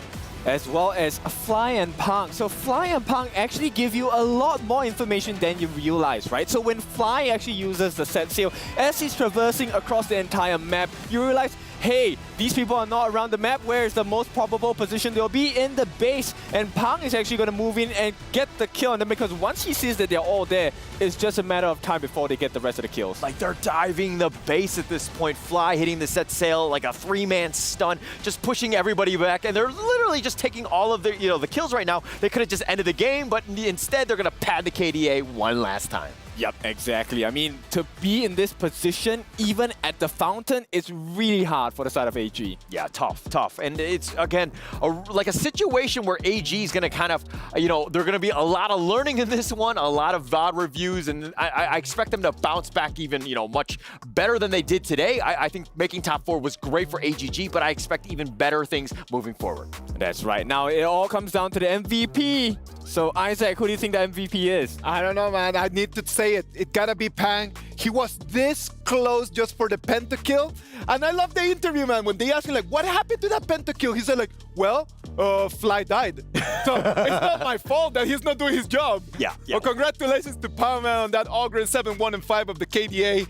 Lovely performance. Yeah, and again, changing between Pang, Hai, it doesn't really matter. Everybody's an MVP at the end of the day because they run a lot through the jungle, and games in Honor of Kings is won through that position. And the fact that you have this beast, and we're going to check the highlights here of just how Pang runs in, gets all the kills. Look at how up in front he is. He does not care where you are. He's not scared. He's going to do as much damage as possible and literally just clean house. He just jumps in like if it would be a tank, man. Like, he totally forgets about the fact that he's not a tank. Like, he's supposed just to come in and just kill them all, like, at the end. Like, he needs to wait for the timing, but he doesn't care. He just jumps into the fight like if he would be like 10,000 HP, man. Yeah, doesn't care. But he knows the limits of the hero. I mean, yeah, he's taking a lot of damage. He's fighting 1 versus 3 on the top one, and he's going around. This is the moment. The set sail was perfect. Set everything up. You got the cannon blast on top of that, and Pang, diving towers, does not care, gets the quadra, cleans house, and this is why KPL are going to move on.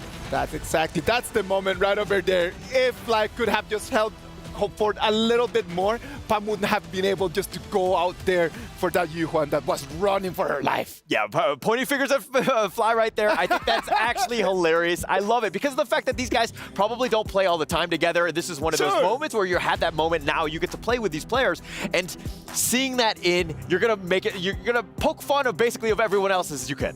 It is lovely, man, because Pang and Fly used to work together. Like they work together in the one team. They have a great relationship, and that's why they can just kind of like tease each other on these kind of little things.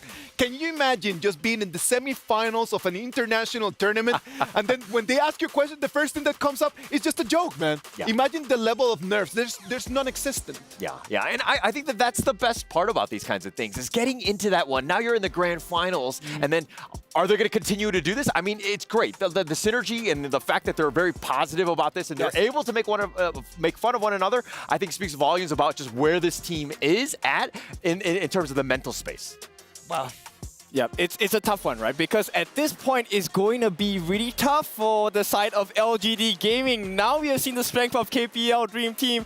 They finally get the chance to cross swords. What would that be like later on? Let's wait and see what's going to happen, ladies and gentlemen. Next, we're going to have more and more energy, more and more matches. We're just getting really close to that great final. What about if we go to a break? After we come back, we're going to have more of the Honor of Kings Invitational Midseason.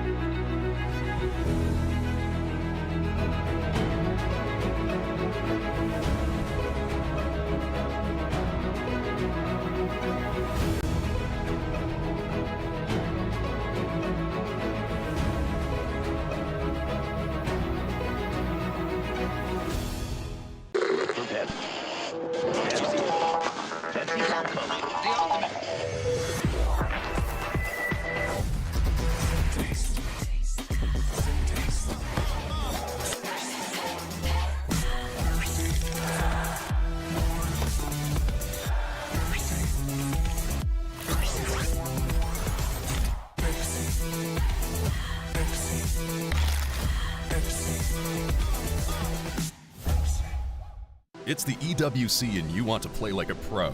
Well, we've got a lesson for you. Axe on. You're fresh, ready to fight and grind those long hours. It's how it should be. Axe off. You're slow, unfocused, and lagging. Do you get it? Let's go again. To unleash your best game, you must freshen up first. Get your axe on. Spray, play, repeat. Axe and Esports World Cup.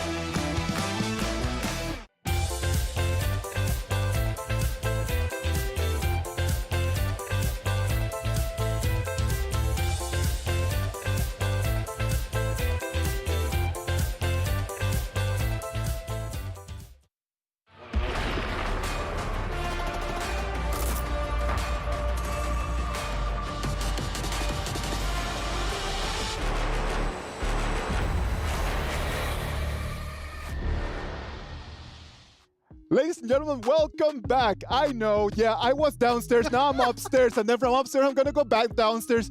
I am Isaac Peña, thank you for being here with me, Stuart, Nora. We're ready to bring you an amazing and special show match that we have prepared for you. It's going to be super, super exciting. Two more players actually coming over from the KPL as well to celebrate Honor of Kings, this community that we have as well. So many different players from different regions coming together in a 5 versus 5 show match to see who's going to come out on top. And to be honest, I'm really excited to see some heroes besides of Arlie, besides of Yuhuan. I'm tired of all of those compositions. They always stay the same. We gotta remember, this is celebration. Let's just celebrate. Let's just enjoy the time that we have right over here. It is going to be a long time until we are back over here and we can just really just put the nerves down and then just enjoy the match. Enjoy what this is, because at the end of the day, this is just a game. I mean, if there were certain picks that you wanted to see, what would there be? If there was one pick, because you say about like we see so many of the same picks in competitive. If there was one hero that you want to see picked in the show match, who would it be? Butterfly, I would say. Oh, okay. I would go for Diao Chan. I love Diao Chan, man, and I want to see Diao Chan in there because I sincerely believe that it's a hero that could have been used a little bit more in this meta. I'm going to say Luora. I'm going to say Luora. Ooh, I love Luora as a farm laner. All right, what about if we go to the Amazon Arena to see what's going on down there? And back again to the Amazon Arena, but this time we're gonna keep it casual, fun, more entertaining. Yes, of with course. a show match. It's gonna be a light one, but yet it could be serious at the same time. Let's have some fun before Right? we reach to that very final epic moments, right? True and I that. can assure you guys, this will be the very first time for you to see such an interesting battle. Spoiler alert, we're gonna having like BO2s, and our players are gonna be gathered around from different teams. Imagine that that. will be their very first time to do this thing as a team. I know, it's like we're gonna have different players from different teams and in different roles. Of course. For round 2, I have to see for more, please. We're going to be seeing all Roma players and the heroes on the stages. Just imagine what will be the picture of the total look. Okay, so we ready? We are ready for our pre-match show to begin, and it will be our women's welcome, and it will be our honor to introduce you to the stage, Team Honor. All right, I guess a lot's gonna happen here, ladies and gentlemen, in the show match.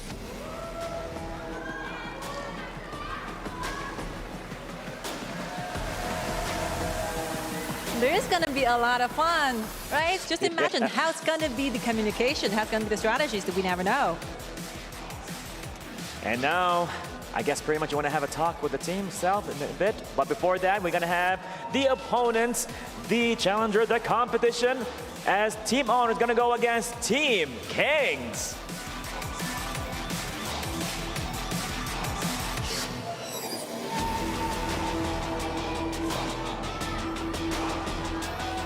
have fans and supporters from all over the world cheering up for our teammates here. So let's get ready. Before everything started, have a little chit-chat with our players. Let's go. All right, and here we go, side by side with the captain from Team Honor, Kat. Have a little bit introduction of yourself. Hello， 大家好，我是来自 KPL 赛区的 AG Cat。 How about some introduction in English? My name is Chen Zhengzheng. Hello, nice to meet you. Okay, nice to meet you too. What about you? Anything you want to say to your fans? Of course. Hey guys, hope you're doing amazing. Thanks for coming. I appreciate everything of you guys. I hope we have a great game against our enemy team. I wish everyone the best of luck, and let's see how it goes. Looking forward to it. Any words you want to say to your fans? Halo Indonesia, apa kabar? Ya, semoga harimu menyenangkan. Ini adalah bukti kalau Indonesia juga bisa sampai luar negeri. Terima kasih. All right, thank you so much. Any words from you? مرحبا جميعا. شكرا لكم جميعا على مشاهدتنا وتشجيعنا. All right, thank you so much. Nice to see you. Any words from you? Untuk Indonesia, halo. Ini pertama kali aku di stage dan semoga menang walaupun cuma have fun. Tapi untuk semua pemain, good luck, have fun. Have fun indeed. How about you, Bara? Well, more fun awaits here right now. We are with, from KPL, we have Cheng. Well, anything you want to say to everybody? Hello, I'm KPL 王者梦之队的青青 I'm 吴金祥 Let's go, everybody. And now from Loops, ABH, what you gotta say, man? Tô muito feliz de estar aqui participando desse showmatch e é isso. Well said indeed. Couldn't say it better myself. And now from Kakendra, we have Cinco. Yeah, support us guys, let's go. Let's go, everybody. And now from Boom, we got Arise. Let's enjoy this friendly match. Let's go. Let's go. And of course, our very talented Charis, what you gotta say? Oh, I'm pretty nervous, but I believe in my team. Yes, we can do this. We can do this indeed. And now, let's have the captains. Of course, may I have invite the two gentlemen from the KPL Dream Team to stand in front of our stage because you guys are the captains from the two teams. What do you have in mind towards your opponent? You are going down. Whoa. You are going down, definitely. Well, he said you're gonna go down. What you want to say to him? No, we are unstoppable. Unstoppable, everybody. It's gonna be a lot of fun here. It's gonna be a lot of fun. But let's see, more fun taken away right now with the studio. Let's go. Yalla. All right, we are ready for this. What is gonna be an amazing show, man. This is gonna be Team Honor against Team Kings. We've got the team from Cat and the team from Tsing. Who do you think is going to take this one? Oh, this is a close one to call. I mean, you two are the experts of the KPL. I mean, I feel like that you two are going to have a little bit of a, I guess, judgment in terms of is it going to be Cat, is it going to be King? But, I mean, I'm going to go for Team Honor myself. I think that with the players that they have on their team, I think they're going to have a lot more synergy, but I think it's going to be a super fun match nonetheless. Well, then I'm going to go for Team Kings because it's really happy to see them play together. Especially, I'm always so glad to see those females play on the stage. Yes, for me, that's important because at the end of the day, we need to understand that we are blessed on the fact that in esports, you can have men and women competing at the same time. I have played against women that are amazing. Is that me? I have played against women that are amazing, that they're just so good. It's insane, man. Like, you just literally just let them carry you around and it's just an easy dub. You can't let her go. Like, you can't do that. You can't do that to Nora. I'm so sorry, Nora. I take back everything Isaac just said. But you guys noticed that Yash from Team Honor was from VIT, and actually the head coach of VIT is a female called Yao Yao. Yes, exactly. Yes, she. Yao has been one of those characters that have been with us already for a while, right? One of the core members of this whole project. She's been amazing, just kind of like coaching around us, sharing with experience that she has been able to earn through the years, and then just sharing that with all the rest of the world, man. So thank you very much, Yao, for being such a rock star. I feel like I might cast a curse again because I mean I said team honor before. I mean I said Vitality would win before and get our group stage. I might cast a curse them again. I'm sorry, it always happens to me. I'm always the person that's just like, okay, I predict one team and the other team wins. So I'm like, okay, I mean maybe you'll be right this time, or who knows? You're like the nightmare of those teams. Yeah, I am. It's not actually the players in game they're worried about. They're worried about me. If I'm casting their game, then that's it. They're Say like, nothing, see you please. later. Yeah. Don't say anything at all. Oh, it's amazing. Like the players are already like, look at that. That cat just waving to us and saying hi, man. Like an amazing player, man. Like such a great lad. Like again, one of those important people for our whole game. He's been around for such a long time. I would say that he was around when Fly just started playing as well. Yeah. And just the fact that Cat is right over here is just a very important moment for him because he has been able to see our game grow into what it has become right now. Cat actually began his career back into 2016. Yes. It's really like the OG of KPO. And he won 7 champions as the mage. And then after he retired to play as a support, he grabbed another champion, which was the title of KIC last year. You know that in 2016, when Cat just started playing, it was the moment where I actually started just loving the game. Because I remember that it was the moment when he was still playing for QG Happy, and QG Happy was Cat and Fly and Alan and all those gigantic legendary names of players that really just paved the way for all the rest of the world to have the game that we have right now playing with us. I mean, I was talking to you two as well about Cat, and you both were saying like he's a superstar. Yes, he is. He's a superstar in the KPI, as you mentioned. You know, role swapping, still being able to get that Honor Kings Championship, even after role swapping as well. You know, 5 Honor Kings Championships, 3 KPL champions as well. Like, this guy is a celebrity, to be fair. So it's really, really nice to actually see that he's here in Saudi Arabia. He's able to participate in the competition on the main stage. And I'm really happy to see him play as a mage again because it has been such a long time that It's a throwback. Yes, and he even got one customized skins of Diao Chen, which won you fair. I was expecting really just like to see that. I really hope that we will get to be able to see that. Like, I am really counting the seconds just for us to be able to see that Diao Chen back over there. Fingers crossed. Fingers crossed. Just please let us know. And also Qing from Team Kings, he's also been the top player as a confront lane. He's played in KPO for over 4 years right now. He got 2 champions, and also he was the best Clash laner in 2023. So his Cat has a customized skin, because we don't have that in the global server. That's the crazy thing. It's like, so Cat has a customized skin when he won the championship. Yeah. One day you will start seeing that that's going to become a trend. And I love it, man, because then you become part of the game. Yeah. That's it. Like, a lot of people just come in and they really do their best to try to live down a legacy. But in the moment that you become a legend is the moment where you get just that skin just customized with your name on it. That's crazy. So when you actually choose the hero and when you're just kind of like what we're doing right now, man. Just like when you get new people just coming in and then you can start like sharing with them. Once upon a time, there was this guy, and he was so good. And then he got this Diao Chen skin. It's amazing. Is that you showing your age or something? Once upon a time, we're going back inside. Like in a couple of years, that's what's gonna become of me, man. It's really, really nice, you know, to have your signature hero carved with your own name. It's like super fascinating. I mean, you have to remember the other players as well. I mean, we still got other players, you know, that have been competing in this tournament as well. You know, like Falcons, Ray, RQ, Nightmare, obviously with that SEA showdown that happened right at the start as well. So it's nice to see this mix of like different regions coming together, different players coming together. What's the communication going to be like? I think it's like that's a problem. That's a problem. I feel like that's going to be super interesting because there might be a bit of communication that's happening. One person might understand it. The other person's like, what's going on? You know what? Like, I'm gonna tell you the truth. I've never seen so many different languages in one team. So the problems that we have had in the past is just like, okay, there's kind of like 2 languages in there. So there's always a player that is kind of like the one that can speak multiple languages, just letting people know exactly what's going on. But in here, how do you do that? How do you do that? How do you make it work? I hope that it's going to be English, the main language, that they're going to be trying to go there in comms, and then hopefully Kat and Xinxin are going to be able to step up their game. I know that they can say some words like go, go, go, or no, no, no.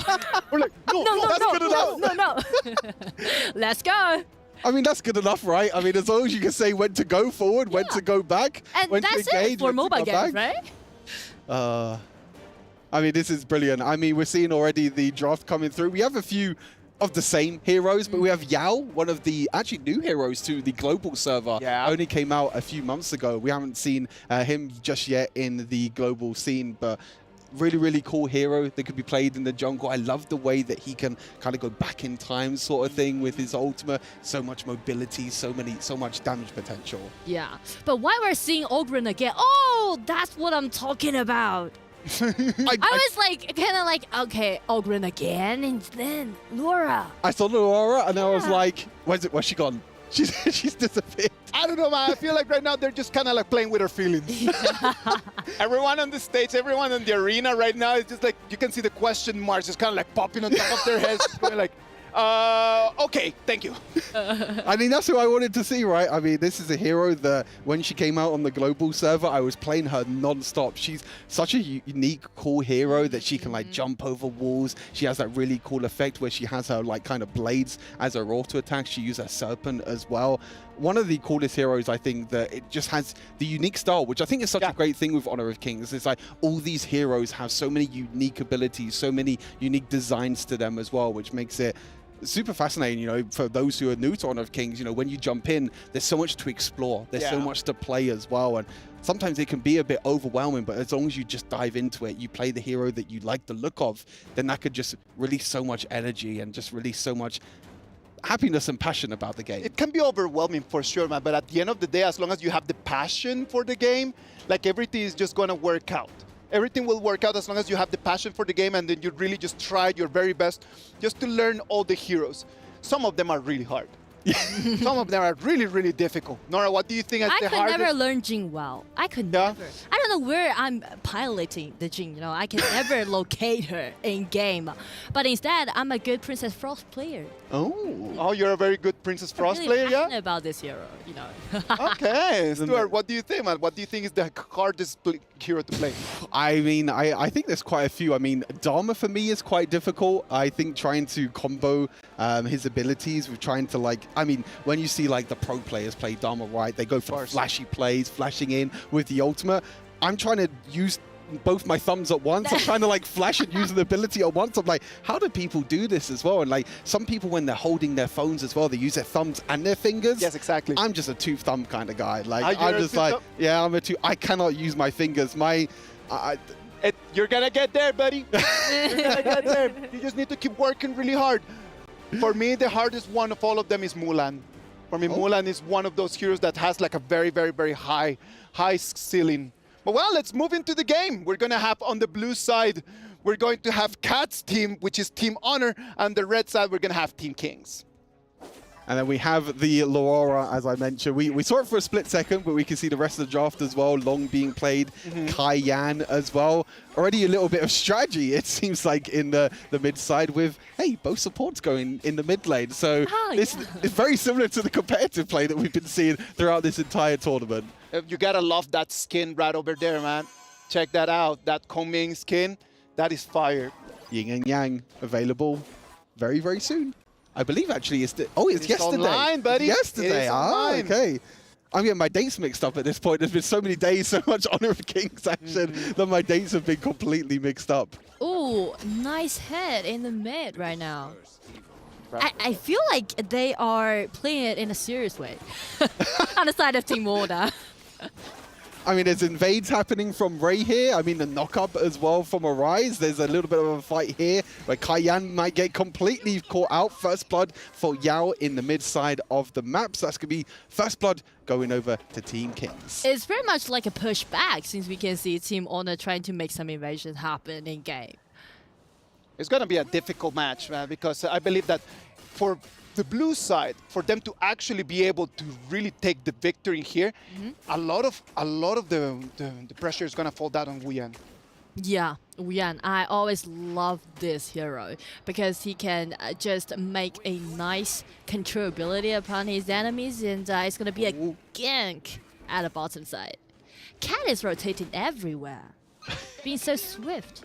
I think that there is a bit of mind games. There's a bit of pride between Cat and also King. I think that both of them want to try and win. Both of them want to try and take each other down. So I think they're probably going to be playing this a little bit more seriously than maybe what we thought. Because I think there's... I mean, it's a show match at the end of the day, right? I mean, there's nothing really to play for except for the pride. But the pride is so important for these KPL players. There are points to be made, man. There are points to be made right over there. So for sure, they're going to respect everyone's time. And they're just going to try to show their very best. Already 2 minutes and 30 seconds of the match right over here. We can see action in the mid lane. It's going to be a 4 against 2.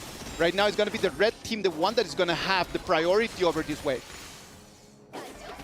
Everyone just cleaning the wave and then make some rotation happen. And I'm really looking forward to seeing Shin play this all-in again because this is one of his signature heroes in KPL. Just wait for some items to be made. And again, Team Owner deep into the other side jungle. They're trying to play like the KPL Dream Team at this point, like just going in for invades. Like We're here for learning, man. Just go for it. Just really, just like jump in there. I feel like maybe that's something to do with Ogren, you know? Okay. I feel like it counts down Ogren every time. You reckon Cash just saying like, go, go, go, invade, invade, go, go, go. Yeah. Nothing too much happening so far, you know, compared to the the actual competition itself so far. There's been a lot of aggression, but in terms of this play so far, I mean, it's nice to see the likes of Jash on the main stage as well, seeing Ray back on the main stage, seeing all these players back on the main stage, which is super exciting to see. They have one last go for pride. You know, even though they're knocked out of the tournament, they still have that pride of saying like, hey, I still won in the show match. That's all the victories that I could get so far, and that's the victory that I'm going to take home with prides. And it's going to be the red team, the one that is going to be forced under the turret. It's going to be Senko, the one that's going to fall right over there, but it's going to be a one-to-one trade. Right now, it's going to have to be Josh proccing his ulti to get out of there, but it ends up to being a one-to-one trade right over here.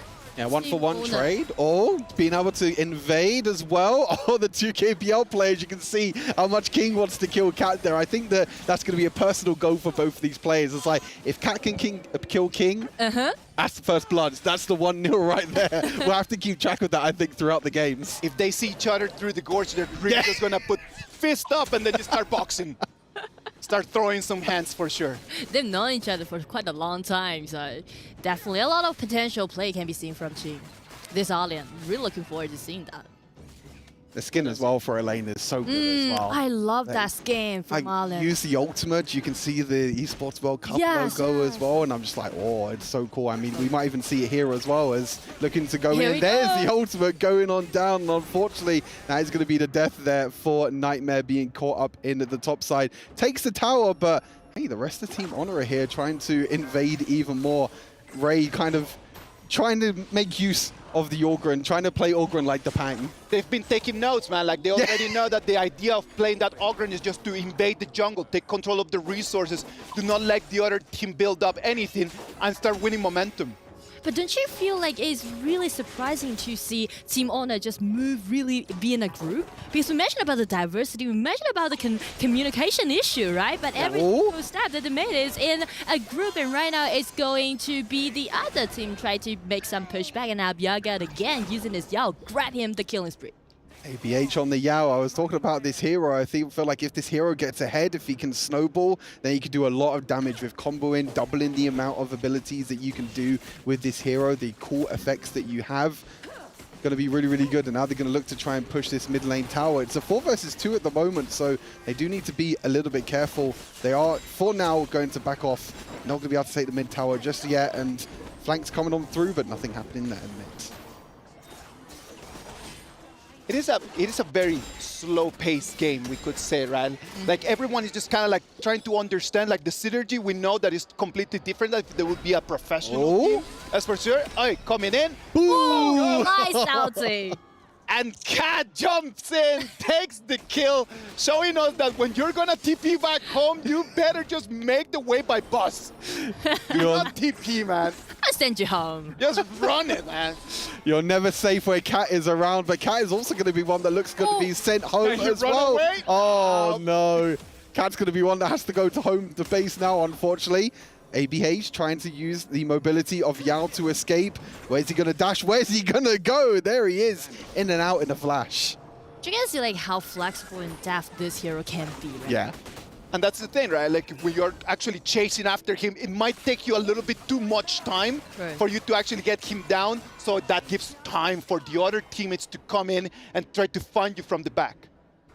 It's so hilarious to see. So, I mean, it's great to see all these heroes that we haven't seen in the tournament, right? It actually shows so much, you know, so much of these other unique heroes, as I mentioned, like the Aurora, like the Yao as well, and the Kongming in the mid here being played by Cat. And then there's King on the other side that's just like, yeah, I'm going to play my my signature hero. I'm going to play the Elaine, and I'm going to try my best to try and win this show match. And I'm just, you know, really scrutinizing our monitors to see whether they're talking or not.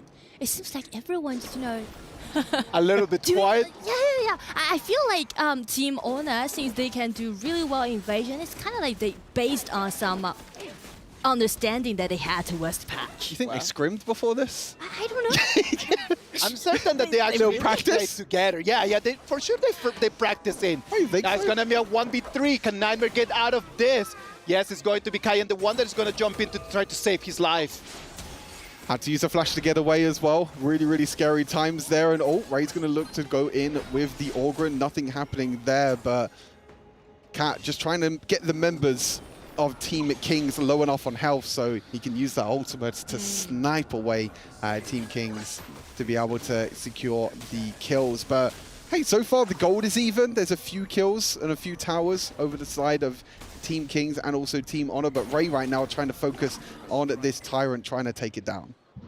It's so far pretty even matchup. That's it. Boom! Goodbye. Home. Oh, big smile on his face. It's like mission complete.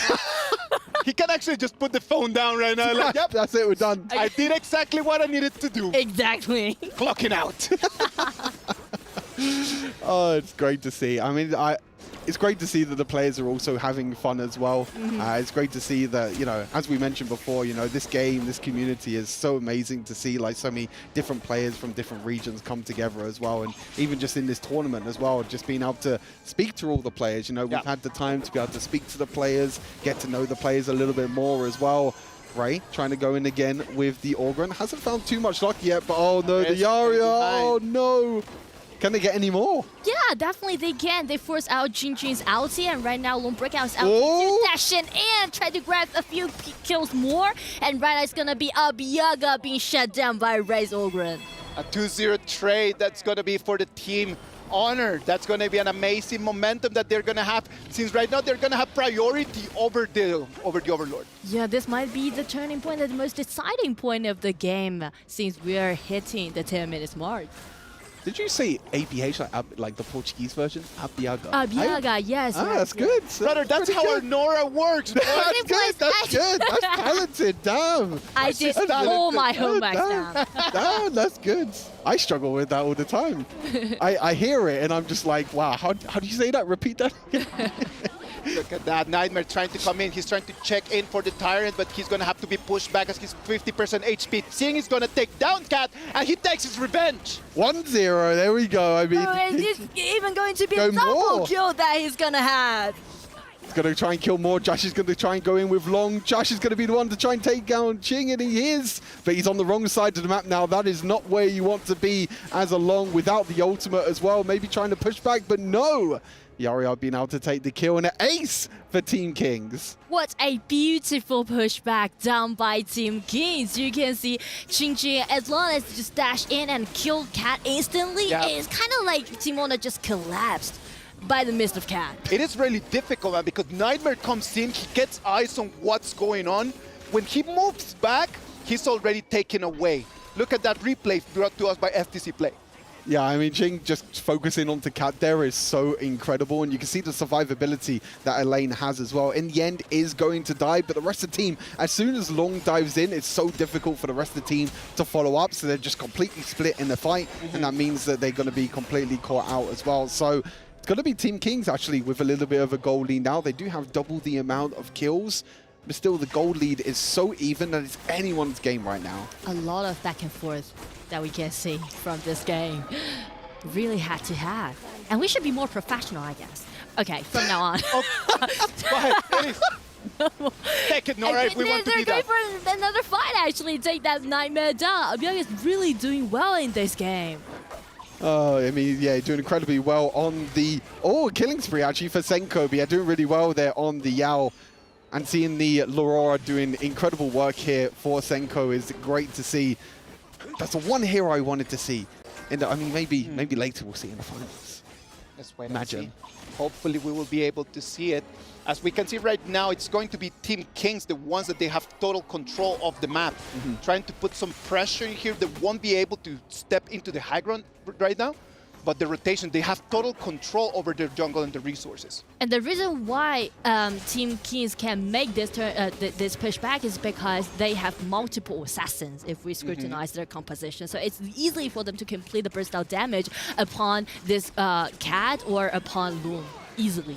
Yeah, I mean, trying to focus down onto Lung is going to be so key here for Team Kings. Obviously, with the ultimate, has to be timed so perfectly here for Jash as well to make sure that you dodge all the abilities, you dodge all the assassins, which is going to be really, really important. I mean, in terms of all-round team composition, I feel like Team Honor in general, they have a few frontline tanks. They have the Cayenne to be able to heal. You know, we kind of see that combo in the competition with Cayenne and also Orgren. So much healing, so much mobility and help there for the Orgren. But the problem with that is that as the items just start building up, that Cayenne just starts weakening by the minute. And that's something that right now, the blue team cannot let happen. It's going to be extremely difficult. We're seeing the gold at the moment. I think the jungle at the moment, Abiyaga is... There you go, did that. Abiyaga is about 2,000 gold ahead right now on this Yao, doing incredible work, nearly a maximum level now. So it's really difficult, I feel like, for Team Honor to try and even just go into their own jungle. They're going to try and face check, and oh no, the face check might not work out. Actually, Nightmare going to be able to escape, but it is going to be this Overlord trying to be taken down. Trying to be taken down. None of the two teams have a clear advantage over that.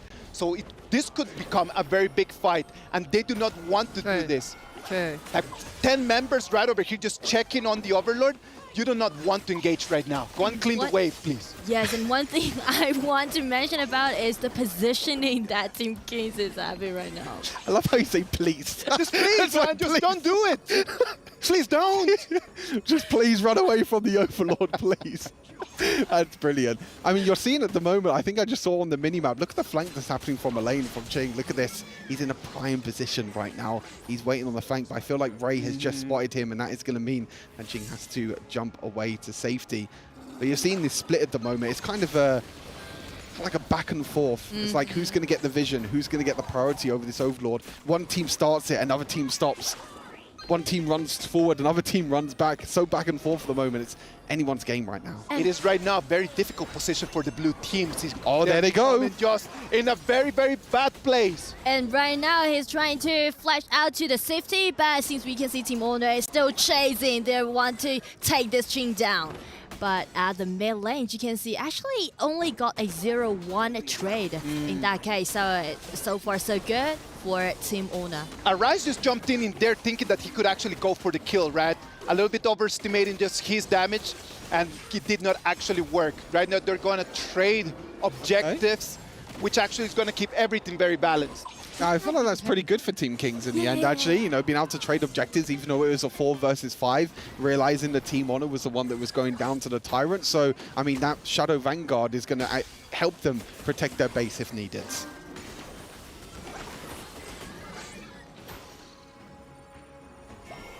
"16 minutes of the game."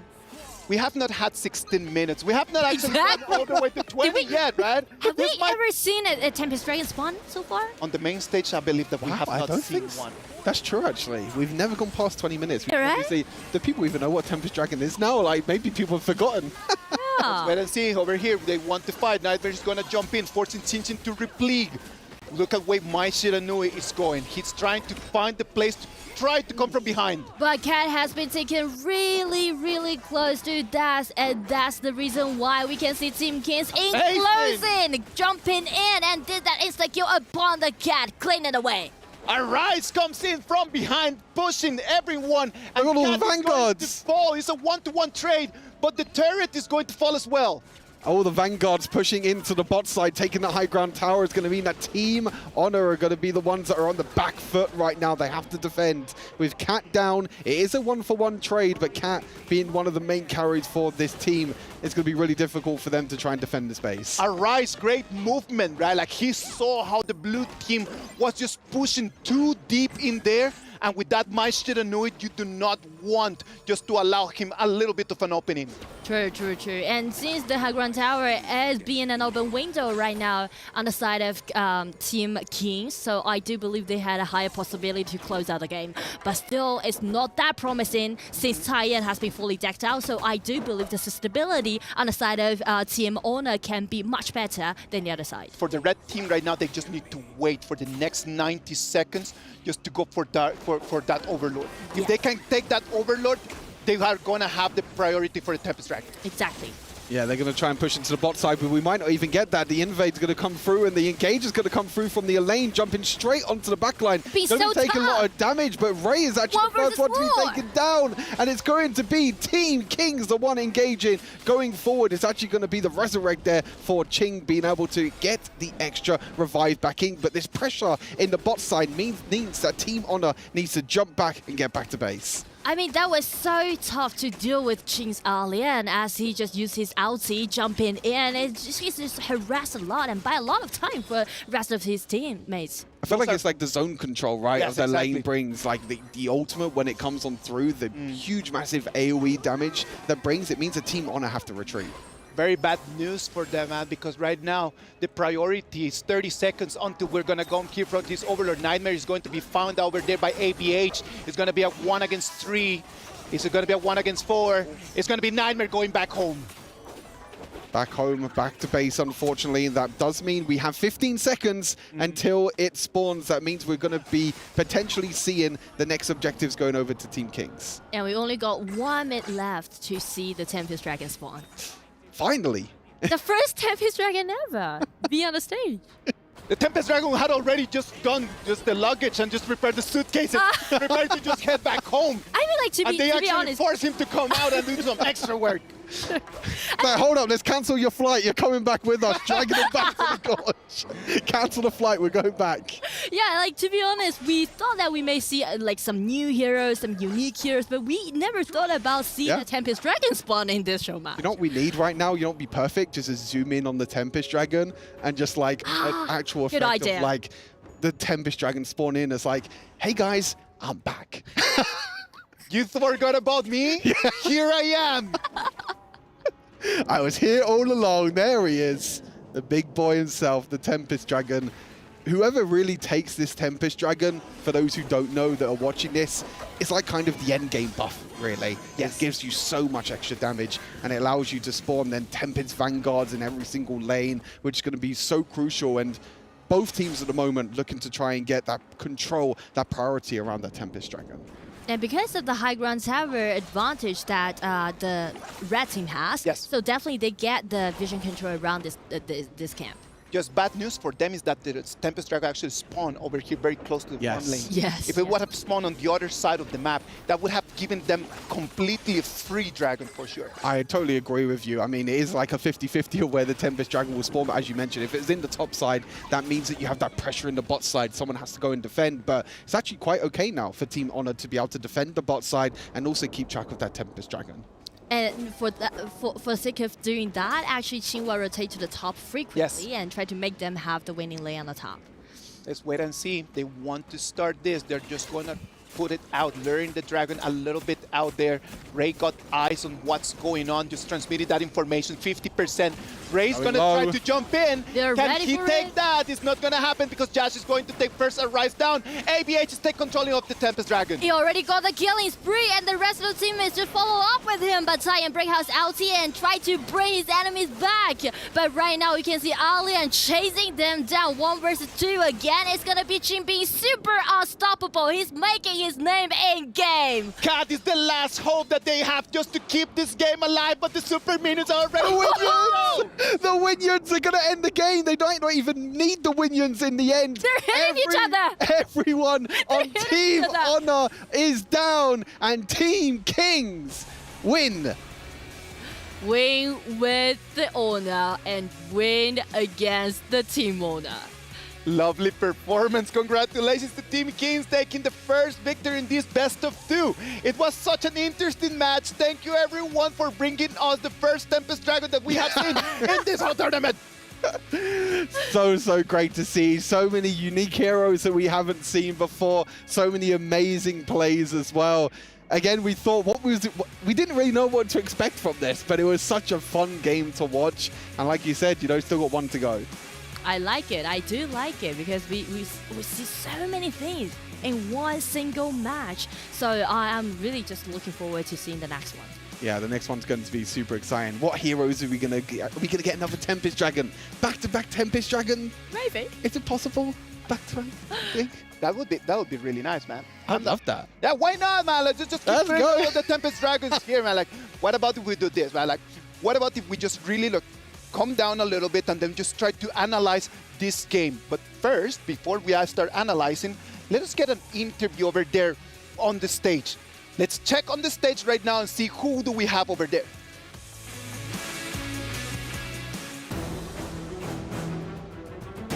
Well, that was fun, for the first round taking place. That is so interesting. We're ready to do some post-match interview with the captain from Team King. So here's an interesting one. Every single member here speaks a different language. How did you guys communicate? 那我们其实呢，刚才在对局当中和队友，其实大家可能母语都不太一样啊。你们是怎么沟通的呀？我就说，有的时候就说 with me with me， 然后要打的话我就 go go go。 All right, it's very straightforward. Sometimes basically. Wait me for the engagement. All right. Sometimes we wanted to looking for the engagement. Go, go. Very easy to understand. Go, that's it. Let's see what's going on with you, Scott. As the winner for Game 1, you have a privilege trying to choose one hero for the captain, which will be Cat, your dearest friend over here, who's going to be the choice. 我们作为第一局的赢家呢，我们有这样子的一个优势，可以选择一个辅助英雄给到我们 Cat， 在第二局去使用。你的答案是什么呢？我问一下 Cat， 他想玩东皇太一吗？ Cat 想玩吗？ I think he did. Okay, that's the answer. He's finally going for Donghuan. All right, well, I guess more fun coming away right now. Let's go to the studio back. Take it away. That was an amazing game. Thanks to all the 10 players for bringing us that amazing performance. And I did have a lot of fun. I don't know about the two of you. For me, this has been the most entertaining game that I have had in a while. It's been incredible. I mean, so many plays, so many awesome moments, so many comebacks as well, so much back and forthness. We're so used to so many dominating games, but it's so nice to see a big battle coming head to head. Yeah, and we may see another Tempest Dragon for Game 2, who knows? But I'm thinking about whether it's going to be a real Donghuan pick for Cat or not, because as we know that Cat has been played for Roma for quite a long time, actually, for about like 2 or 3 years right now. So it's gonna be in his comfort zone. I know that it's gonna be in his comfort zone, but you know what? Like, he hasn't been able just to play mid already for a while, and we know that Cat is an amazing mid laner. Yeah. So what about if we just allow him just some fun, like we're here just to enjoy and have some fun? What about if we just let him just take in there the heroes that he actually wants to play? Oh, I think it's a great thing, right? I mean, you can see the gold graph here. Up, down, up, down, up, down. It was so difficult to see like what team was going to come out on top. And it was all down to that Tempest Dragon at the end of the day. Both teams, 5 versus 5 team fights. What we love about this game is that these 5v5 team fights with all these abilities going off all at once. And it all came down to the Smite fight right at the end. It was important, man. As everyone just started just fighting for that Tempest Dragon, I believe, and I'm just going to put that out there, if Team Honor would have actually taken that Tempest Dragon, maybe they would have had the damage just to take that fight at the end. Yeah, I agree, totally agree. So I would say for Team Honor, they shouldn't just let the the whole game to be, last for such a long time. I'm just seeing Aurora there, 180,000 damage. That's my girl right there. 180,000, man. Those numbers are crazy. We should get that hero for the finals for sure. Oh, I would love to see it. I would absolutely love to see it. But yeah, we're going to check out the highlights as well. We're going to see this super back and forth game. And it was kind of Team Honor at the start, really looking for the invade, trying to go in, trying to play super aggressive. But this was the the solo kill there by Cat onto his KPL partner. I thought that he was able just to get out of that one, but it's a 3v1 over there on the crash lane. No way that he was going to win. I thought so, man. I wanted to believe. Sometimes you got to believe, but sometimes the belief gets shattered. That is totally true, man. Like, Ray did an amazing game as well. I believe that we talked a lot about Cat, we talked a lot about Nightmare, but Ray on that Ogren at the same time, like, did exactly what he needed to do. Just come in and they just find the right moment just to get the kills. Yeah. So does Abyaga on the other side. Both junglers play so well in this game. Yeah, Check this one, killing spree. Yeah, Abyaga doing incredibly well on the Yao. Another really, really cool and unique hero. And this was the end here. It was Cat. It was as soon as the game ends, these two players are just like, yep, that's it. 2-1 to me in kills and 1-0 for me in the series. That was lovely, man. And then at the end of the day, we even see minions, punching against each other. It's really the super minions wanted just to say. The super minions just wanted to say that they were actually here as well. Like, give us the spotlight for a little minute, please, please. I mean, you have the crystal right there, right? The crystal's right there, but the super minions are like, no, I want to take down this guy first before I take down the crystal. Not done yet. The crystal is like, yeah, that's the end game. That's what I'll attack at the end. You're right next to it as well, being able to get it, but nope.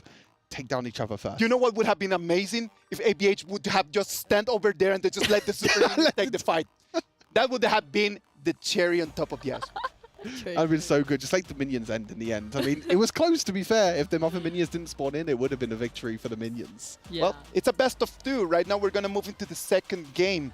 Some heroes, some strats. Like, we already saw that, as Chinsin said, it is all about communication. As long as you can say, wait for me, everyone is going to be fine. So, what do you think is going to change? Is everything going to stay the same? I don't think so. And actually, I heard some news about the thing that they may go for like 10 all supports to play for the second game. Okay. But I'm not sure. It's maybe some rumors, but it's just like they said so. You have some insight. Yeah, Sneaky Nora now with the insight. I don't know how valuable those insights are right over there. You know what? What about if we just move to the first, before we move to the game 2, let's talk about the first game MVP is going to be Ching with that Elaine. It had to be him, didn't it? It had to be him. I mean, getting 2 kills onto Cat. The first one with the ultimate in the river. The last one to end the game as well. 2-1 in kills at the moment. We'll have to keep track of that to see if Cat can actually come back with the kills. Hopefully, man. Let's wait and see what's going to happen in there, because right now Chinsin already took the first victory. I know that Cat is not going to just be like, calm down and just let that one go. I mean, the Cat is a very competitive player. Wherever he plays, whatever role he plays as well, he's a very competitive player. He's always the one that wants to win. He has so many championships as well in his pocket, and he's like, hey, I just want one more win. Give me this showdown win as well. Give me one win in this game. And it is such a great experience for everyone else, right? Because for the likes of Nightmare, for the likes of Ray, for Josh as well, for Alyssa, just coming in and just being able just to take on that experience. Once you get to play with these kind of players, that puts you to a different level. You gotta admit that that experience that he can share with them, it is completely from a different level. And I feel like the best way to break the ice is to play a game together. We should play a game together after this. Why not? Anyway. Why not? Let's wait. Oh. Ouch. Oh, ouch. Is there a 1v1 happening here? Well, let's go over here. We're gonna have let's go! Gonna be like does not want that 1v1. Team Honor is gonna be on the red. We already have the first round of the picks and the bans happening. Oh, there's a Chow? Do we get Cal Foodsie? Cat and Foodsie? Maybe. Oh, it could be a possibility. Zhang Yu, the pocket pick over in the Brazil region as well. We've already seen this pick once already in the tournament. A lot of normal picks right now. I want to see some more spice. Give me some more. I want to add some more spice. Spice it up. It's my food. Yeah, but I do Get them cooking. believe. But I feel like we can see a lot of melee fights happen in this game. Yeah. Because who does not like a melee fight, right? Just like let them just be warrior on warrior and then just kind of like let them throw punches. That's gonna be like a lot of fun for everyone to watch. On this side, like the Tatsia, are we seeing a Tatsia Futsu, or do you think there's gonna be a Tatsia with something else? Oh, that's gonna be boring if they go so. But what if they just Donghua? That's true. He took the bait. That's true. He took the bait. Since just asked him like, "Are you gonna play Donghua?" And he's the one like, "Why not? Say less." Say less. Wait, there is quite a few supports actually. Wait, I mean, your theory might be right. I mean, it is right. All of these heroes can be support. Yes, Yu can play support. We obviously know Dune can kind of play support. Not really. We haven't seen it before. But we've seen in previous metas. Previous meta. Not in this meta entirely. More of a jungle. But we have seen the support. But yeah, it's a Roma battle. Yeah. Who's going to be the jungle then? Who's the one that takes smite? Well, I don't know. Dune has to take smite. Yeah, Dune can be a nice choice. Lian Po could take smite as well. Oh, Lian Po. Okay. We'll have to wait and find out. Dune on one side. Who's the smite? There's no smite on Team Honor. Wait, where's the smite? Someone. Hello. I feel like they're not looking for the jungle. They're just looking for the kills. Where's the They're smite? just looking for the kills. Going for the fight. 4 flashes. Come on, 4 flashes can do a lot in game. Let's wait and see. Right now, this is gonna be our second game of this amazing showdown. Game 2 of Team Kings against Team Honor. Wait, already did his first hook, and I always love to see someone play the Quay because everyone just waiting for him and just throwing away his hook and trying to hook someone down. It is a very fun hero. We do not get to see him a lot in the professional stage because you need to be extremely accurate. Yes. And if you miss the hook, then you've got nothing else over there for you to actually be part of the game. This is kind of the difference, right? Because we see a lot of Modesy, and Modesy is kind of the same where you have to hit skill shots, but because the skill shot is so much wider and it's so much easier to hit, that's why Modesy is picked a lot more. I hate playing against the hooks. I can never dodge the hooks. I play against it, I'm walking around in the farm lane, and then suddenly I get hooked, and I'm done. Then we can maybe do a solo after, then I'll play I need to learn how to dodge hooks. Then if you two have tips on how to dodge hooks. Just, he actually had a pre-action when he's trying to hook. Yes. Oh. He's just, starts swinging the hook. Yes, swinging his hook. Just checking this out. As long as you haven't seen him just swing and hit the hook, then you know that the Q is not on. Yeah. Like for example, you can see right now over here, Cinco and Josh are going to be trading. Like you will see that when the hook is gonna go up, like he first starts swinging and then he activates. Exactly. Here we go. First blood goes to this Koi pick. Maybe Josh is going to hate hooks after this as well. With that first blood going down, Josh is going to be like, yeah, I mean, I'm going to ban this hero every single game now in my ranked games. I've had enough. We don't want any of that. Not anymore. Already level 4 is activated. We're going to have some ultis that are going to be online 2 minutes of the game. Right now, we have a little bit of an advantage for the blue side because they've been able just to take not only that first blood, but their jungle, they have been able to manage it better. That's because of the smite, though. They do have the smite, that's true. I mean, we do see the Ching and there's an invade in the bot side. The suppression coming on through. Team Honor going to be able to take a kill back there. Oh, Josh nearly died underneath the tower. Luckily, the Chow teleport actually saved him. Accurate timing over there in the TP, and the moment that everyone thought it was going to be the kill, it was not. Just he went back for the fountain. 3 against 1 over here against Ray. Ray tries to be able to run away. He's going to be stunned, but he's going to be Taiyan, the one that comes in to save him and take him back to safety. Very messy right now in the mid lane. And I do like the way how the red side team are just using their own composition since they do not have smite, so just go for the fight. They actually want to fight. They know that Nightmare does not have an ulti. It is stunned, launched on air. Senku's going to claim 1 more kill. Cat is extremely low. He wants to go back. He's not going to be successful on that. It's already 2. Make it 3. It's a 3-0 trade for the blue side. And Jin again get his hand on Cat. Again, getting another kill onto Cat, making sure that you can get it. 3-1 now, that is. He's gonna have nightmares with Why are you not playing this Dongguang? I choose it for you. Yeah. But you're not playing with it. And now I'm really, really furious about it. You're gonna talk to him afterwards and be like, why did you not pick it? Come on. Yeah, exactly. We were Like, calling for it. give the people what the people want. Yeah.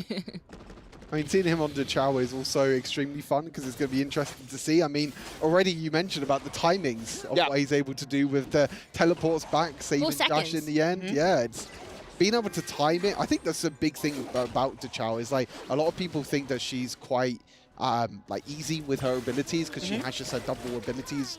But you have to, the timing is so important. When to use the ultimate, when to know when to bring all your team together, when to teleport someone back to base. It is one of those heroes that you do not want to play when you're just doing like solo rank, right? Oh, look at that.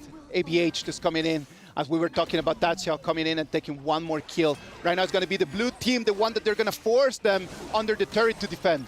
And because of the double tanks that blue team has, so they're just gonna be so formidable to play right now in the current stage because the tanking is allowing them to do a lot of things, make a lot of things happen. And right now just a flash with Yash Mozi, but cannot let them to have more kills. Lian Po, while doing so, have this double kill, just having his great time. This does not look good for Team Honor, does it? This does not look good. The whole of the jungle is getting taken away time and time again. The Smite not coming on through. I mean, I guess they don't really have a jungler, do they, really? But, I mean, in terms of the drafts, Team Kings has done a pretty good job. They have the support, but they have the Dune that can play jungle. They have the Lianplo that can play in the Clash lane. They have a really, really good all-round composition with roamers. Yeah, and they even got the Dahlia, right? Double ulti all the time. Yeah.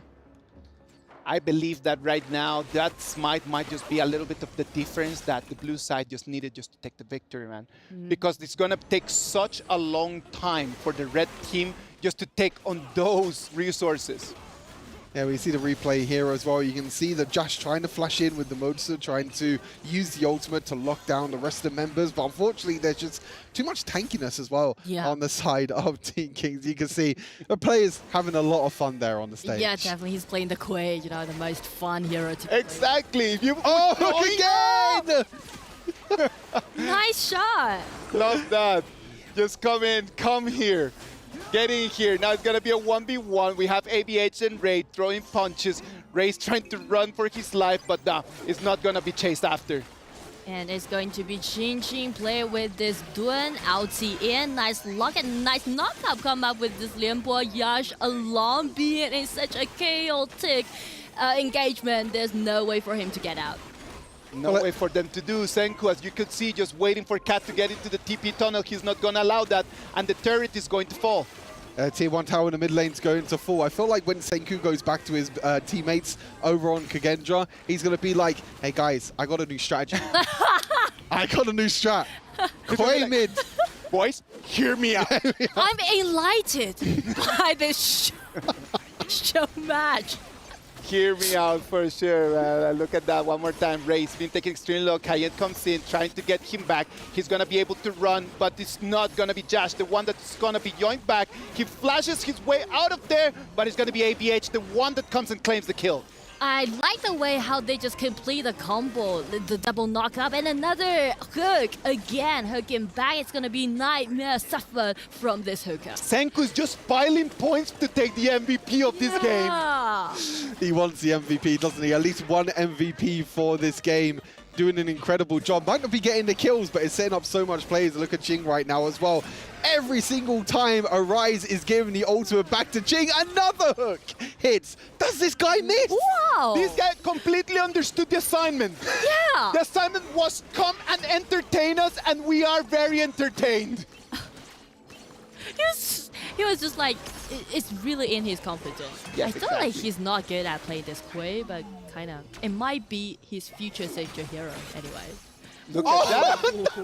The accuracy that he's got. Chow ultimate comes in. Is anyone going to come and save? No. Cat's actually going to go back to base and come back to the 5, but there's not going to be enough damage there, unfortunately. As you can see, the player cams there in the bottom left-hand corner. Everyone's smiling. Everyone having a lot of fun as well. Even if it is a 6,000 gold lead right now for Team Kings. Both teams having a lot of fun trying to make sure that they can get some kills on the boards. Totally right about that, man. Like, look at that already. We're going to make it to the 9 minutes mark. It does look like the Team Blue is going to take the victory because it's just that tunnel Lianpo. That makes a gigantic difference. Yes, the combo. I think that the combo right over there is the one that makes the difference. Accuracy about this Quay is just incredibly accurate. How did you do that? Just by practicing. I'm telling you, man. I'm just telling all the fans over there, all the people, all the viewers that are watching our stream, get online and go and play. After you finish watching the games, just get in there and just stretch your fingers and get yourself out. Practice makes perfect, or as Kin says, L means learning. L means learning. Thank you very much, Kin. Kin is always with us, even when he's not in the broadcast. But you can see that it's actually Ching the one going in again. Another reset on the ultimate. The Dolia showing the power there. And ABH, even as a jungler playing in the Clash lane, playing that Lian Po, a double kill in the end. I love how Arise is like just feeding Ching. It's like, of course. No one is. Before the game, Arise is like, okay, team, none of you are getting the ultimates instead of Ching. Ching is the only one that gets the ultimate, and hey, it's working out for them. And it's most likely that Ching did not understand that because he does not kind of speak that. I hope that someone just translated that for him, but I know that he completely understood the task as he's just getting his ulti again and again and again all the time. He's like, that's what you meant. I see. But to be honest, that's the best thing that why I love Dolia so much, because whenever I play this Dolia, I feel like I'm the queen of the team. Yes, because everyone just begging me. You get to decide people's fate. You get to decide people's fate with that. Yeah. Sorry, Josh. So frustrated. Sorry, not sorry. Sorry about that, man. Look at that. The yoink comes in. Nightmare's being pushed back. So 1 against 2, he's going to fall. Right now, they've got the power play, and they do have minions to take this turret down.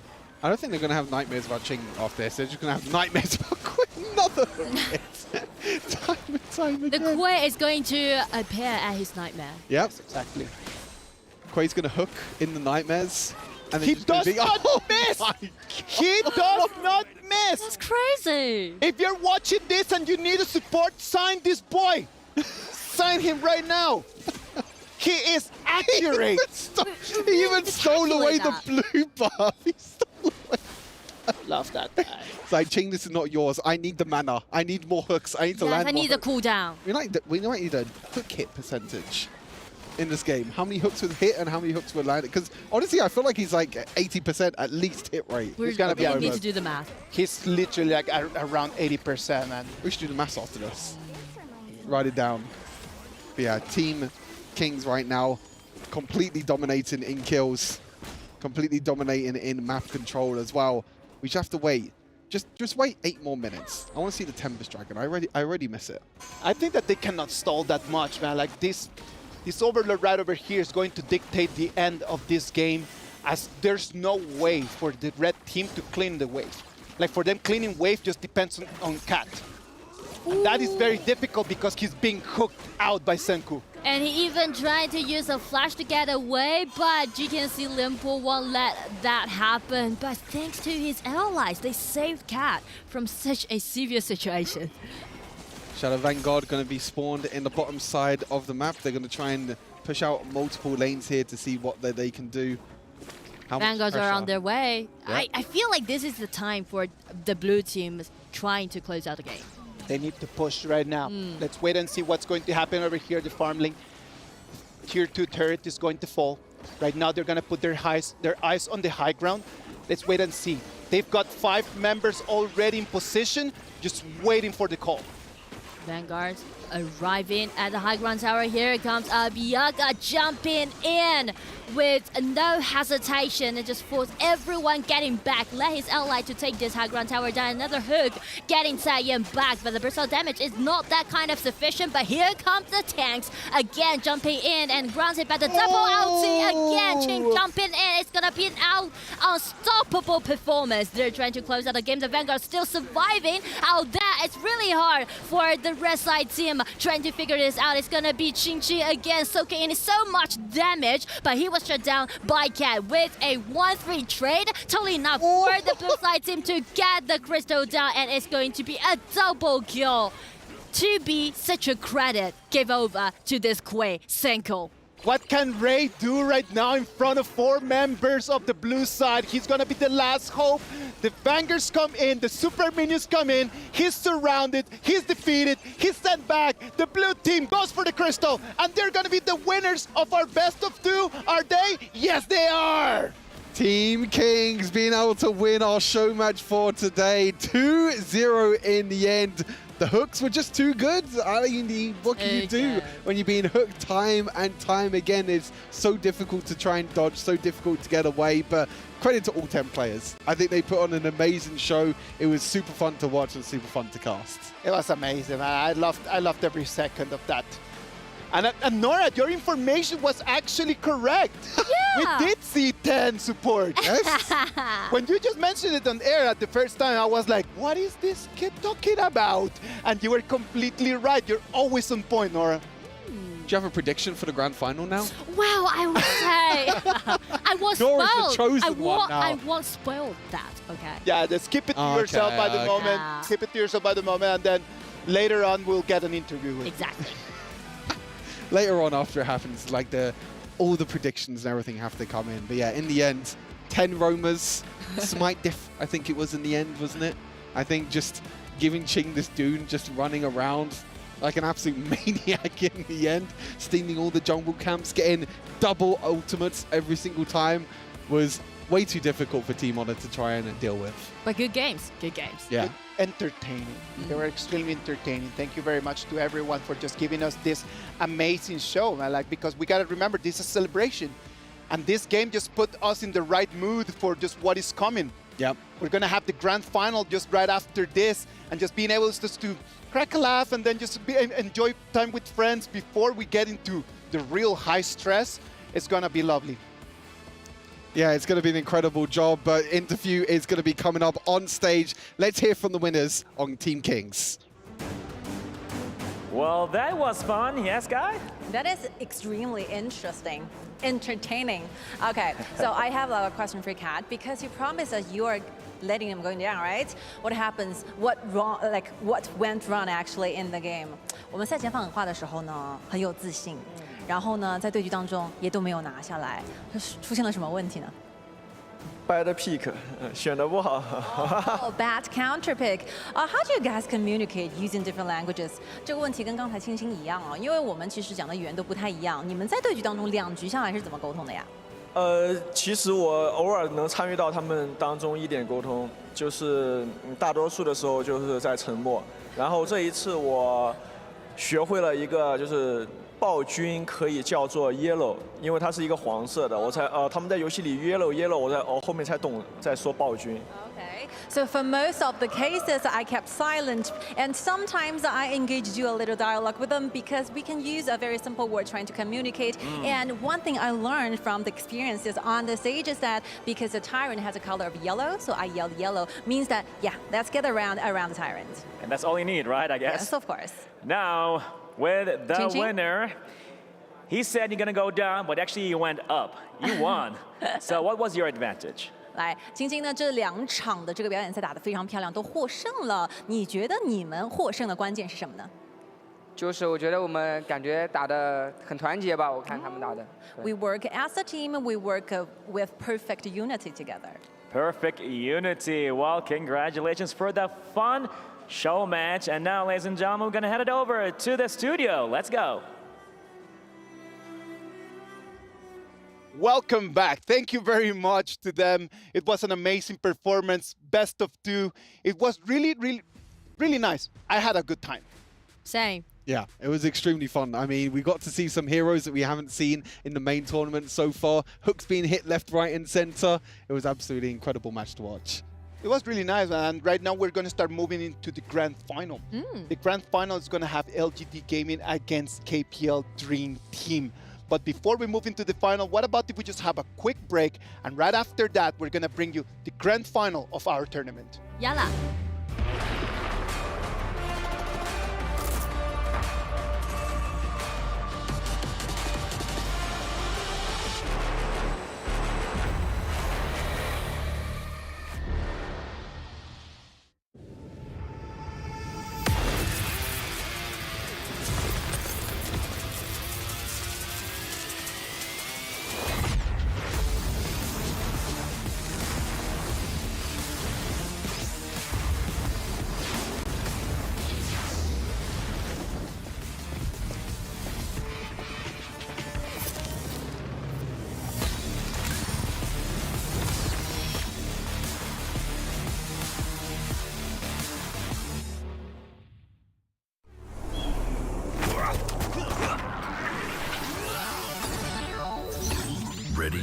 set, go.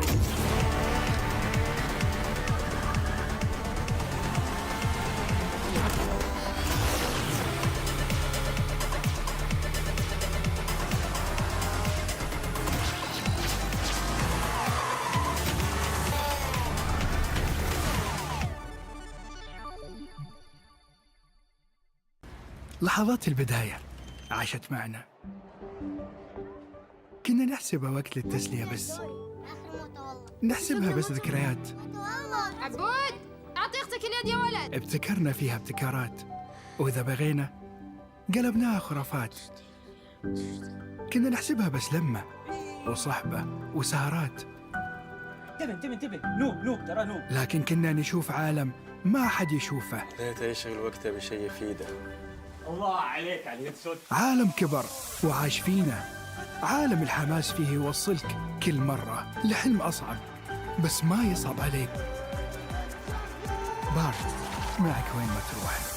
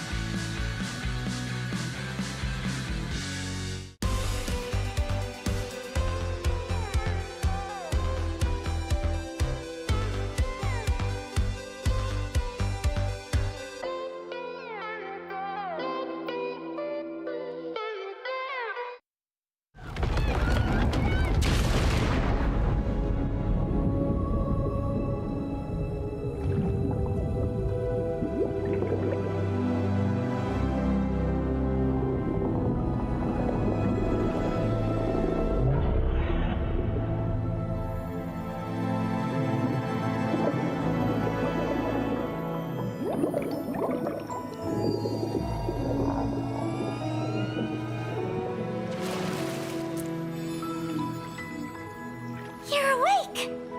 What's your name? Hey, no. My name is Dolia. Call me Dolly. Why do I always get chased by cats when I come ashore? Hey, no!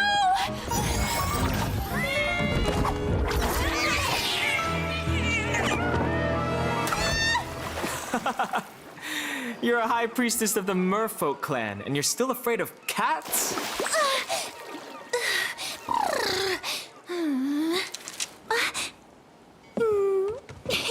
So, are you here to find the Song of the Merfolk, or just scavenging for scraps? What scraps? These are clues.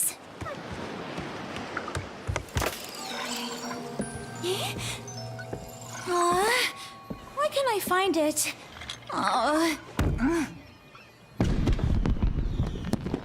Who set off the fireworks? Be careful! Tonight has to be perfect!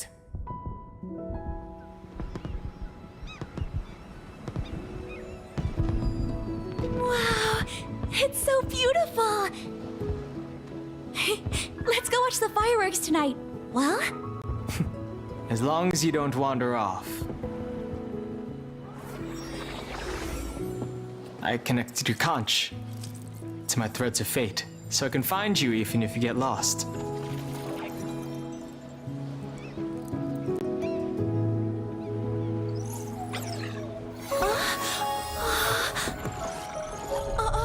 That sound.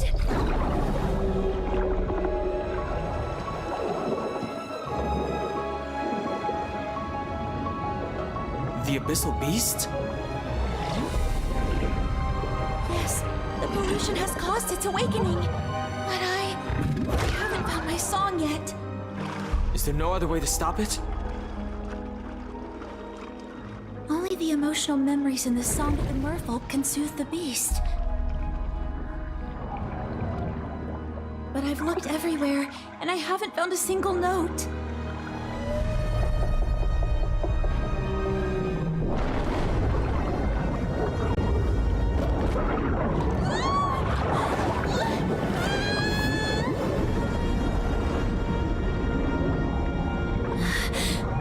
What should we do?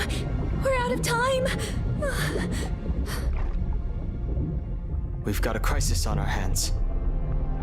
Let me help you this time. Threads of fate, guide me to the song of the merfolk! Hey, don't forget about the fireworks tonight. Look, it's blue! Gurney said that when blue lights up, I'll find the song!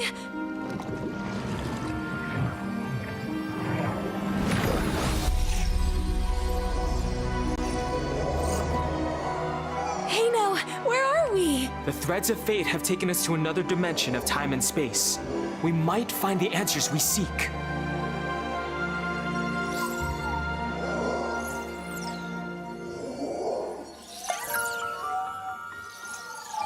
Hey, a note!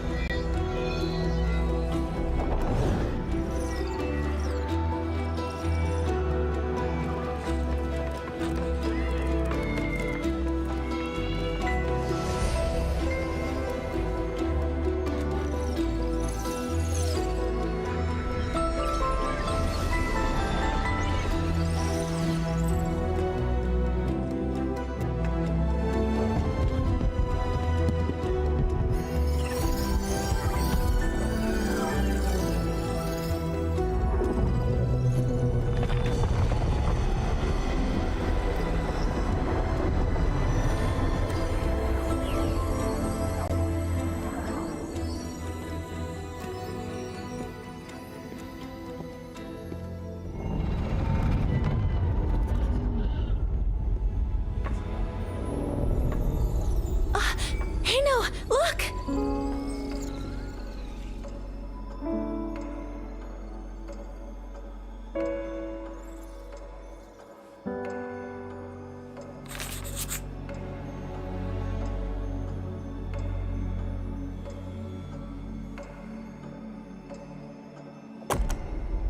Did he spend his whole life writing this song?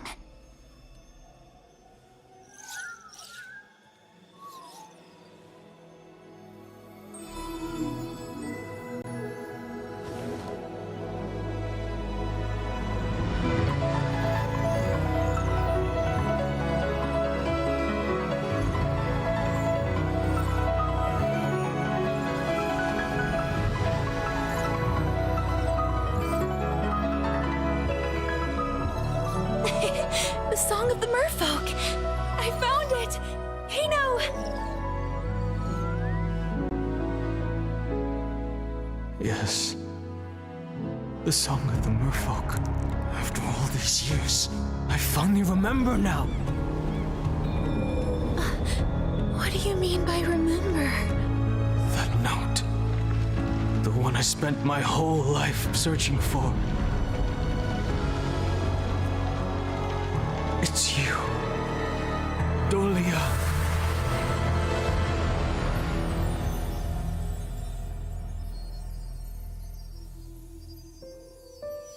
Leave him alone! Help me! Don't be afraid. I'll teach you how to swim. This is for you. When it lights up, I'll be there for you. Help! You can't stop chasing me! Hey! Get away from her! La la la la. La la la la. For our people, it symbolizes being together forever. Let's go watch the fireworks tonight. I never thought that the price of calming the beast would be giving up our most precious memories. Hey, no. That man. Was that you? If I sing the song of the merfolk, Then our memories of each other will be lost. then I won't sing it. Hey, no, I don't want to forget you.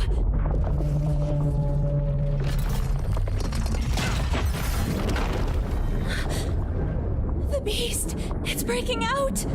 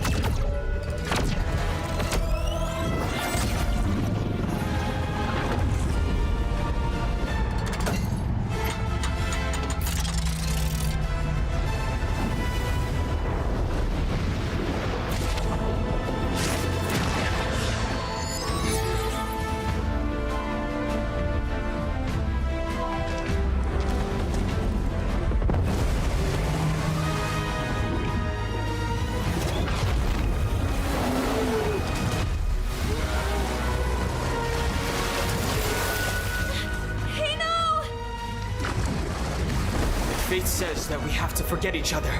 Then I won't do it!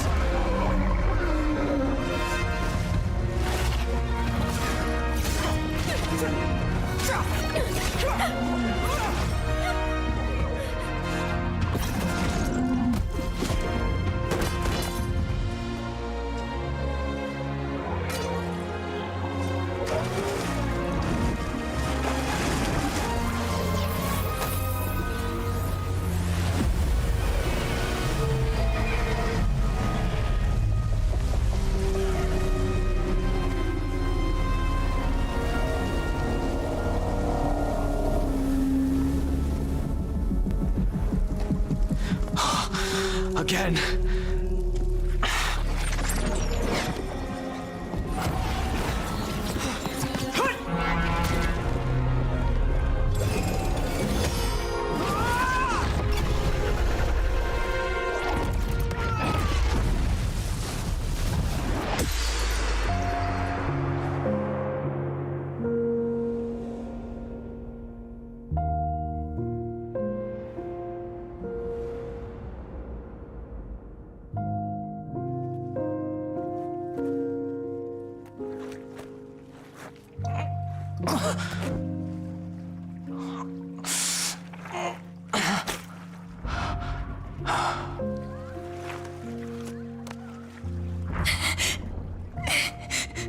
Is there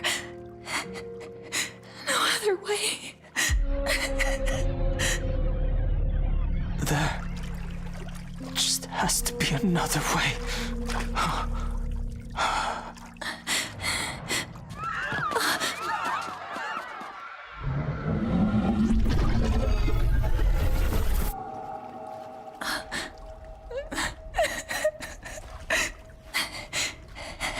I'm sorry. Hey, no. I don't think. I just can't make it tonight.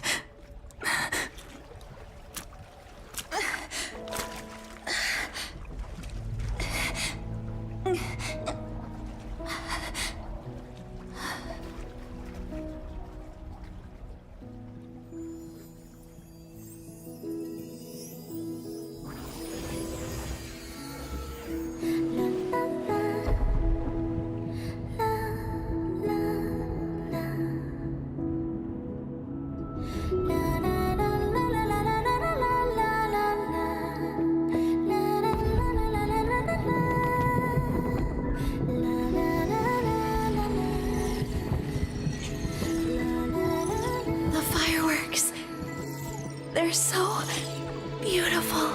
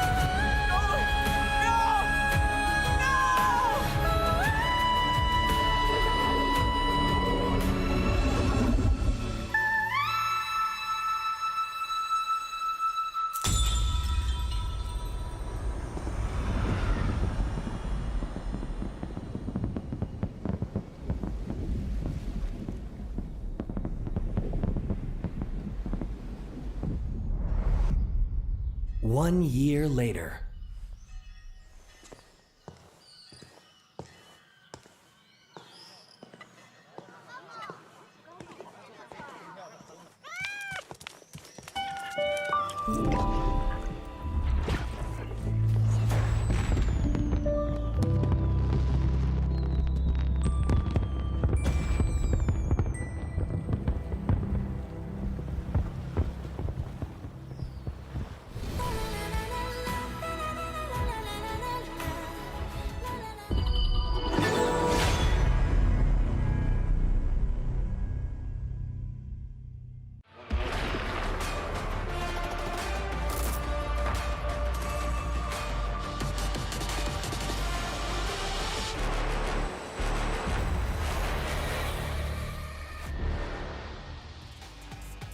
The championship in-game mode kicked off yesterday. Join us to unlock the brand new Wuyan skin for free. Immerse yourself in the battle for your region and claim the glory of a champion. And you know what? Speaking of championships, we've got one coming up for you right now. Stay tuned. Welcome everyone. This year, we have an exhilarating journey with a series of international events. In March, we held the Honor of Kings Invitational S1 in Turkey, followed by the Honor of Kings Invitational S2 in Malaysia in July. Now, we are about to commence the grand final of the Honor of Kings Invitational Midseason here in Saudi Arabia. As we wrap up this season, let's turn our attention to the most prestigious event of the year, the 2024 Honor of Kings Championship. In October 2024, Honor of Kings Championship will be held in Indonesia, promising an unforgettable showdown.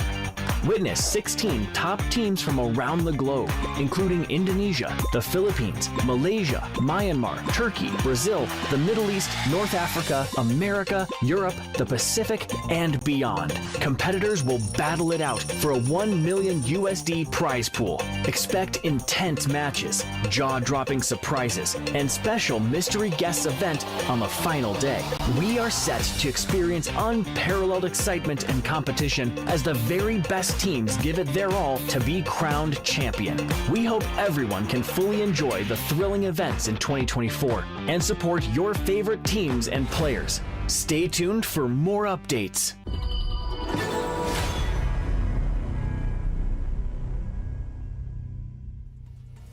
And we are back! The grand final is knocking at our door, and it's going to be the moment for us to really get talking about these last two teams. Get Blam! You guys are gonna be our analysts for this final. How are you guys feeling about this, our last game? It's your favorite kind of lamb, it's Blam. Didn't quite hit the same as Kindo Foos there, but joining me is Get. How are we feeling going into this grand final? Super excited to be here. Also, it's going to be the finals. This is the match I've been waiting for. And 5-0, respectively, both in their Team A and Team B. So this match is going to be crazy. It's going to be amazing. Let's look at the bracket right over there, and let's just talk a little bit about the road that they have had to take in order to make it to this grand final. LGT Gaming on one side, 5-0, perfect run. Then they took Loops, then they took VKS, and right now they made it to the grand final.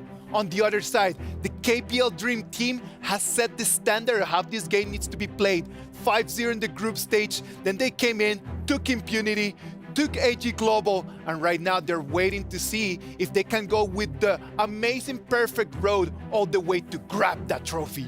Absolutely. I mean, LGD Gaming in the Season 2 Invitational managed to beat Loops, beat them again in the Mid-Season Invitational, and even took the first seed of the Brazilian region as well in this tournament, and it's been flawless. That's right. On the other side, on the KPL Dream Team, they've been doing so well, having a perfect run as well. So going up against LGD Gaming, that's going to be a heavy contender. Also, they're pretty much ready for this. Yes. Yeah. We flew all the way here to Riyadh.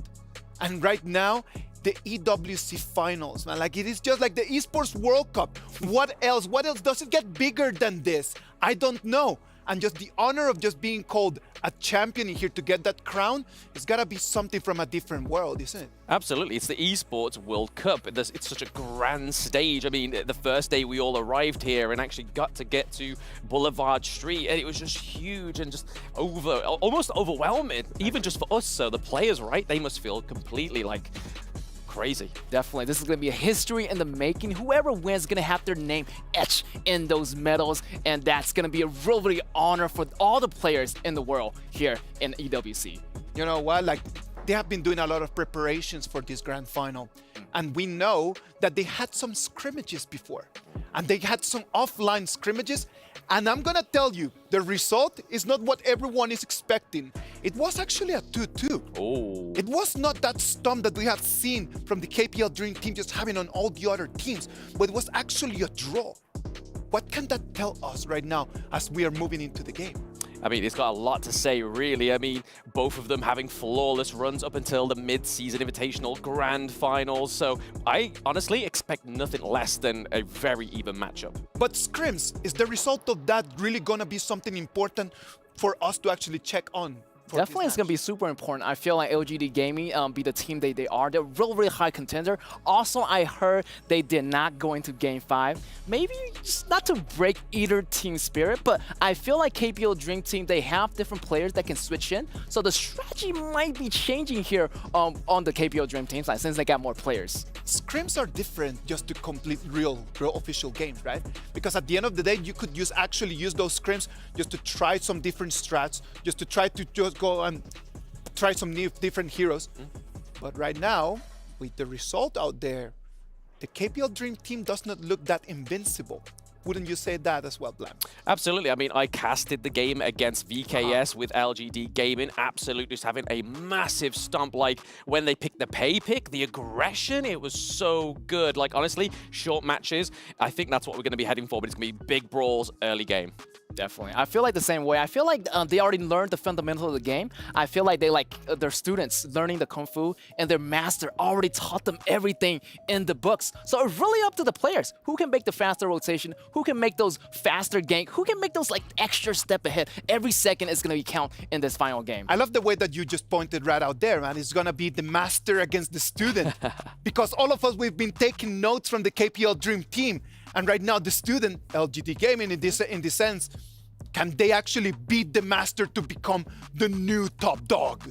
I think they've got something hidden in their pockets, really. I mean, they've showed us different sides of them all the way through Season 2, all the way to Mid-Season Invitational. I honestly think that what we've seen so far is not all. It is a constant evolution with LGD Gaming, right? Like, because as you have the opportunity just to cast a lot of the games from Season 2, you've seen them just coming and going, and then just kind of sometimes not being that easy for them just to end the matches early in the game. It might just sometimes just stall.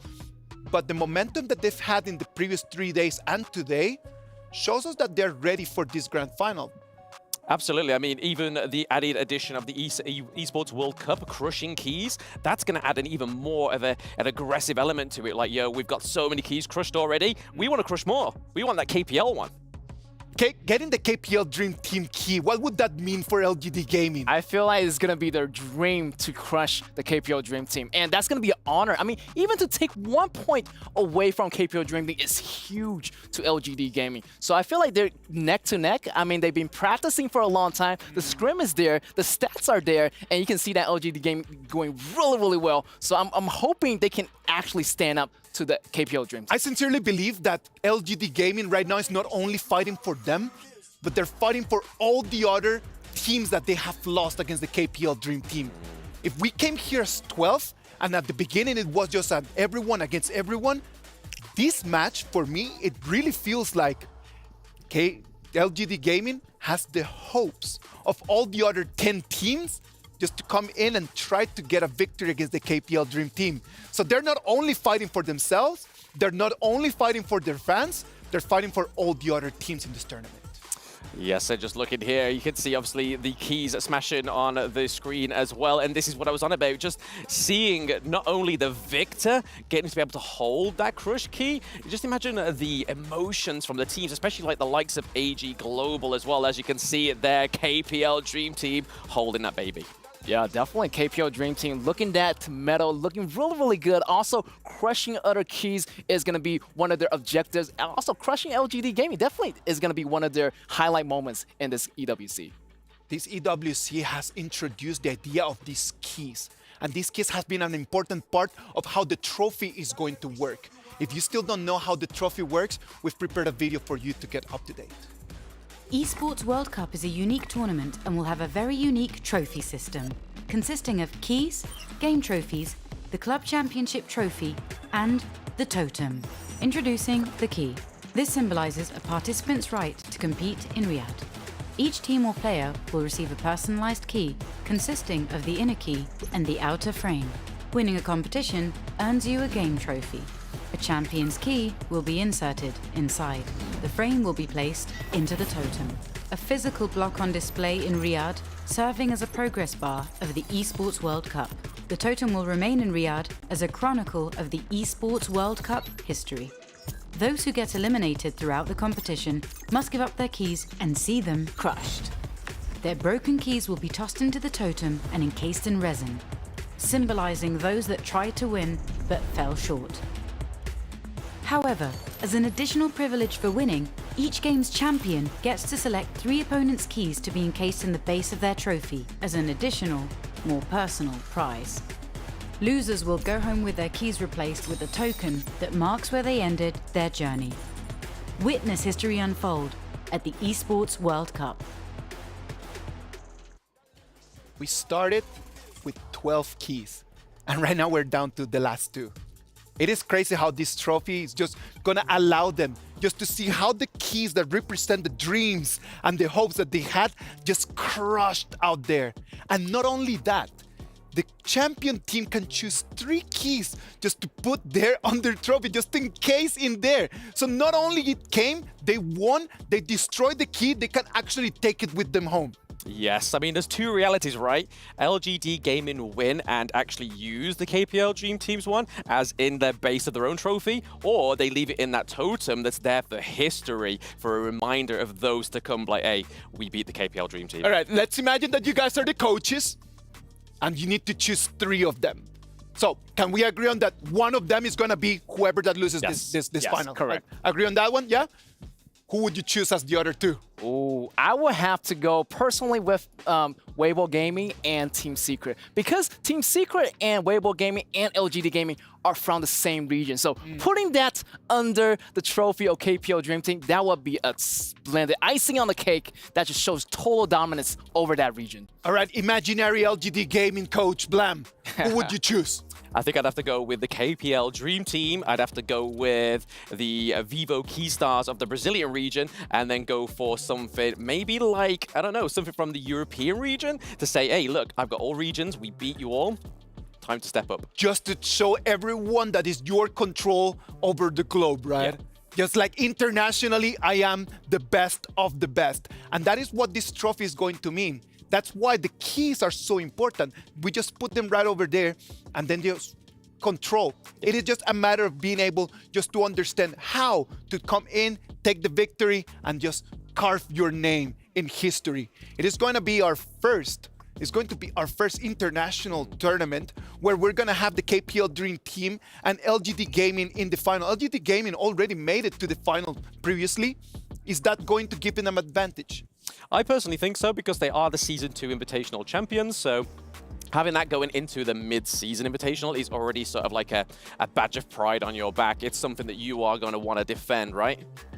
Yes, also KPL Dream Team came a long way, and they've been playing this game forever, and nothing is granted, everything is going to be learned. So they already been learning the game of the flow. So compared to LGD Gaming, I feel like KPL Dream Team is going to peak a little bit on top here. Let's wait and see what's going to happen over there, man. You know, one of the things that I really love about competition, when they get to see each other eye to eye, just in front of each other, and then get to tell them exactly what they feel about them. And No Fear had an opportunity just to face each other, and they hear what they had to say about each other. It's the grand finals, guys. It's going to be none other than No Fear Roma of KPL Dream Team alongside with LGD Gaming Roma alongside with me. And they will have to acknowledge each other's strength now. I want to listen from the KPL Dream Team side first. No Fear, what do you have to acknowledge the strength of Jer? 好，大家好，我是 KPL 梦之队的吴伟。虽然老顽队很强，但我们也没输过。今天肯定会在每条路都会针对你们的。 Wow, basically, he introducing himself as No Fear. And even though they know that they are strong, but they're nothing weak as well. But we're going to have to wait in the game now. Ja, what do you have to say to KPL Dream Team No Fear? Hello， 大家好，我是 LGD 哲。梦之队虽然很强，没输过，但我们也没输过。 Okay, he's basically saying they never lost, but we never lost drop any games too. So we're going to have to wait and see. But can we have a bit of handshake for both of you? That's going to be a grand final. See you guys in the game. The battle of the Invincibles. Both of them have had a perfect run since day one up until right now. I believe that after game one of them is going to lose their first small match. Absolutely. I mean, that handshake there was iconic. It was kind of like a boxing match where they both was just standing each other like this. It was like, it's about to go down, right? Yeah, this is going to be the battles of Titans. You can see like both of them super confident, and that's going to be a reaction to them. Both of them not even losing a single match is going to be a banger. This match is going to be great. It's a matter of respect, right? Like, I don't believe that they do not have any fear in between them. Like, there's no fear. KPL Dream Team do not fear LGD Gaming as well. But respect in between the two of them, that is for sure. They know that in front they have a very, very, very strong animal that if the moment that they make a mistake, it could just really come for their necks. Absolutely. I mean, when we was going into the knockout stages and we saw AG Global start to actually pick up, we was like, oh, this is like KPL Dream Team Light. It's like they started to adapt some of their strategies, some of their picks, but then still got demolished. Other than that game one where we saw Snow on the Mulan, that was the only hope. But then after that, it was boom, boom, done. Whereas LGD Gaming are going to know that that's something more to be done. Yeah, exactly. I feel like KPL Dream Team, they're getting the game going. You can see a lot of patterns from day 1 to day 4 already. So LGD game already been prepped for this, but also KPL Dream Team has been prepping as well. And I feel like the coaches are going to be really, really in for this one. I feel like the BP is going to be super important and really down to the fundamental of the game. Pretty much. It is going to be an amazing performance, man. It's going to be on. We know that the crowd has flown from everywhere around the world coming here to Saudi Arabia. And let's go to Solari right now. That is over there with the crowd. Hello and welcome to the Amazon Arena. I am Solari and I'm reporting live from the center of all the action because right here, right now, we are having the grand final of the Honor of Kings Invitational mid-season. We have two teams who had to fight through so much action throughout these couple of days. They had to play through the semifinals today, crushing their opponents, quite literally crushing their keys. You might have seen that one, but right now they're going to be playing against each other. They are playing against each other already. That is, of course, LGD Gaming and KPL Dream Team. Both of the teams are having so many fans in the audience right now, and I'm pretty sure that the players can feel the energy from their fans flowing all the way to this stage. But soon, we'll find out which of these teams is going to be crowned as our champion, and we can't wait to see who it's going to be. It is on right now. We are 1 minute away from everything. Boys, STC Play predictions. Who do you think is going to take the trophy? I've already said it, and I'll still stick by it. LGD Gaming. For me, KPL Dream Team all the way, and they've been showing everyone who's the final boss, and this is gonna be the day to show it. We've been writing an amazing story since we started here on day one with the best of ones to the best of threes to the best of fives. It has been a really, really big story, man. The two of them are going to have the end and final chapter written over there on the stage. Feelings.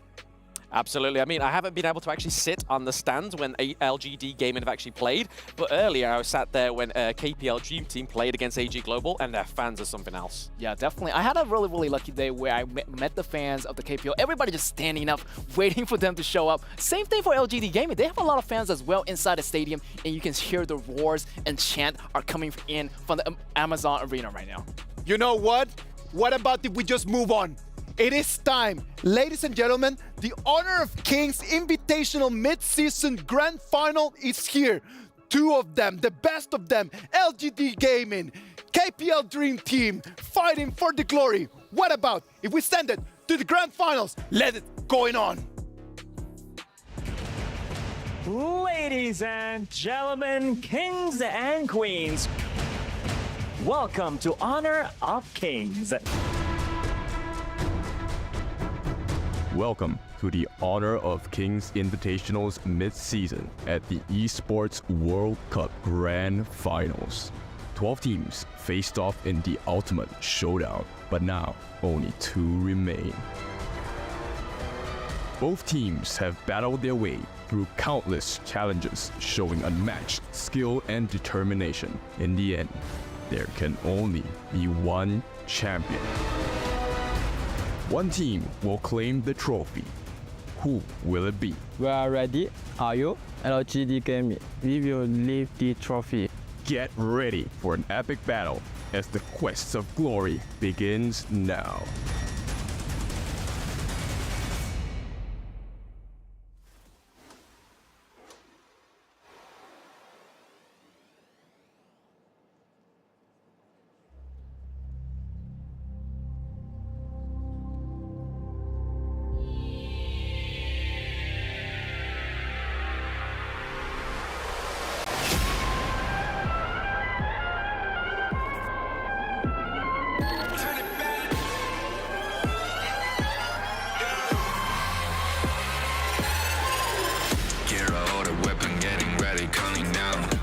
attention, do the challenge, tell me where you from. Gotta be tough, gotta be strong, gotta be savage like animal. Every time you tryna push me down. Look at me, I'm invincible. Just let him know I can show you all the glory I own. Through the struggle, find a way through the petty time we did. Girl, live back and we go. It ain't no way but turning back. Storm is coming, tied up your cold. It's my kingdom fire, blow it up. We the kings, it's an honor showtime.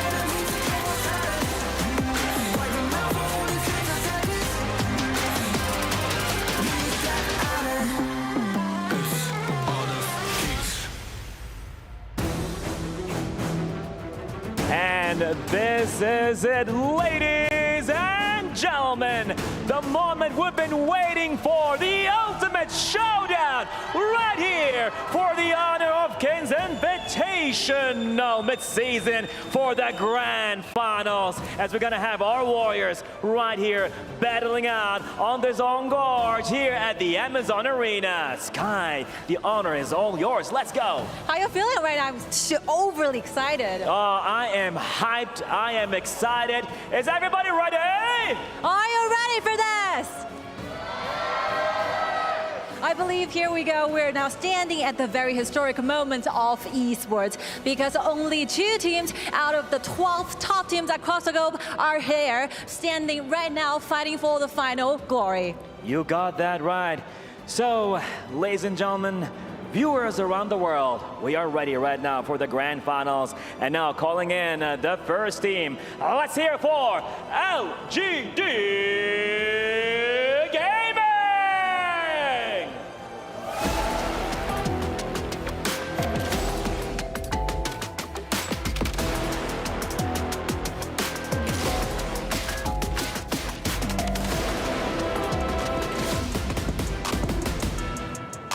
They clawed their way to the summit, leaving a trail of legends in their wake.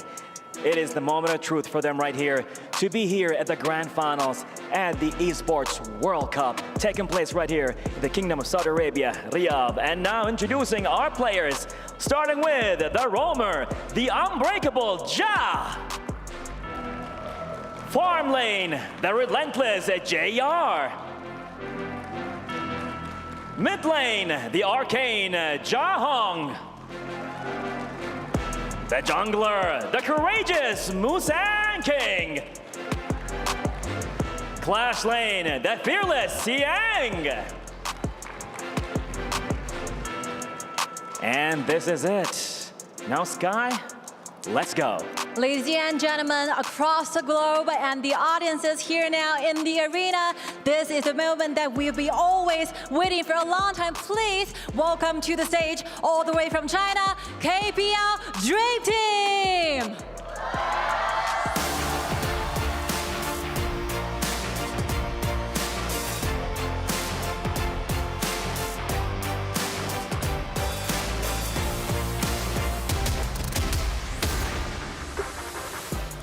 It's so clear that the KPL Dream Team is not going back without the trophy taken back to China, and I believe they are more than ready to do things in the battlefield right now. Create new stories, destroy the opponent.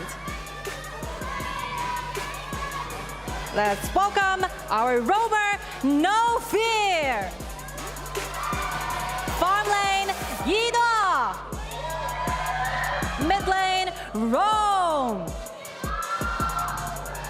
Jungle, Pain. Clash lane, Fly.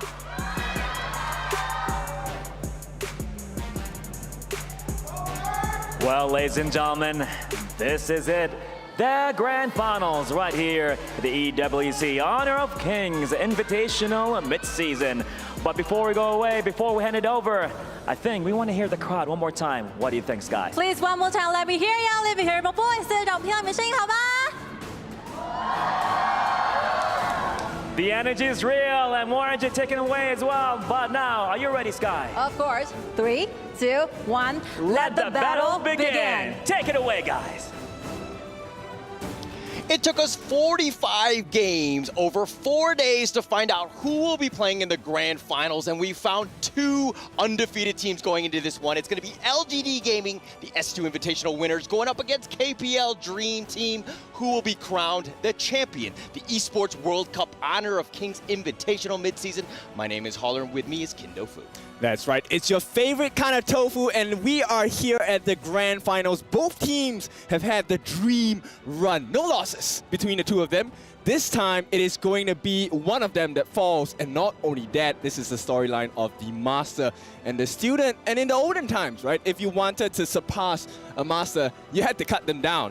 So LGD looking to cut their master down and take that new spot. Yeah, cut them down, and what a place to do it. This is where you want to do it. There's $1 million USD for that first place. If you were to cut them down, now is the time. There's so much at stake at this point. Yep. 3 strikes. That's how many times you have to carve a piece of them apart. And now this is history in the making, a culmination of all of the efforts from day one of this competition. Yeah, there's a lot of drama. There's a lot at stake, and of course, there's going to be a lot of pressure. But who blinks first? Going into this one, again, none of these teams have suffered a single loss. That speaks volumes about how good both of these teams are. Exactly. And I mean, we were talking about the scrims earlier at the analyst desk. Yes, it is a tie to the 2, but it's just a test result. It doesn't represent the final result. Yeah, I mean, the scrims are important. It's great to get a feel and to kind of play at that high level. Obviously, these are very strong teams, but we're going to have to find out. They're going to change things up. They've definitely played all of these group stages as well as these playoffs, and they've kind of evolved. You've seen even the roster changes that KPL have done, so they might even change things up for LGD here. Yep, LGD gonna start off with the ban on the Yuhuan along with the Mai Shiranui. So this is gonna be a lot of bursts and heals taken away from the game itself. Likewise, KPL Dream Team, they will ban out the Heino as well as the Da Qiao. Yeah, and we've seen a lot of the Arlie being picked up by KPL all day today. They've had it throughout every single game they've played. Yes, it's only been 3 games, but nonetheless, they're going to pick that one up with Dahlia, who has been the meta pick of the tournament. She's been, first banned, first picked. She's been hotly contested. Dahlia here is a great first pick for this team. For sure. Celestial Melody going to do a lot of work for the side of KPL Dream Team. The refresh onto mega skills being used by this Dream Team going to be of big importance. And here's what I like about KPL Dream Team's draft. They're going to pick up the Shangguang here. Shangguang, we've already seen KPL destroy Ogren picks. So what if you have the heals? We have the burst damage to deal with you. Yeah, we have the burst. And this is the wrong special. We saw him just absolutely clean house with this hero. It's his signature hero. I mean, it's putting it up on this one, and you might as well put it up on the biggest stage. Yep, exactly. You're going to have very good wave clear as well. But the main thing is they want to get rid of this Ogren jungler. I mean, I say jungler, but it's considered a flex pick at this point. He could still go into the clash lane. Yeah, definitely flex is, it's the best part about that hero. You can flex it into either one. It does add a lot of flexibility going into the second part of this draft here. But again, I feel like it's probably going to be a jungle at this point. Yep, I think so too, because they're going to ban out the Mankey as well as the Musashi, and these are hard counters against Ogren, right? One, of course, duel to the death from the Musashi will stop the healing when he's imperiled, and for Mankey's the ability to soak in a lot of damage, right? Allowing for the rest of their members to really deal the pain across the LGD. Yeah, and if you're seeing what LG do, I mean, the Loong has been, the second released, the newly released one. Ogren has been the latest one. So picking these top tier heroes is quite, we've seen this time and time again in terms of this tournament here. Yep, like this ban also on the Mayin as well as the Taiyan. Now, Mayin, as we've already seen with the flash when she uses her second whatever, it's a huge escape mechanism that I think no other team has been able to punish, with the exception of the KPL Dream Team. Okay, it looks like they're going to round out their draft LGD. That is by Zhang Fei and the Dharma in that top lane. Xiang is quite good on him. Is that enough to deal with KPL's Byron? They need to make sure they're grouped up together. That's the win condition for the side of LGD, right? Sure, you have your mantras, you have the enlightenment coming in from Dharma, but you need to catch it on the correct targets. And at this point, the ideal target is actually to catch out the Arlie as well as the Dolia. Zhang Fei, very good pick, right? It is also the saving grace. With the saving Leaping Savior, he will be able to provide a shield for the rest of the members, and hopefully in the early game aggression coming out from KPL, that would make the world's difference in that team fight. Yeah, and Jay was an absolute menace on that Zhang Fei earlier today against Vivo Stars. He actually had the most damage as the roamer just in that one game. He was just completely owning on that one and giving it to him, and definitely his main.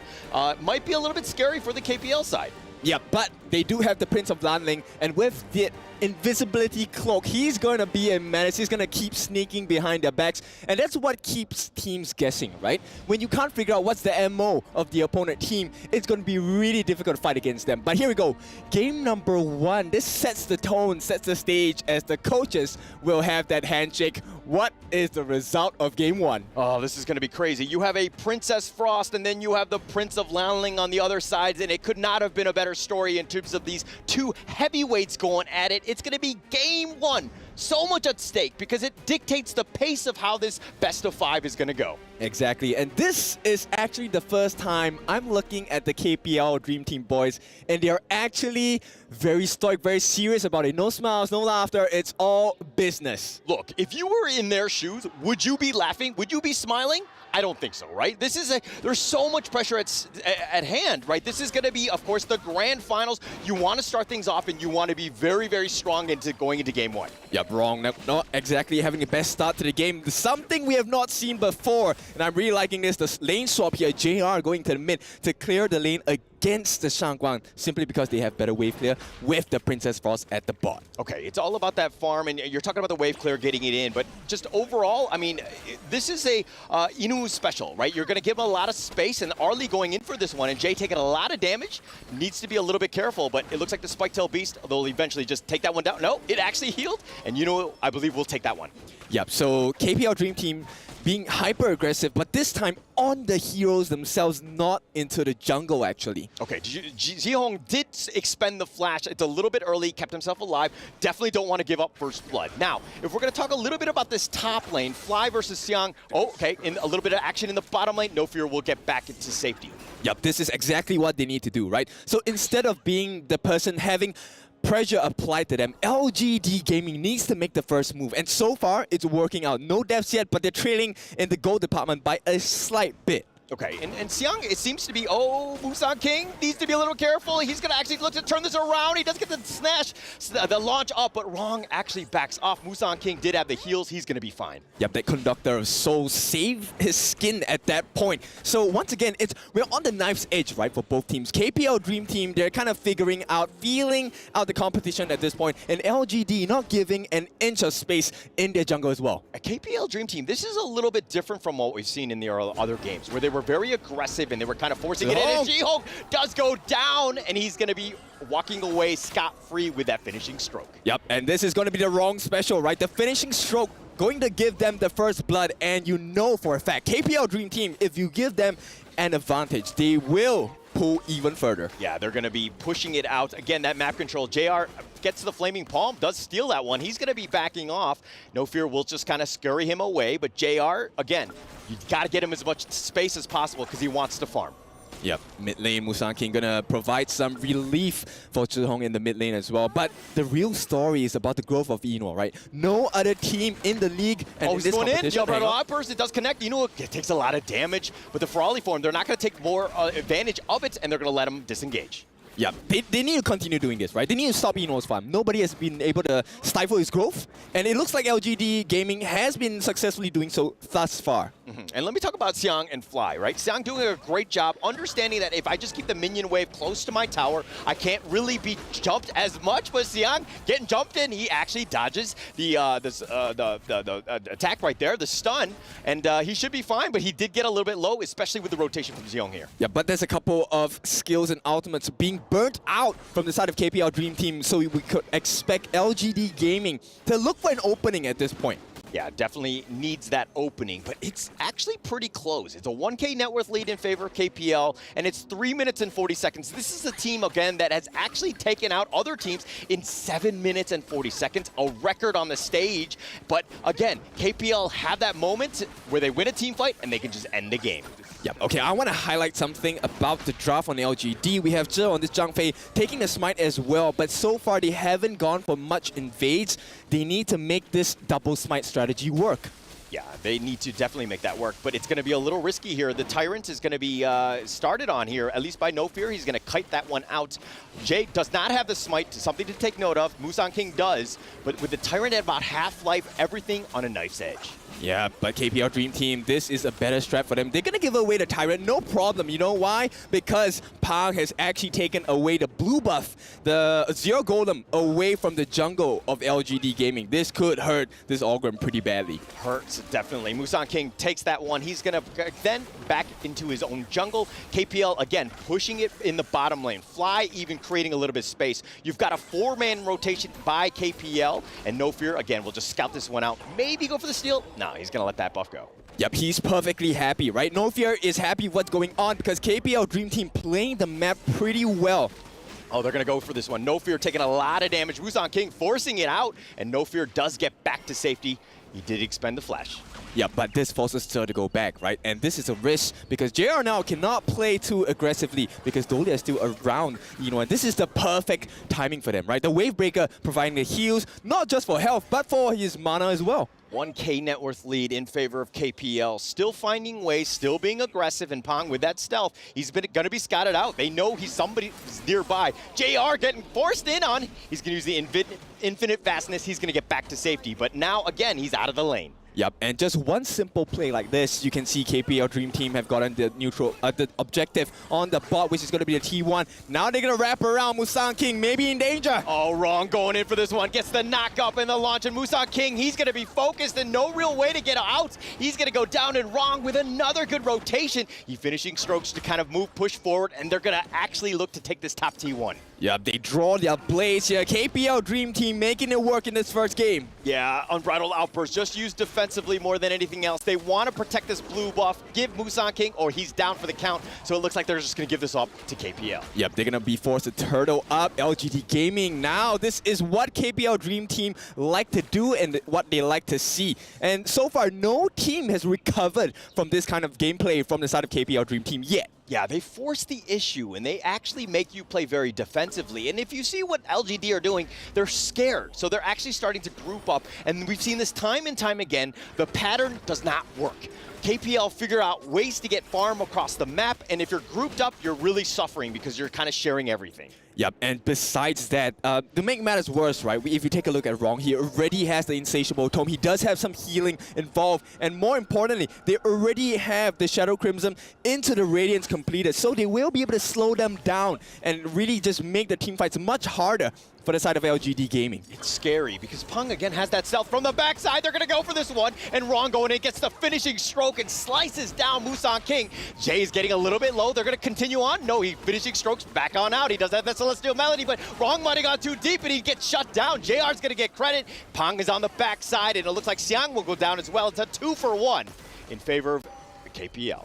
Yeah, KPL Dream Team carving bit by bit across the entirety of maps for the side of LGD Gaming. Thus far, they've taken one tier 1, one tier 2 across the bot, and all tier 1s are actually down. Yeah, one thing I like about KPL is that team fight was happening, but Yinoo was actually pushing in the bottom lane. They've taken the bottom T2, and they've given him so much space to continue farm. He will take them over the edge into the just finishing out this game. Yep, this is a very suffocating kind of gameplay, right, from KPL Dream Team. How do you fight against this? Because at this point, LGD not only are they down by 4,000 gold, they're also lacking in the EXP department as well. Yeah, and look, watch what NoFear's doing here. He scouts it out. There's no way he actually goes for this steal, but he's showing across like the rest of his team that actually there's 4 members looking to take this Crimson Golem, and so you have all the space elsewhere. Yep, they have the information. They also have the gold lead. Eno now at 6,400 gold, close to 2,000 gold ahead his counterpart JR. Oh my gosh, that's crazy. Just the amount of space he's done, like he has. And again, LGD just grouping up, trying to do what they can, and KPL are making moves across the map. They're gonna take up a free Tyrant here, and again, just exerting dominance. Yep, and you know, every single time they take the Tyrant, LGD Gaming needs to be very careful because with the Tyrant's buff, that is the perfect team fight opportunity, right? They don't mind having leaving the Overlord alone, and here we might see the first engagement. Oh, it's one of the bigger ones, but it's just a bit of a skirmish to kind of scout things out. They've seen what they can do. You know, we'll be looking to push this one, and Jay's on the wrong side of this one. He, Leaping Savior's away. He does get back, but you know, with that Wavebreaker, they have it, and Wrong all the way up in the front, the finishing stroke, not actually connecting on any of the heroes, though. You know, has to back off. They're going to look to just kind of disengage, at least for now, because they don't have any minions. Yep, that was just a poke play, right? They want to burn the skills, and more importantly, Zhihong now does not have Splendor. So in the next 60 to 90 seconds, this is a really scary time for LGD Gaming. And what they have to do now is to make sure that they watch the map, get some information without revealing their positions too much. Yeah, not revealing it, but they're going to just show you across the, like they're going to take over the map. They're looking to take the blue buff here. Musan King just like, I just want that one. Not able to get it, he's going to have to back off. And again, Musan King is really suffering right now. Yep, it doesn't matter who they give the buff to, as long as it is not in the hands of Musan King. And this is exactly the game plan of KPL Dream Team, right? Let's just suffocate them, make life extremely difficult. And so far, it's getting hard to breathe for LGD Gaming. Peng, level 13. They're going to go for this one, and Xiang gets caught out. Jay tried to save him with a Leaping Savior. It looks like he's going to go down on Unbridled Outburst just to try to delay things, but he's down as well. And again, Musan King, level 12. Peng, level 13. So tough. Yep, and the map is fully open for the side of KPL Dream Team as we hit the 10-minute mark. The Masters are at work. The shadow versions of all the neutral objectives are up.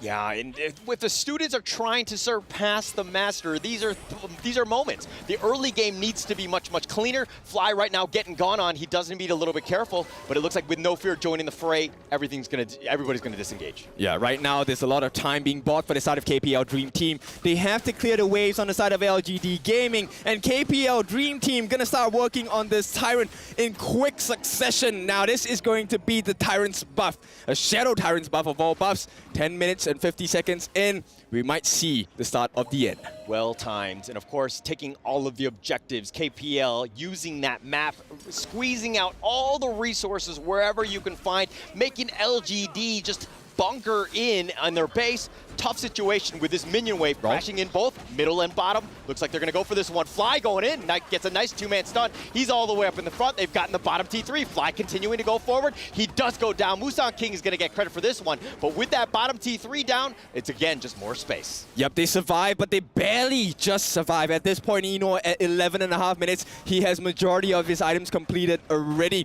Eternity Blade, as well as the Crimson Reaper. He's looking so scary. And most importantly, he has the Sun Chaser. His reach is extremely long, and I don't think LGD Gaming will be able to sustain against this lineup thus far. Okay, is this a like GG go next kind of thing? Like, what does LGD Gaming need to do here? Like, how can they find some sort of farm here? Or break down this replay first. Yep, first and foremost, it's about the wrong Shangguan, right? So pressurizing. Every time he jumps in, that finishing stroke provides enough damage for the rest of KPL Dream Team to finish it up. And I like the fact that you pointed it out. Fly, his flash, whenever he has flash up, he always gets a multi-man stun as well. Yeah, always on point. And this is why they're the dream team. Everybody's so good. Again, 31 championships spread across all of them. Can they get 32 together? I'm pretty sure they can. Right now, Shadow Tyrant going to be, Shadow Overlord going to be taken away from the side of KPL Dream Team. It's going to start flying down the top lane, and right now it's just about buying time. Yeah, Inu has been capped out level 15 already. Pang is as well, and both of them are going in for this one. Wrong with that finishing stroke, just gets out, but he's going to be careful. He does go down. Xiang will take credit for this one, and that's a bit of a win, but Musan King taking a lot of damage. He gets whittled. Inu on the backside, just so much damage. The infinite fastness just trying to get him back to safety. He's going to try to run. He is fine. They do have 4 members, but again, that middle T3 is down. No fear, needs to be careful, and it looks like they're going to disengage at this point. Yep, KPL Dream Team, they might have pushed a little too far. They have lost Wrong, which is going to be a huge dwindle in the amount of damage they're able to output, right? Granted, they have Eno as well, but with JR hitting level 14, going to be level 15, this is going to be a scary time for KPL Dream Team. They need to close this game, and they need to close it fast. Yeah, and I mean, Wrong just playing a little bit too close to the vest, so to speak, a little dangerously. He did get caught out.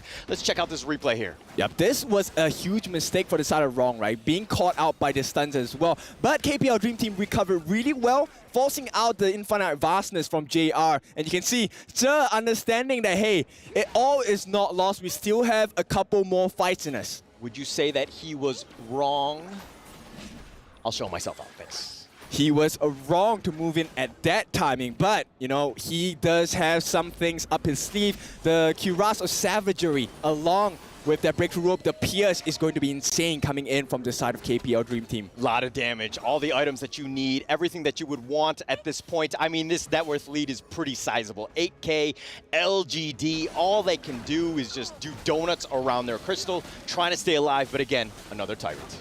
Yep. No Fear is the person that I'm going to have my eyes on because the Celestial Melody is going to be the win condition. One of the, actually, the most important win condition for the side of KPL Dream Team. All he needs to do is make sure Wrong gets that double finishing stroke. They should be able to end the game at that particular juncture. So are you just going to wait for the minion wave and just push is what KPL seems to be doing at this point?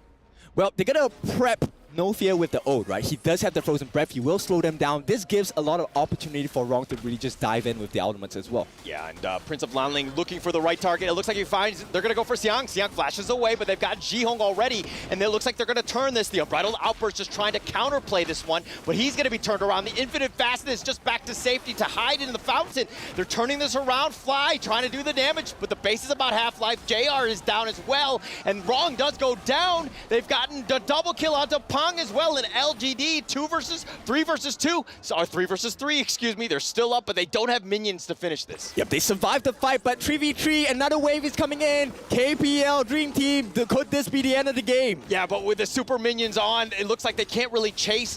They want to get more, but Musan King is going to be forced to just defend the base because it's so low. They need to deal with his minions. Hopefully you can just kind of regroup and take it the next wave. A very cruel movement from KPL Dream Team. team, they could enforce the will. They said no. Experience the pain of Mega Minions over and over again as we want to have the 5-on-5 honest, fair and square fight. Yeah, no, this is tough, right, for LGD. They need to figure out some ways to just push it, to just kind of go for this one. It's 16 minutes. Oh, Busak King. Oh, just get a little bit low. That was super scary. He's going to passing on out of there, get back to safety. But again, you were talking about the Super Minions. Everything's going to crash in. Really difficult situation for LGD here because they have no space. And this is a lesson, right? This is where KPL Dream Team shows they really are the master. They found No Fear. They found him, and they do get the blow up, and Xiang will give him the truth. Throws him out, but here's the finishing stroke. They've got 4 members. Oh. This could be the one fight. It's going to be a 1-res. Rong is down for the count. They've got Inu as well, and LGD. They're finding some kills, but can they deal with the minions and hopefully push ahead? They definitely can. This is a huge moment. Rong down, Ino down, No Fear down. That's huge ultimates out of the way. Huge damage out of the way. Fly and Pang, they don't have the best wave clear. This is a 5-on-2. LGD Gaming, they need to make something work. They need to control the map, take a turret or something, get another kill. This is an opportunity they cannot miss. Opportunity, but again, they haven't even taken the mid T1. This is going to be slow rolling up this hill, so to speak. It's going to be tough. Those minions are crashing in. JR's just like, oh, push a little bit faster so I can burn this one down. I've gotten the T2 mid, but Pang looking to just kind of end the game. They do need to be careful here. Yeah, someone needs to go back, and they need to go back now. And at this point, it looks like they will cancel the TPs. They will look for try to look for Pang, right? At this point, itemizations are pretty much going towards the late game for both ends. So LGD have held on.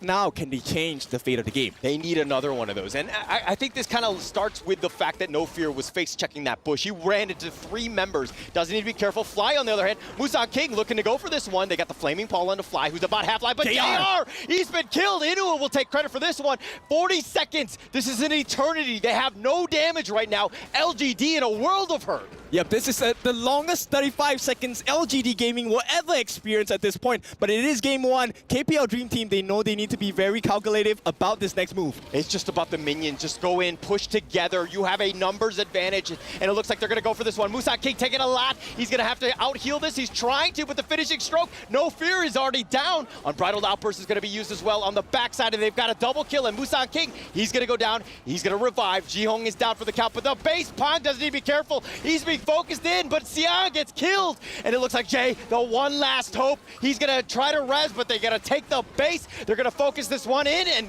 KPL will take game 1. KPL Dream Team strike first. They will get the first blood in this best of 5 series, and KPL Dream Team, that was a bit scary, let's be honest. That got a little shaky towards the end, right?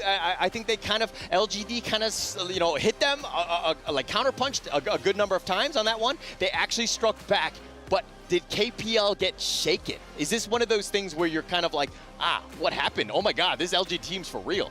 No, I don't think so. I think KPL finally feel we have a worthy opponent.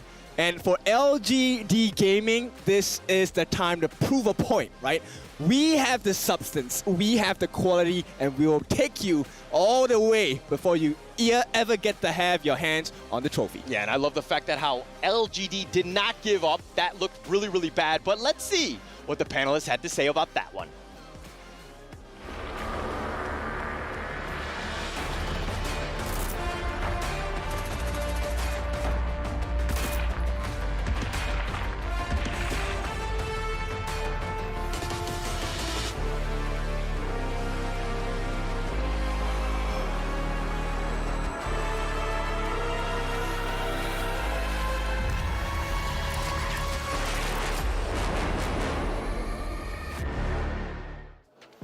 This is pure entertainment, pure gold on that first match. KPL Dream Team take the victory, but boys, let's be realistic. LGD Gaming, they are the reason why KPL Dream Team started sweating. Yeah, I mean, KPL Dream Team in that whole game went out swinging, and the LGD Gaming was backs against the ropes, but at that crystal, that's when they acted, and we went all the way to the T2, so if we had more of a bit more macro in that game, it could have been huge for LGD Gaming. Definitely, LGD Gaming was so close, and the student almost became the master. And that's what I tell you, this game, it couldn't get any better than this. LGD Gaming almost coming back at a slight moment, but it wasn't enough. The slow push was going on. But, you know, I really respect LGD Gaming not to give up until the very last second. If you pay attention to that last fight, if Lung wouldn't have fallen so quickly, most likely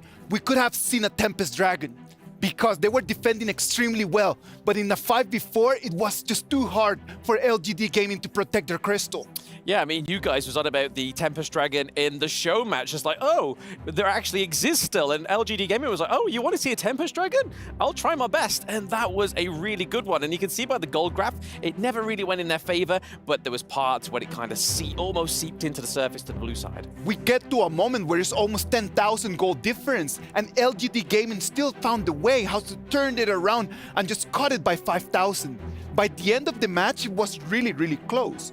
Now, does that mean that LGD Gaming really have an opportunity? I would raise my hand and say yes. Definitely, they do have a real good opportunity. As you can see, towards that late game, the goals began to equalizing. But it was the star player, Inoue, the ADC for the KPL Dream Team, knock out this Loom, the crucial ADC damage for LGD Gaming. If it wasn't for that, I feel like we could see the Tempest Dragon happening. Yeah, I mean, we was speaking about it when the game was going on, where we saw that Inoue's gold resources were just unfazed in this whole game. And you saw at the end, he had like 15, 17k gold difference, but just look at this pure brawl going on at the Crystal. It's just showing you that LGD Gaming are not going down without swinging. Tossing hands, this one right over here, love that. Xiang finds the gap, he flashes in, goes in, uses its ult against the wall, Rong is gone, and there is not that much damage no more. Yes, but in the very end, the damage of Ino is way too much. And as he goes for that damage, he also went for that Doomsday straight, even with no boot at all. Everyone was just counting that KPL Dream Team was going to take the dub right over here. The Crystal still standing. If it wouldn't have been for the super minions coming in, I believe that LGD Gaming could have gone to try to get them back. Xiang, one more time. Yes. What a lad. Pang going into that bush there with his face rather than using that phase check really cost him that mid lane game. But what a first game of this best of 5 was huge. Yes. They tried to initiate on Fly, man. Do not do that. Like, they send all their abilities onto Fly, and Fly is a Byron-man. Like, you're not killing him. Yeah, I see that happening, and Fly actually got out in time, and he can really sustain himself. You know, the damage coming in from LGD Gaming, it wasn't really enough to take down Fly, but the rest of the team actually backed KPL Dream Team, and that's how they're able to win the last match, and using this one to end the last moment. Yep, and then we saw it. If JR just had a small amount left on that timer, just a little bit quicker off that death spawn, we probably could be still going swinging. That would be amazing, man. Let's be realistic. At the end of the day, the whole KPL Dream Team in a moment just became like, they might need to wake up. Because if they keep dreaming right now, LGD Gaming might just make the biggest turnaround, and they might take the game. Yes, it seems that way. I mean, it's all happened in that draft. I mean, we was talking about it. We were hoping for the Kaiser to come through onto the side of the KPL Dream Team, and then Prince of Lanlin came out of nowhere and was like, whoa, okay. Yeah. In my mind, I was like, wait a minute. Kaiser would be a better choice, but I feel like in their mind, I feel like Prince of Lanlin does provide better vision control. Also, on top of that, you have Dulia providing the melody. Also, you know, creating that distance control. So much vision on the side of KPL Dream Team. Maybe that's going to be their, you know, one strategy that to try in that match. Absolutely. We're gonna have to wait, man. Like, Prince of Lanlin was such a great pick. I loved it. I enjoyed a lot. And we're gonna talk a lot about what's the reason of that Prince of Lanlin. First of all, let's talk about the MVP. The MVP for this game is going to be the one and only Inoue on that Arlie. Arlie, a meta pick on Inoue. That's a gigantic monster. Yep, I mean, everybody was so focused with taking the Lung pick, and then we still have the Ali Comfort pick. It's still very strong within this meta, and you know what, just showing you on this map 1 how strong Ali still is. Yeah, everybody just is like busy with all the distraction that's going on. You know, Prince of Lanlin providing the vision, also Dulia, so they all forgot about how strong Inoue is with this early meta pick, and in the end, that was the game-winning kill, getting this long and getting them to victory for the side of KPL Dream Team. Yes, and with Ali as well, I mean, when we have Inua on Ali, is able to just use those abilities to block those incoming range attacks as well, right? And who perfectly more to have that than the player that was introduced with this player, hero, sorry, that got a pentakill on their first try as well. LGD Gaming still has it, man. I still count them in the battle. At the beginning, I was a little bit hesitant about just even mentioning the opportunity that they have. After this first game, I do believe that I could actually see them winning game 2. Yeah, for me, I feel like they're actually making history. They're the longest team standing going up against KPL Dream Team. I mean, some other team would just like last less than 10 minutes, but they're going on for like 15 minutes, even 16 minutes, even almost making a comeback here. So LGD Gaming definitely in the zone today. They're the champions of our Season 2, man. Like, they're the champions for a reason. You might have a lot of these titles and everything, but I have a crown of my own as well. Yep, if they can't do it, who can? Because like you said there, Isaac, that they are our champions of Season 2 Invitational. And just going over those little bits of stats there, the team fight rate between both of these teams was very, very even. It was very even.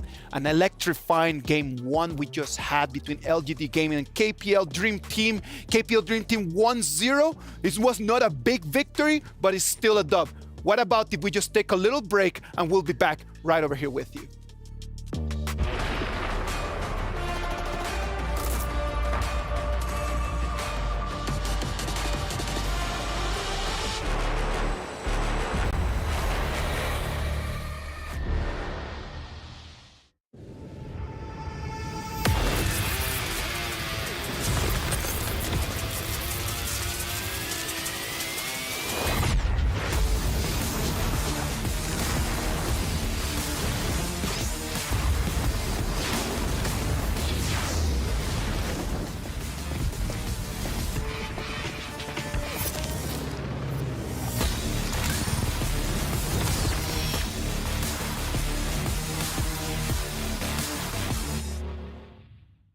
Honor 200 series, the best portrait phone AI empowered. Studio level, AI portrait camera, 3 hardcore portrait modes. Color, vibrant and classic to capture portraits that truly stand out. AI empowered magic portal. Snapdragon 8S Gen 3 AI chipset. 5,200 milliampere per hours silicon carbon battery, 100 watt, Honor Supercharge. This is Honor 200 series. You ever wondered how a Hollywood movie is shot? On a Sony. You review it on a Sony. And how do you make that sound epic? You record it on a Sony. Lunch break on a Sony. So why wouldn't you watch it on a Bravia by Sony? Have you got what it takes to get to the top? It doesn't matter how high you climb. To reach the top, even the biggest champ needs a break. So you can recharge, dive back in, and dominate.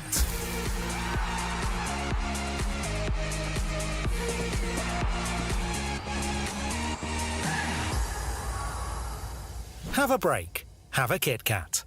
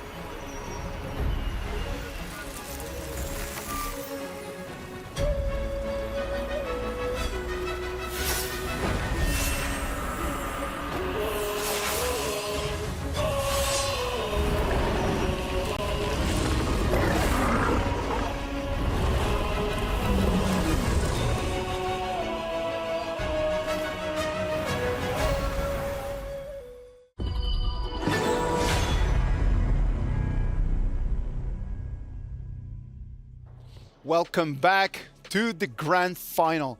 This is gonna be our game 2 of this best of 5. KPL Dream Team taking that first victory, but LGD Gaming really pushing them and trying to push a little bit to see if they could actually take that victory. We were talking about Prince of Landling before we went to the break. Why is that Prince of Landling such an important pick? What do you guys think?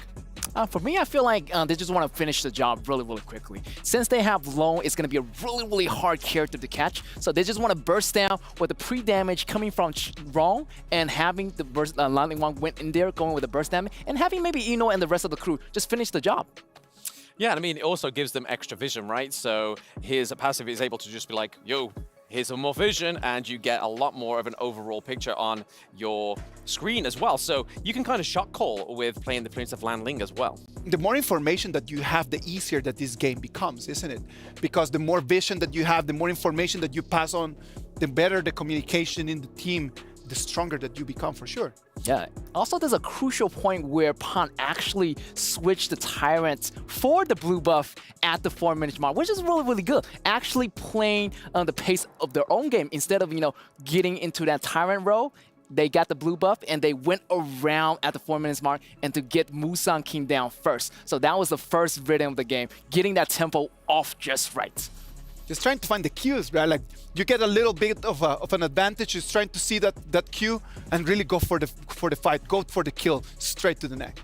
Yes, it definitely seems that way with the Prince of Landling, and that's why it really took us off guard with the draft as well. We were hoping for a Kaiser, hoping for something tankier, but we noticed within his itemization as well, he had a few defensive items, so that really enabled him to have a little bit more sustain as well.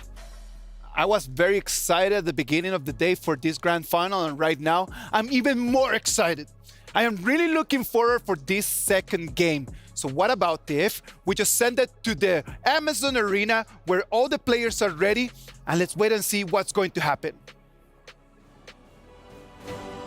KPL Dream Team strike first, get first blood, and they have LGD in an unfamiliar position as they lost their first game on the international stage. Yeah, but this margin of error was so small. All it took was just one mistake by the Loom, right? He stepped a little bit too far out, got bursted, and that was the only reason why LGD Gaming lost that first game. They were on equal pars. Guys, let's not sugarcoat it. I think KPL, they need to stop giving so many chances to the side of LGD Gaming. Okay, I think you're a little Pollyanna in the sense that KPL was not in full control. I thought that they had a much better early game. Yes, they did mix up kind of in that mid game where they let LGD get back in the game. They do need to be careful in terms of closing out the games. I think that's super important for KPL, and it's almost uncharacteristic of this team. Yeah, but this is showing that LGD Gaming is learning much faster and much more as well. So KPL Dream Team, they're still the monsters that we expect them to be.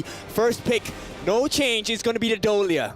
Yeah, it's going to be the Dolia, and that's going to be again, the most contested hero throughout the entire tournament. Very strong, and it adds so much flexibility in terms of what you want to draft and throughout. So it adds a lot of flexibility in that sense, but of course it will be the roamer. Yep, and LG, they don't want to deal with too much burst damage. They have taken out the Yuno special, which is going to be the Arlie, as well as the wrong second specialty, the Mai, and they will secure for themselves the Yuhuan, the extra heals, the extra iframes. This time they will repeat the process. They feel that Loom was not the problem. It was just a slight mistake. The hero is still top pick. Yeah, it's good. And JR definitely pilots a great Loom, but I think it's also the fact that they're trying to take it away from KPL. We know that, they're very good with it. I think it's going to be super careful, especially since Chance might be able to just dominate it, but instead they're going to go with the Ogren and the Lady Soon in terms of a counter pick. Yep, it is important. Because at this point, Lady Sun is going to be having a very huge burst against the likes of Loom. And if they catch them out by surprise, which is a specialty of KPL Dream Team, they like to go for the ganks, the surprises against LGD. And so far, LGD have fallen prey to that. Yeah, and LGD Gaming, I mean, this is one of those things where you know roughly what KPL have done. You've seen the fact that they've kind of had these tendencies in terms of picks. What they've picked thus far, we've seen time and time again in the tournament, but they've been dominating with them. Does LGD Gaming have the appropriate strategy to kind of counter what they're going to be up against? Well, at this point, it all starts with the draft, right? They will ban out the Dharma, they will ban out the Elaine. So they don't want to deal with the Death by Sunset. They also don't want to deal with that knockback into the wall, the huge stun. And that's a lot of burst damage coming out from the Dharma. I like the fact that they're trying to protect the backline. With the death on Lung in the previous game, it's something that they do not want a repeat of. Yeah, definitely. And I mean, Xiang was great on the Dharma. I think that there was a lot of potential, just the amount of control and that burst that he had in game one. And they tried, it looks like they did ban it themselves. But going into this one, they had the Mayin kind of get themselves kind of the same sort of play style, trying to get to that back line. Not going to be the easiest thing to do, especially since at that point, you do have a lot of sustain from the rest of LGD Gaming. Yep, it's really important though, because they have banned out the Musashi, they have banned out the Taya. This is going to be quite hard to counter the likes of KPL Dream Team. They need a lot of burst coming in to deal with the Ogren, right? At the same time, huge burst works wonders against the Lady Sun. Let's see what this high and fly pick for the team here to complete this second game in the series. Yeah, and the Lady Jean being picked up by LGD Gaming, this is a hot hero in terms of, you know, the Season 2 Invitationals. It's definitely carried over here as well. It is actually the most picked hero throughout this Invitational mid-season. So again, it has a lot of play. We want to see it in the mid lane. It's going to do quite well. But again, Soonbin kind of rounding out that draft. I like this. This gives them the silence, right? With the time lapse, it will delay the composition and combinations coming out from KPL Dream Team. But once again, they allow the wrong Shangguang. And we've already seen, right? All it takes is one wrong move and it will end the game, right? What kind of wrong? You decide for yourself. But we will head into the second game as the coaches will shake their hands as well. What is your expectation for this part of the series? Yeah, you know, this is one where we truly see the resolve of LGD Gaming. Are they able to kind of strike back? They got hit in the face hard. It's going to be a heavyweight fight. We know it's going to go the distance.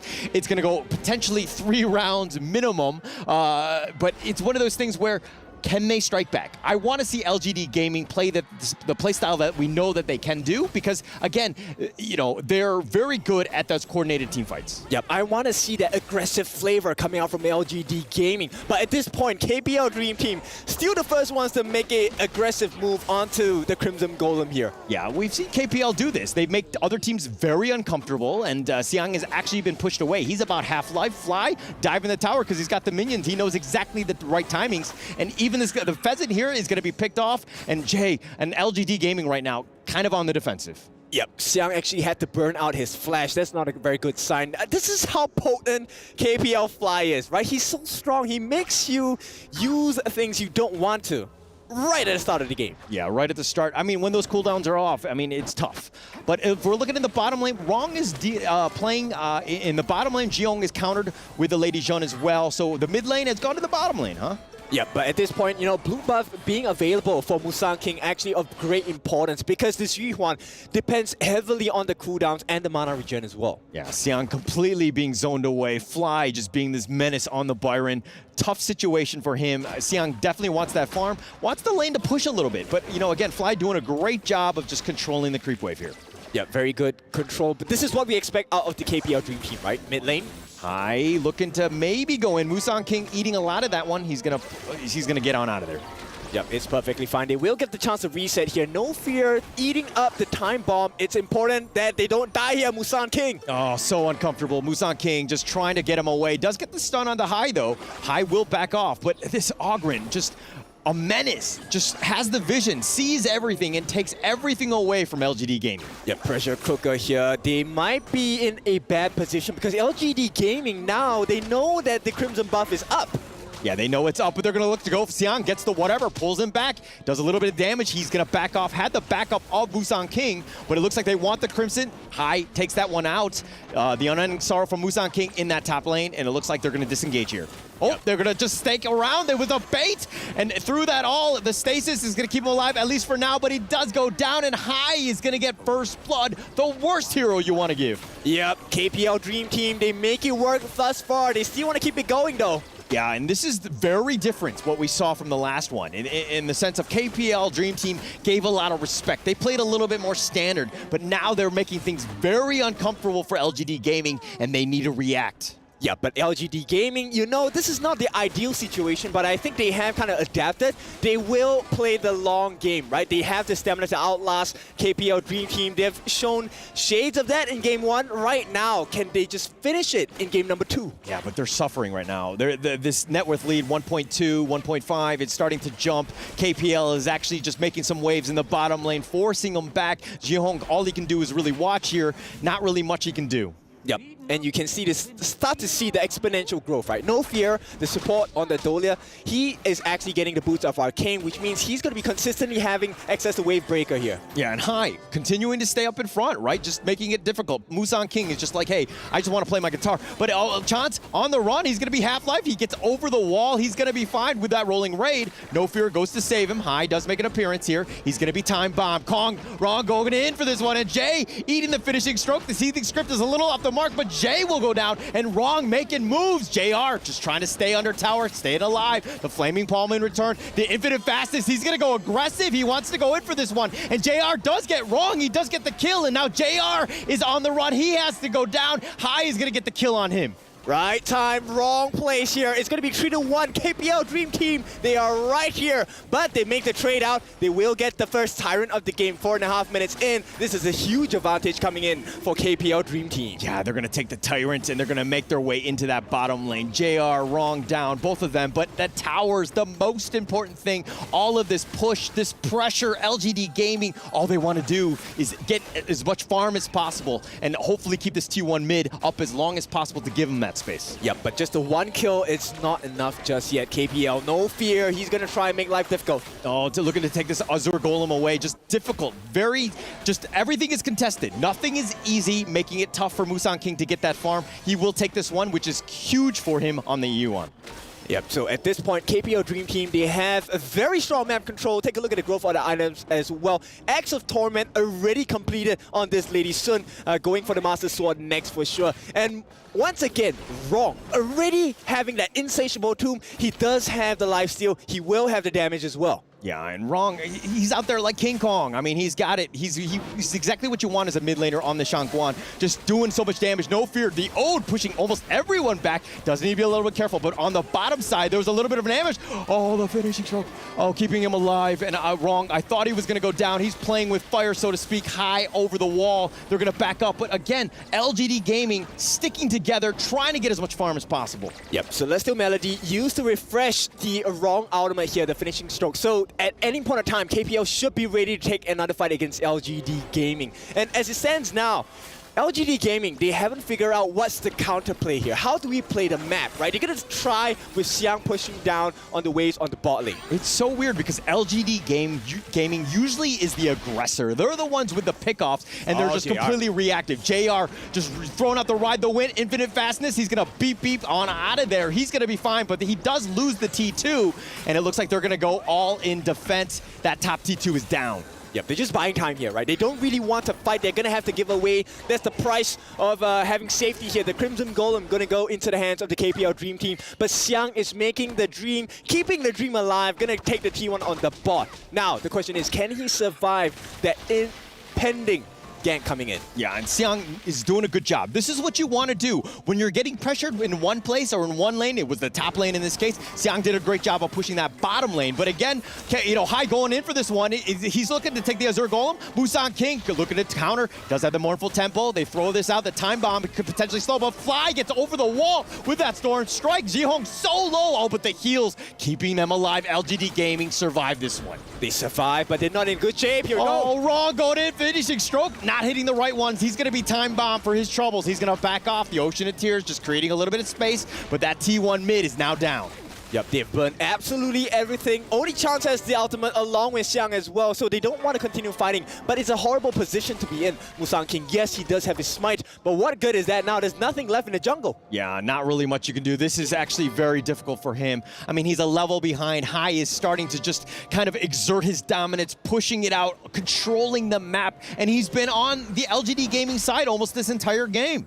Yep, and you can see the difference, right? Those small little things that they have done have now shown up. They've reaped what they sowed. It's a 4,000 goal lead at the 8-minute mark. Okay, but LGD Gaming came back in game one. I do believe this is a potential for what they can, they can get back in the game. They just need to get some pickoffs. It started with the last game in terms of getting no fear, but they're looking to go. Jay getting a little bit low. Xiang is all the way up at the front. Doesn't need to be careful. He gets killed. Hai is going to take him down. And Hai continuing to focus it in. And unending sorrow keeping Musang King alive. They're going to back off. But Chance takes that top T3. They're going to continue to fight. They're focusing in on Musang King, who's trying to back off. The Ocean of Tears right up onto him. Fly gets back to safety, and they're going to take this mid T2. Yep, they needed a trade. KPL Dream Team said no. They take everything for free here. Nobody dies on the side of KPL Dream Team. They get themselves a kill. They get themselves a tier 3 at the top. And once again, they are in full control of the game. Taking everything, all of the objectives, all of the enemy jungle. LGD Gaming are starving.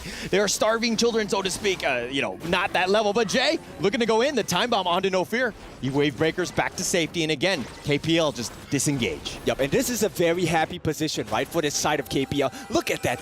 Double objectives. Not only that, No Fear, as the squishiest member on the team, is able to soak in so much damage. And Hai, of course, compliments to him. He's going to complete his Giant's Grip if he wasn't tanking before. KPL Dream Team going to be very beefy now. 3-level difference. Hai and Musang King. Okay, now it's just 2, but Musang King is in a world of hurt. He is suffering. He needs his XP. Not able to do anything right now because, again, KPL Dream Team just putting so much pressure in, giving no space. Yep, Wrong gets the breakthrough rope. KPL Chance gets the Eternity Blade. The power spike is really a 4-1. This next blow could be very heavy. Yeah, the next big team fight, they got to be super careful. LGD Gaming just dealing with his Vanguard, trying to slow it down. They need some space. They need some time. With that top T3 down, it's going to be pushing. LGD Gaming right now just need to slowly whittle away, try to get some farm and slow this game down. And it's exactly this kind of gameplay, right? So Path of Passing allows Hai to come in, sneak a peek. At the same time, No Fear just camping at the sides. They give them enough vision. They know that they're safe. They can take this neutral objective. They're not going to be punished for it once again. Yeah, KPL will take both objectives at the same time. They'll coordinate it. Yes, the Overlord was a little bit slower, but they've gotten the Shadow Tyrant. They've gotten everything. They've gotten the Overlord as well. They've taken everything, but they did not take the Crimson Golem. So I guess LGD Gaming, yes, that's a victory. One victory, but at this point, KPL Dream Team, what do you think they want to do right now?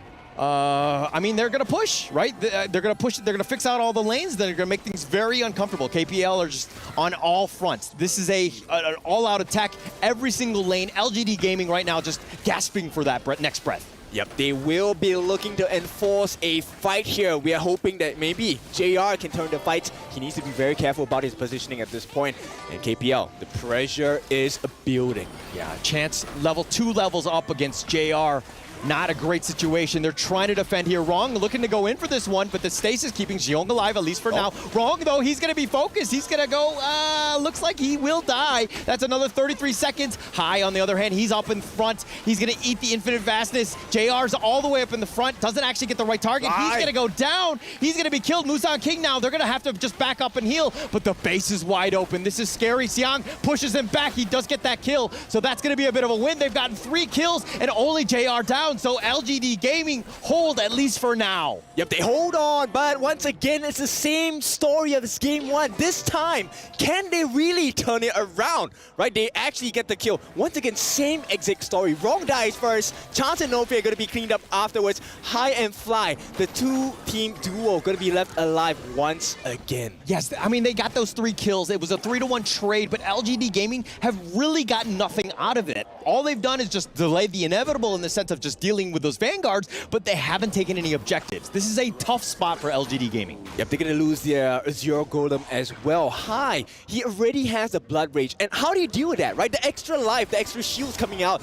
Like they want to try. The Time Flux, they found Wrong. The Time Bomb, they're going to get one thing. They do get one pick off. That's great for Musang King. He really needed that. Now Hai looking to go 1 versus 4. Here come the reinforcements. The infinite fastness. He should get on out of this one. But Fly is still up in front. Jiho Hong is being focused. He does get knocked up, but he gets killed, and Hai will take that one. And it looks like they've gotten Xiang as well, so it's going to be a, 3-for-1 in favor of KPL as they look to just land in this mid lane, push it out. All they need are the minions. Yep, they divide and conquer, and Hai is a menace. They cannot deal with him. KPL Dream Team looking for the second game in the series, one step closer. Can they actually do it? They will. And what a start for them. 2-0, LGD Gaming, you are too far behind. Too far behind. We talked about the master-student thing right now, and it looks like there's a bit of a gap right here. KPL Dream Team understanding how to close out that game, how to make it uncomfortable, even from the early game.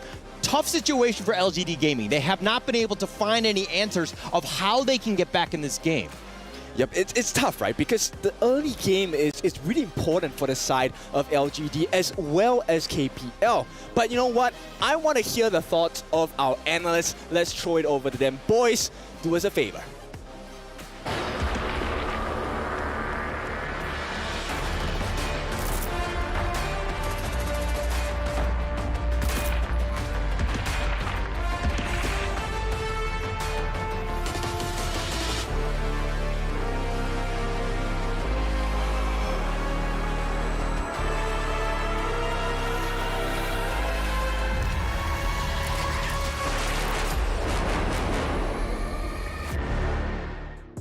The KPL Dream Team sealing the deal right now. It's already a 2-0 advantage.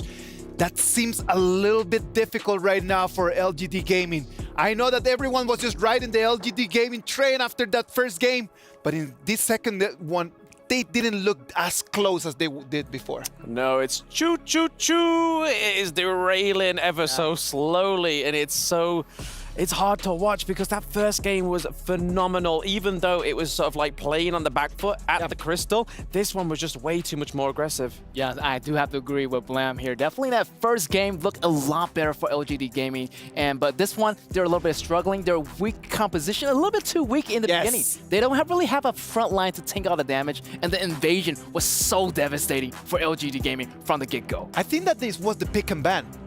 I think that the pick and ban was the part where they actually did not put themselves in the best position possible. Like if you analyze the composition, there's like how many magical damage coming in from LGD Gaming. It's just only magical damage coming in from your side.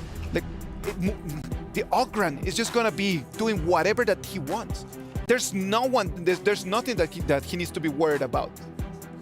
Yes, and when there's plenty of magic damage to come through, there's only one thing you can do is kind of just build that magic defense. And to be honest, under the Ogren's itemization, there is only the boots that's offering the magic defense, which really just shows Ogren's power just to be so sustainable within these fights and how great of a pick he is. No, I just believe that there was no damage that could actually make that problem. Like you see in the last fight right over there, the way that Ogren just jumps in, not caring about anything. Wrong is already gone, but they don't mind. They know that they can still win the fight. Yes, also I love the opening of KPL Dream Team, putting Ron at the bottom against Lady Jun, and that was a fabulous beginning. And the ball just kept on rolling. You know, Ron got so much burst damage in the very beginning, and it really pays off. Look at here, Hai is doing all the tanking while Ron is doing all the killing. Yes, there is a killing floor on the Gorge against LGD Gaming, and it is KPL, the Dream Team, that is serving up that service. But again, I noticed in Game 2, the only time that LGD Gaming come back is when they're at the Crystal, which to me is a little bit too late and too much of a Hail Mary play. Let's just talk the things are the way they are. That might be a flag for us to actually just pay attention to.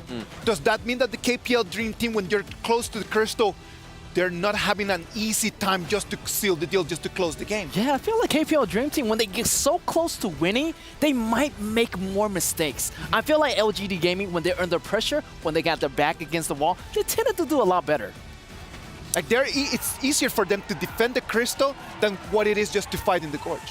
It seems that way, because I mean, if you look at KPL Dream Team, the way they play in, pre-4 minutes, they're always just keeping LGD Gaming at those T1s, and then as soon as that Tyrant goes down, they try and take one of those side lane T1 turrets. It's literally just replay of each game.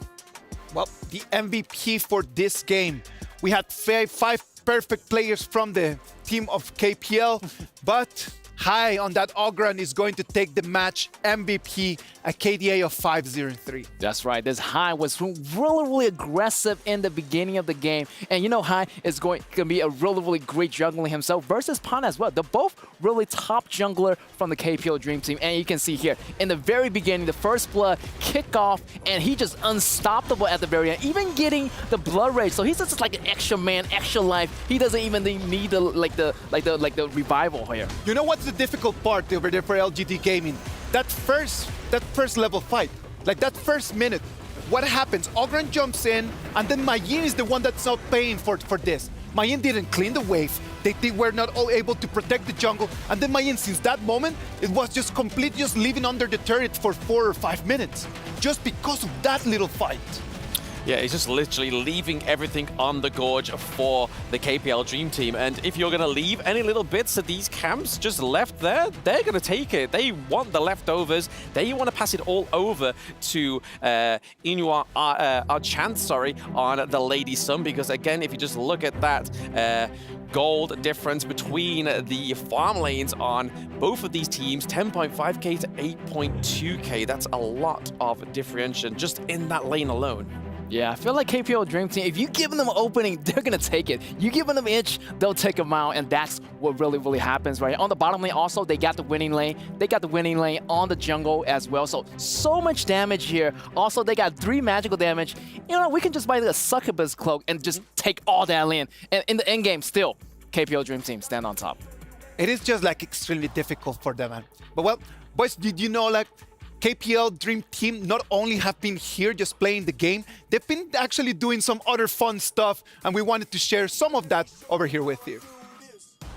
Hello， 大家好，我是天云。今天呢，我和梦之队的3位选手一起呢，在比赛之前做一个小小的游戏啊。他们分别是我们的千晨、我们的小胖还有花海。是这样的，这个游戏呢，你们3个人要各司其职。我们会有一个3分钟的倒计时。那其中呢，一个人他的眼睛会被完全的蒙蔽起来，他是做一个灵魂画手；还有一个人呢，会告诉他要画什么；另外一个人呢，就专门是负责猜纸上的东西画出来是啥。然后这是你们的题库哈，我现在不能给你们看和分享，但是还挺难的，你们自己想想，你们想做什么角色？我来画吧，我蒙着眼睛画。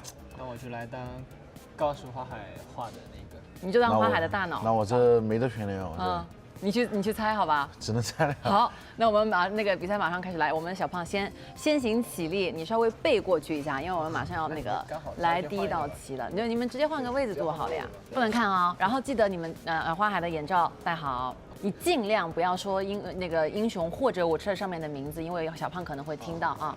好，然后那个待会儿帮他一下拿一下笔哈，来测试一下，看得见吗？看不见吧？日杰，看不见。1呀，看不见。日杰，看不见，全是一点都看不见。准备开始啊 ，3、2、1，来第一张。哦 ，OK。先把笔啊。这个是对，这个是笔头朝下的啊，然后这是一张纸，对，然后是那个。那我直接跟他说嘛。你可以很小声的跟他说。然后你要教他怎么画呀？这太简单了吧？这怎么教？我也会画。这太简单了，我直接画了啊。啊，开始。来，你现在在纸的中间，偏下一点点。这是不是内部？不是我。对。现在画人是吧？对。就这样吧。可以，小胖来。猜不出来的话，小胖来第一题。我可以把眼睛摘开了。你不行，你还有第2题呢。哦，你可以欣赏一下你自己画的是什么。我画的应该还行吧，我觉得。这个真有手就行了。你说。有嘴就行，那个。快点。画的这个画的太形象了，快。FMP 这个那个阿里的。阿里是吧？啊，答对。来，画的太好了。快，下一题继续，你就遮住眼睛好了，你不要走。要不要千晨你画一套？你画一题试试，你跟花海换一下。算了，我画的真太抽象了。第2题。这个确实有点难啊，这个哇，这个也是跟刚那个步骤一样，你就跟刚那个步骤一样，先搞个那个标志性的东西，这样可能有点歪。有点歪吗？可能有点不大好。你得移一下，往左边移一点。是这样的吗？完了，我已经不记得他长什么样了。什么？吕布？不是。杨戬？不是。后羿？不是。你的动作。我想想，这是把武器。你仔细看千晨动作，小胖。这是把武器。马上就要猜到了。钟馗？不是。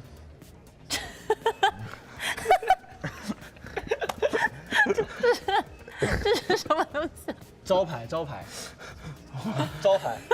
我想想啊，好难画这个啊，或者你画名字的第一个字也可以啊。像什么？这个像什么？这像什么？我看一下。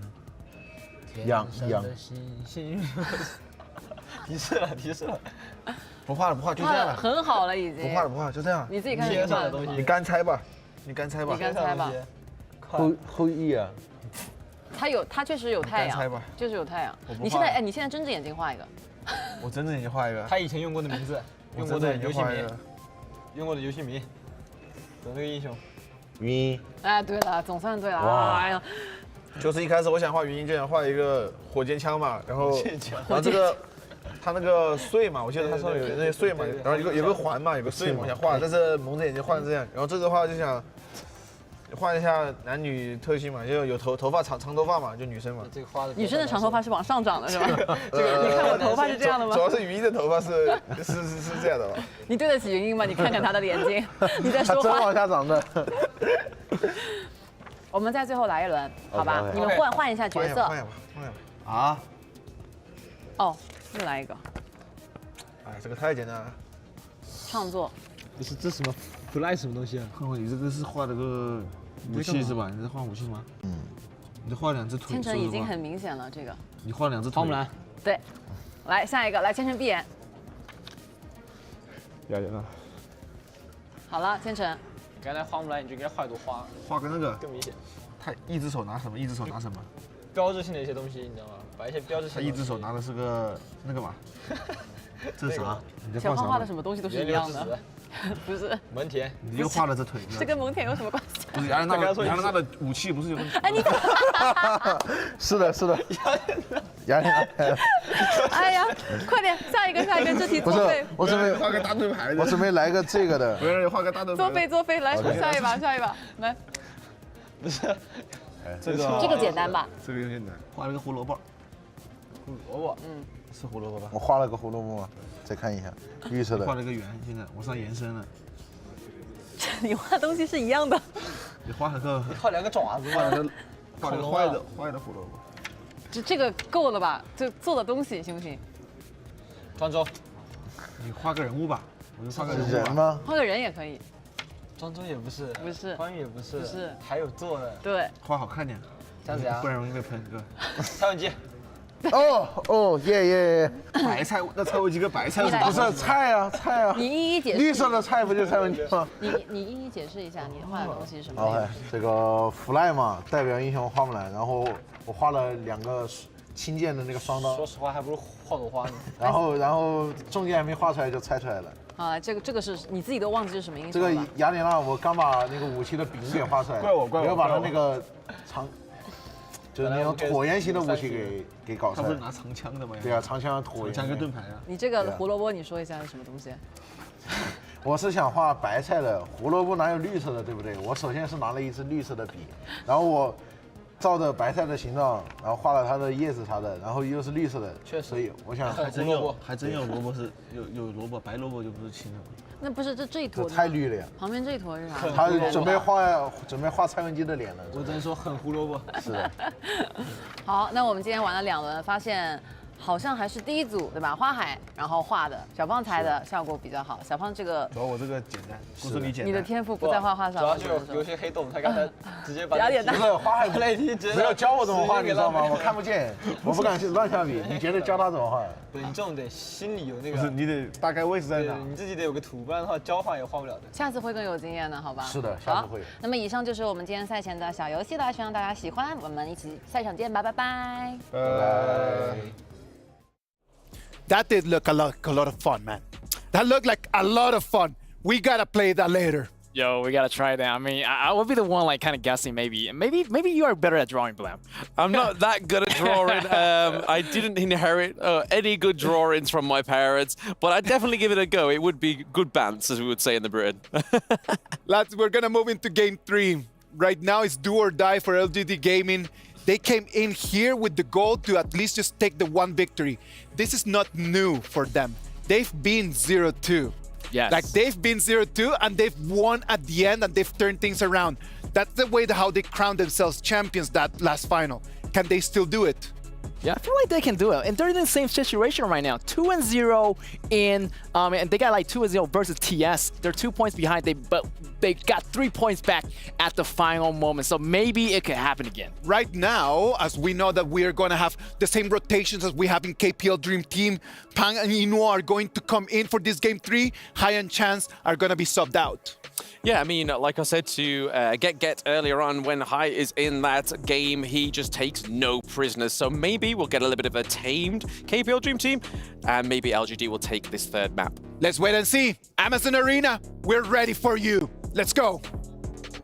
As Isaac was saying, LGD Gaming, they've been in this situation before with S2 Invitationals in that finals. They were able to reverse sweep, come back from Team Secret, from the depths of hell, so to speak, being down 0-2. But this is a completely different monster in KPL Dream Team. Exactly. Same position, different lessons, right? But we know that LGD learns fast and they learn pretty hard as well. So 2-0, KPL Dream Team looking to close this series out with no blemishes on their record, 3-0. Yeah, very clean thus far. But again, LGD Gaming have kind of extended the games a little bit. Like the average game times have been much longer for KPL Dream Team. I'm wondering if they're starting to fatigue. Yeah, that's true. They have been trying to drag the game out for as long as possible. And you can see KPL, they want to enforce their will. They want to end the games earlier. Now, KPL Dream Team, once again, they allow the Yinor R-Lee. Is that a mistake on the side of LGD Gaming? To be honest, I'm not 100% sure if that's a mistake as of yet. We got to see the draft here. But I think that LGD Gaming banning out the Dahlia speaks volumes. They're like, hey, this has actually been a menace. We need to control this one going in. But they're turning it around. They're going to flip the switch, so to speak. They're going to go for Ogren and the Lady Soon here. Yeah, but you can expect that they will come up with the counter picks, and that's exactly what's going to happen. The Yinor going to help them pick up the Musashi for the jungler or the Clash. You know, Musashi could go anywhere at this point. And of course, the Mortar in the mid. This is also a flex pick, right? Mortar can go in the roam, Mortar can go in the mid. So this is keeping things pretty open for the side of KPL Dream Team. Yeah, their drafts are on points. They're very, again, very flexible. You talked about that versatility that they have. And, the players can also play any sort of hero, so they have a lot more control in terms of how they want to do it. They see what the draft is coming towards them. And I mean, the Ming is going to be picked up here, but they've already got the counter pick in mind. Yep, exactly. Like, there is so much anti-heal. The Imperil state coming in from Musashi's duel to the death is going to be quite difficult to deal with for the side of LGD Gaming. But here comes the silver lining, right? It's only a single target. So if they put it onto Ming, if they put it onto Lady Sun, if they put it onto Ogren, that's one member only. The rest of your team can cover you. They can come back and win the fight for you as well. So, okay, we saw this earlier today, the Lady Soon Ming going up with AGG, right? But KPL, they had that kind of that counter pick. They went with the Guan Yu, and they kind of tried to divide them as much as possible and just kind of control them. But, this is one of those games where, hey, your back is on the wall, LGD Gaming. Is this the combination you want? I mean, this is one of the best chances they have, right? Late game, I think they are looking at the late game. By the performance of LGD Gaming against KPL Dream Team, I think it's safe to assume that LGD Gaming, they're preparing for the late game strategy, right? Sure, they want to try and put up a resistance in the early game. Look at the Sun Ce pick. I like this. It gives a lot of early game rotation. The moment you hit 4, the set sail is going to help you a lot. But KPL Dream Team, gonna look at the potential counter picks here. It is going to be the Guan Yu as well as the Lady Zhen. So, I mean, it's just full-on control. 4 different members. In fact, all 5 if you count R-Lee's ultimate as well. 5 different CC skills available inside KPL Dream Team. So much control, and this is the power of this draft here. I mean, they're going to pick even the Lady Zhen, which, LGD Gaming didn't have the greatest of games last time. They're kind of going with the Princess Frost. I've always joked around saying that this is a poor woman's Lady Zhen, but she's going to be here. How's this mid lane going to work out? I'm not a huge fan of the LGD Gaming's pick for Princess Frost. I think it's a little bit too squishy. At the same time, mobility may be an issue, right? But hey, I'm not the coach for LGD Gaming, neither am I the coach for KPL. It is up for them to make their own history. LGD Gaming against KPL Dream Team. Potential Last game of the series. Yeah, Let's go. This is going to be game 3, but you are, of course, the coach of Team Falcons, at least from what I remember, no? Yeah, maybe. I don't know. All right, but we're going to get into this one. This is, of course, game 3. So much on the line. LGD Gaming, it's a do-or-die situation. They need to have a much better early game. KPL Dream Team really stuck it to them, especially early. They were controlling the map, making things just really difficult for LGD Gaming. Yep. Right now, Ogren, the Spear of Returning, right? Available now. They need to return into winning ways for the side of LGD Gaming. Yeah, and looks like LGD are going to just kind of, again, just play a little bit standard in the sense of the mid lane here. But, you know, the Princess Frost is going to be going into the bottom lane to deal with Inuo. Does need to stop him out. Again, KPL have picked the Arlie almost every single game. At least, I mean, today definitely, but even in the past, right? This is a team, this is a hero that they love. Yeah, for good reason, right? It's been working perfectly. And for the first time, LGD managed to put a little bit more pressure, right? LGD Gaming, they protect their buffs as well. And you can see the Ogre Musang King will be having the benefit of the teamwork coming in from LGD Gaming. Yeah, No Fear still up in front. Again, this is the moats that we know. The Cannon Blasts have been on point, but he provides a lot of vision, right? He's literally not only in your heads, but he's also in your jungle. And look at this. It's an opening, and it looks like Pong is going to take this free Azure Crimson, Azure Golem, but no, they're going to turn this around. They turn this around instead, and Musang King now is actually going to look to defend this one. Pong is looking to just walk away. Yep, they won't be able to punish that move. Maybe No Fear is the target. Yeah, he's going to be slowed down, no real chance, and he's going to give up first blood, and that's a huge win for JR. Get that farm, get himself that snowball pushing along. All right, and level 4 has been achieved by Xiang as well. Set Sail gonna start the first few rotations around the map. What are they looking for? I'm not sure just yet, but definitely controlling the map is of utmost importance right now. They're starting off much, much better. This is the LGD Gaming that we know of. They're gonna push ahead. They're gonna look to just kind of create a little bit of space. They've got a little bit of an advantage here. How do they play with a lead, which we haven't actually talked about throughout the entire day? Well, they need to make sure they get a kill, and this combination, scary combination, Razor Cavalry along with the duo to the death, that's going to be the last straw for Xiang here. Had a good start, no way, we're going to shut you down immediately. Yeah, immediately, and Musang King just trying to defend his own jungle. He's going to deal with the top lane instead, let Xiang kind of make his way back in. He's going to go the slow road, the walk of shame, if you will, and JR still up in front in the duel with Inuo. Need to limit his farm as much as possible. Yeah, but it's really difficult, right? These first few rotations by Wrong have been quite painful for the side of LGD Gaming. So far, you can see JR not doing too much with the opportunities presented. Yeah, and Wrong is playing a little bit of a different hero. I mean, this is the first time he hasn't played Shangguan in this fight. Oh, but Inuo, taking a lot of damage. Needs to be a little bit careful right at the limit, so to speak. Yep. You know, with the Maple Dance, he has a little bit more room for error at this point. Okay, the Azure, okay, that's going to be picked up. Musang King will happily take this one. And again, it took a village to kind of ensure you kind of protect your own jungle here, and LGD Gaming have prioritized that. This net worth lead is literally neck and neck.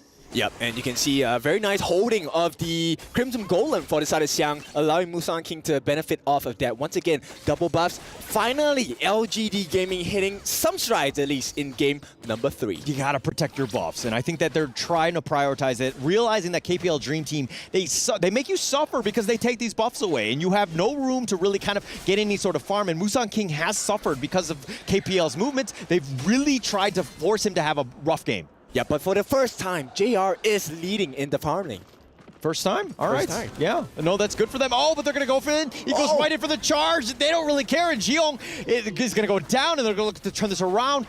Jay is the last man standing, but really not much he can do. No damage. Set Sail looking to find some openings. Not going to happen. This will be a scouting Set Sail instead. Oh, he does connect. He did find the launch up onto No Fear, and that's going to create some space. They are going to take the Tyrant. That's a good objective, at least for LGD Gaming. Yep, I think a decent trade, right? You take your Tyrant, yes, you sell away too long for the moment, but as a mid lane, he's a Princess Frost, it's okay to let him be sold for a couple of times. Yeah, and Rong now making an appearance here, pushing out the bottom lane with Inuo. They're going to look to just put a little bit of pressure on that bottom T1. Tough situation. Again, JR needs that farm, needs that space. Did get first blood, but again, if you're not getting some space to farm, you're going to have a rough time. Yep, and perfect use of the teleportation portal. They will tank for the tower. pressure to allow Yino to get that T1 on the board. And this is so efficient coming in from KPL Dream Team. Yeah, and I like the fact that Fly has actually made the rotation. He's in the bottom lane. He's helped out with that bottom T1, but you've actually forced JR to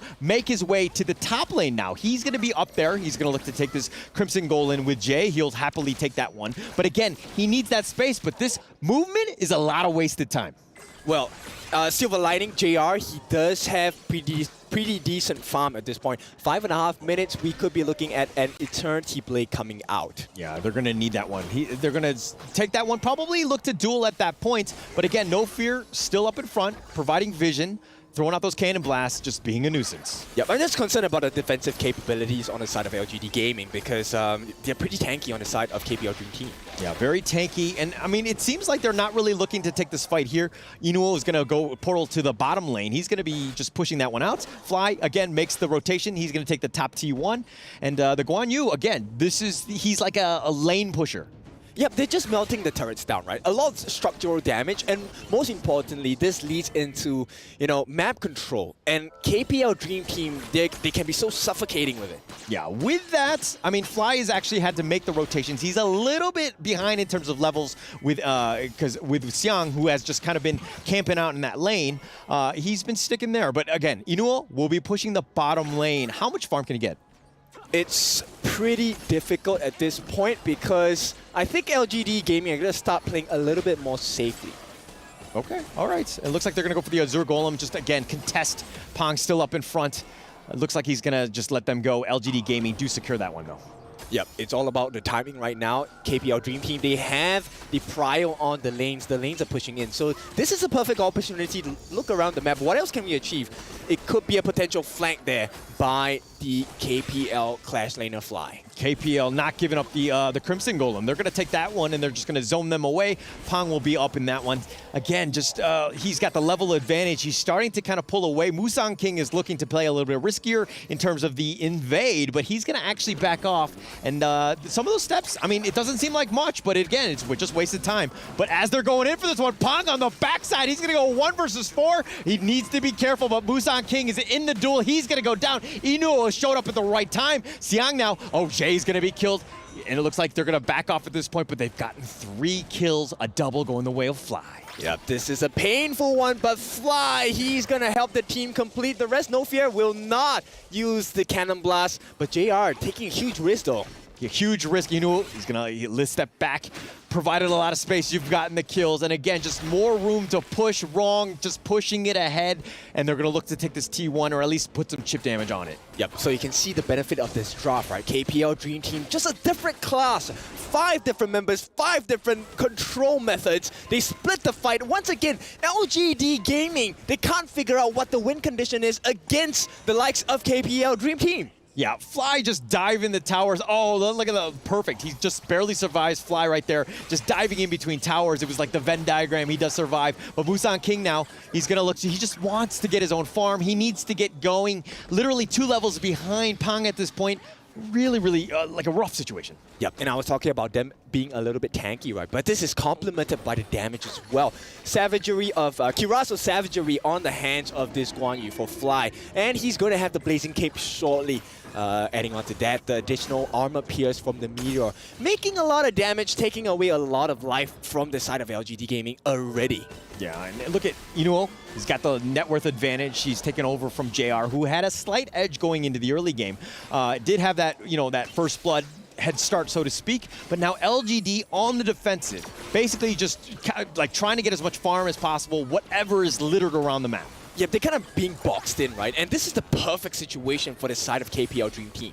Yeah, and it looks like the bottom lane is going to be pushed. Set Sail does connect onto 2, slowing it down, but the minions are looking to just kind of slowly make their way up.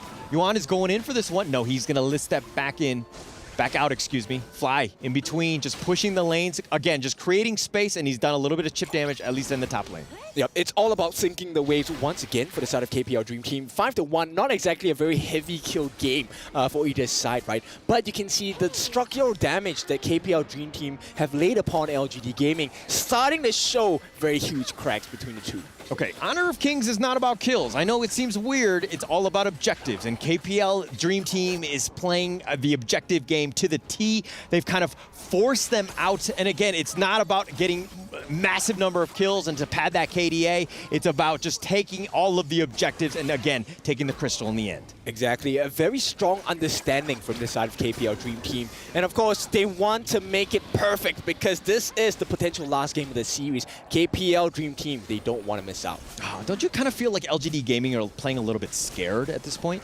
Yep, I mean, you can understand why, right? Because if they make a mistake, they get punished for it and they lose the game, it's game over. Yeah, and it looks like, you know, KPL imposing their will on the enemy team here as they take both objectives back-to-back, both the Shadow Overlord and the Shadow Tyrant. That's going to push an LGD Gaming right now, grasping at straws, trying to find themselves some sort of space, some sort of gap. But Xiong, oh, he flashes back. He's got the shield. Fly goes in, gets the charge, and he's going to knock him out. He's going to get the kill. Pong going deep. He doesn't care. He wants those kills, and now he's turning it on. And it looks like Busan King and Jay, the last two remaining, double kill with Pong, and they look like they're going to get more. JR is down for the count as well, and Musan King, he's getting pinballed between all four of them, and it looks like he's going to go, eventually he will fall. Yeah, but they're left with 3, and this could be number 3 for the side of KPL Dream Team. It all falls down onto Zhe, but what can he do against the likes of the members of KPL? He's going to try. It's not going to work as the Vanguard approaches. Aced for the side of KPL Dream Team. It's looking like a closer here. And this is looking like it's going to be it. I mean, yes, Zihong, JR, Xiang back on the list. That Crystal, though, has taken so much damage already. The Vanguards are pushing, but it looks like KPL Dream Team are like, hey, we have plenty of time. We're up 8K. It's only 11 minutes. We're going to back off and just kill you in the next wave. We'll give you one last stand, and this has to count for the side of LGD Gaming. This is tournament life on the line.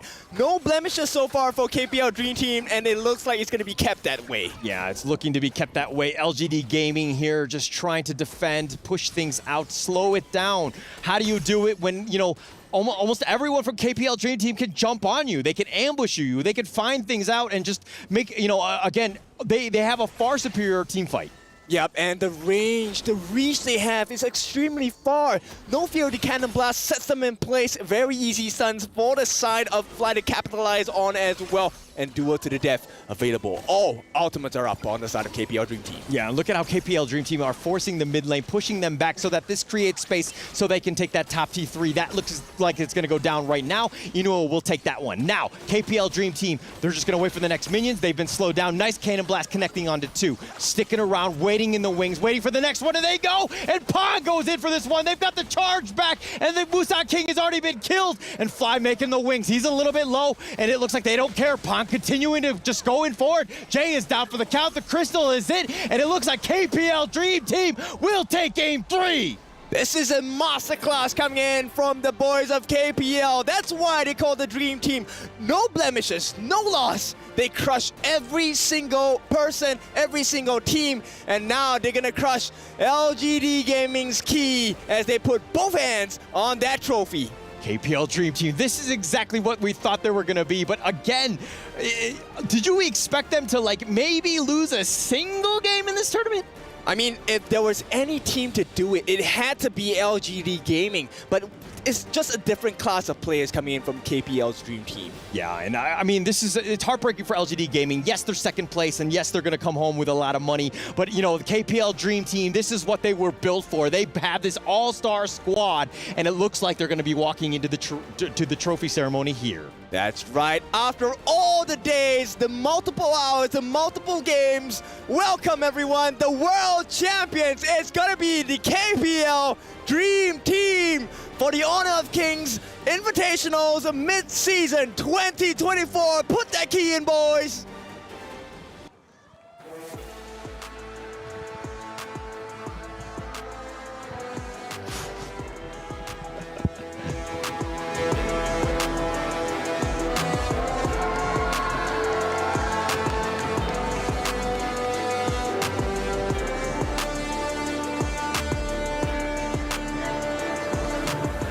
All right, ladies and gentlemen, let's hear it one more time for your winning team, KPL Dream Team! The golden rain is pouring, the crowd are roaring. This will be the moment for KPL Dream Team to be crowned as the new king. One more time, some voices over there. All right, thank you so much. Thank you so much for your amazing performance as well. Watch out for the stairs. Come The join us golden on rain. the stage, please, everyone. He was so happy he couldn't contain himself. It's okay, you're so thrilled. It's very slippery for as well. All right, I believe this will be the time where we have some shared thoughts with the new world champion. Here we go, standing by the head coach from KPL Dream Team, Gamini. I believe this will be a very stressful journey for you. You shoulder a very huge responsibility as a head coach. So how do you think about the entire journey? What will be the things you want to say to your teammates? 成为我们 KPL 王者荣耀梦之队的主教练，相信对你来说是一个具有非常大的压力以及很多责任感的工作。这一整个旅程对你的感觉是什么？有什么想要分享的吗？我觉得我们能来到沙特是非常神奇的一件事情。我觉得沙特这边是非常的有意思，非常有趣，能够体验到这一次 EWC 的比赛，我觉得非常的开心。我们也很开心能够拿到这一次的冠军。 It's been a magical journey. Here we go. We're standing in Saudi Arabia, Riyadh. It's such an honor to standing right here because it's a massive international tournament. So we are very honored to be here, win the final champion for the entire team. Amazing, amazing. So I'm sure this has been a great journey for everybody. From the start, from the get-go, from the moment that you knew they're going to come to Saudi Arabia for the Esports World Cup, up until now, is there something that added to their character, to their personality? 这一次来到 EWC， 来到沙特，来到利雅得，对于你个人的性格，小胖，你觉得有任何的变化吗？我觉得有非常大的变化吧。我已经和我那个房间剩下4个人，在我心中，他们已经是和我好兄弟一辈子了，好吧？ All right. So I made such a deep bond with the other bros that stays at the same room in the hotel as we do, and I think we will be creating that bond forever, brotherhood. Amazing, amazing. Now, if I would have a question for every member here. Yes. When they go back to China, after winning this amazing tournament right here, if they're going to be asked, how was Saudi Arabia? How was Esports World Cup? If they can say it in one word, what would that be? 这一次来到利雅得参加我们的 EWC， 这回到上海、回到中国之后，如果有人问你说，哎，这一次的旅程会怎么样？你会用怎么样的一个词来形容这全部的旅程 ？IC？ 非常开心吧，对。 It's been a very thrilling and happy moment and journey, magical journey for all of us. Amazing. What about the others? What do they have to say? What do you want to say with the cheerful moment, Chance? 此刻是属于你们的时刻，有什么想要和各位分享的吗？千成。就特别开心吧，然后接下来也会继续努力，对，然后也谢谢你们，谢谢你们。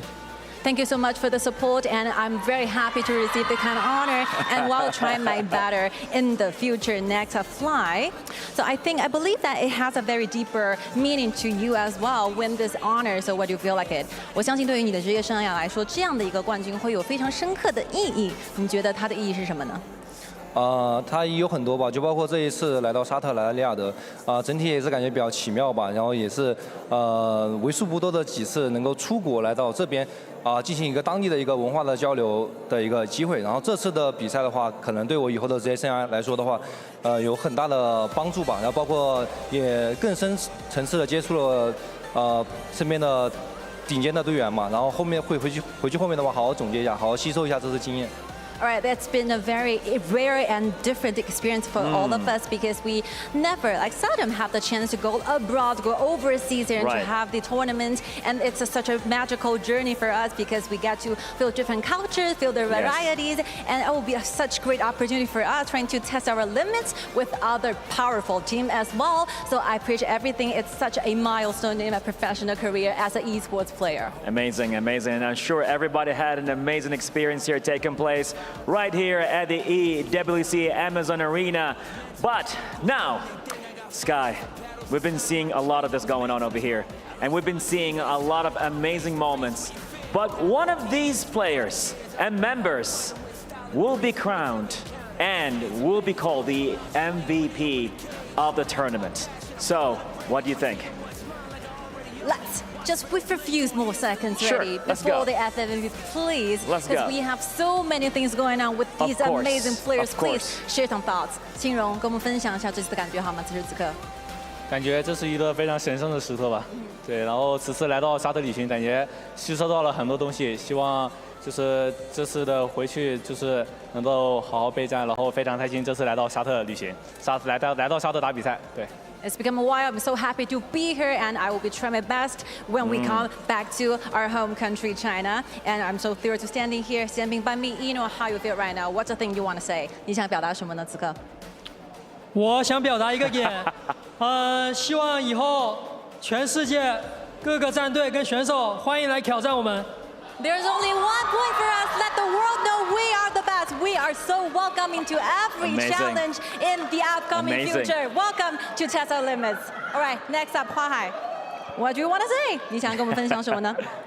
我觉得的话，因为这一次我是属于一个轮换的状态嘛，我觉得不管是首发还是替补，我们都是梦之队的一份子。然后我们身后代表的不仅是梦之队，还有我们整个 KPL 整个中国赛区。然后我们会越做越好，然后争取以后拿到更大的成就。对。under rotations with Pan always, but I think that no matter we're on the roster or with a substitute, it doesn't matter because we represent KPL as a team. We represent as in the total our biggest power from KPL from China. Beautiful. The last but not least, no fear standing by me. What's your thought? 来吧。看我说啥？说说你的感想，跟全世界的观众有什么想要分享的呢？十分开心能来到沙特吧，然后感受 EWC 的文化，然后我觉得来到各个城市就是各个国家嘛，然后能体验到这种文化是特别的开心，也希望我们自己的王者荣耀电竞啊，或者各方面的东西都能得到一个提升，也希望大家能来到中国一起来享受我们的文化。Welcome to China to experience different things, different cultures, and interesting cultures in our home country. And we are all very happy to be here. Very honored to be at Saudi Arabia in Riyadh. Thank you for the inviting, EWC. Ladies and gentlemen, one more time, KPL Dream Team, everybody. And I believe, may I have the honor to announce you guys to the world, the tournament MVP at the very last second. Can we hear some answers? Who's the MVP? Who will it be? Louder. Louder, please. I heard a lot of different answers. Well, I'm hearing a lot. What about here? Who do you think is the MVP? Well, so many different answers, and please, the world awaits for my announcement. Yes. It's been a super honor to be here, and please, ladies and gentlemen, and the audiences in the arena, let's hear it from the names of the tournament MVP. He is. Drum rolls. And Yiga! Wow. Congratulations one more time, Ido. Please take a little bit step forward for a little bit interview, please. How you feel? MVP. 感觉怎么样呢？谢谢感谢我的队友吧，没有队友也没有成就我这个 MVP， 都是队友衬托的好然后我也会努力的。All right, I have to give the best gratitude and thank you for my teammates because without them, I couldn't make this so far. Amazing, amazing. Not only you're the MVP, not only get the appreciation, but do you know, you just won as well, $50,000 here. You know, 成为我们本届比赛的 MVP， 除了所有的荣誉，除了全世界知道我们是最强以外，你还会有属于你个人的$5万的 MVP 奖金，这样子丰厚的奖金，你打算怎么去使用呢？Let him think about it. It takes time. It takes time. Yeah. 我用来给大家发福利吧，到时候。All right, I'll bring the benefits to all of you for our supporters all around the world. Amazing. That's so generous. Totally. So I think you're gonna invite everybody for dinner. 你会请大家吃饭吗？那必须得请。Of course, definitely, with no doubt. Let's go, everybody. Let's go. That is an amazing thing taking place right here, ladies and gentlemen. The Esports World Cup for the honor of Kings Invitational Midseason has been an amazing journey. What about you, Sky? How you feel about this so far? I think it's only the beginning of a new chapter. Totally, totally. Well, one more time, ladies and gentlemen, let's hear it for KPL Dream Team! Shout it out for KPL! Thank you so much for the ride. It's been beautiful and wonderful. Thank you so much. Beautiful energy. And now, back to you, amazing talents, to the studio. the Honor of Kings Invitational Mid-Season 2024 champion, the KPL Dream Team. Amazing and a perfect tournament. Did not lose even a small game. They came in, dominated, they saw, they conquered. Absolutely blemish-free for the KPL Dream Team. And some people expected it coming into this tournament. We expected a little bit more of a challenge from our teams. But like they did say in that winning interview, that they are welcome to more challenges throughout the rest of the world. So I think it's now our time to step up. Definitely. KPL Dream Team came in flawless victory, getting the FMVP for Ino at the end. So it's a spectacular ending here. I just can't get any happier than this. KPL Dream Team showing to the world that they're still the top dog of the game. Talking about Ino, in the moment that he just heard that it was gonna be 50K on that bag, like he didn't actually even realize it. He's like, 50K? Bet! Why not? I mean, who wouldn't love just to be standing there on stage and be like, hey, here's a free 50K? I'd be like, yeah, here it is. Definitely he's gonna treat us all to dinner, I feel like. Absolutely. That is lovely, man. And I believe that he deserves it, man. Like he was an amazing character over there. Always, every single time that he jumped into the game, he was always like the top player. It was always the core of the team. Like the KPL Dream Team, the 5 players, well, the 7 players that were able to participate in this tournament, all of them, they were amazing, but Ino kind of like stood out a little bit more than the rest. Yeah, I feel like that first game definitely staying that a little bit shaky, but Ino came and saved the day, and he took away that low. That was pretty much a really dangerous game. Compared to the other 2 games, was a little bit easier for KPL Dream Team.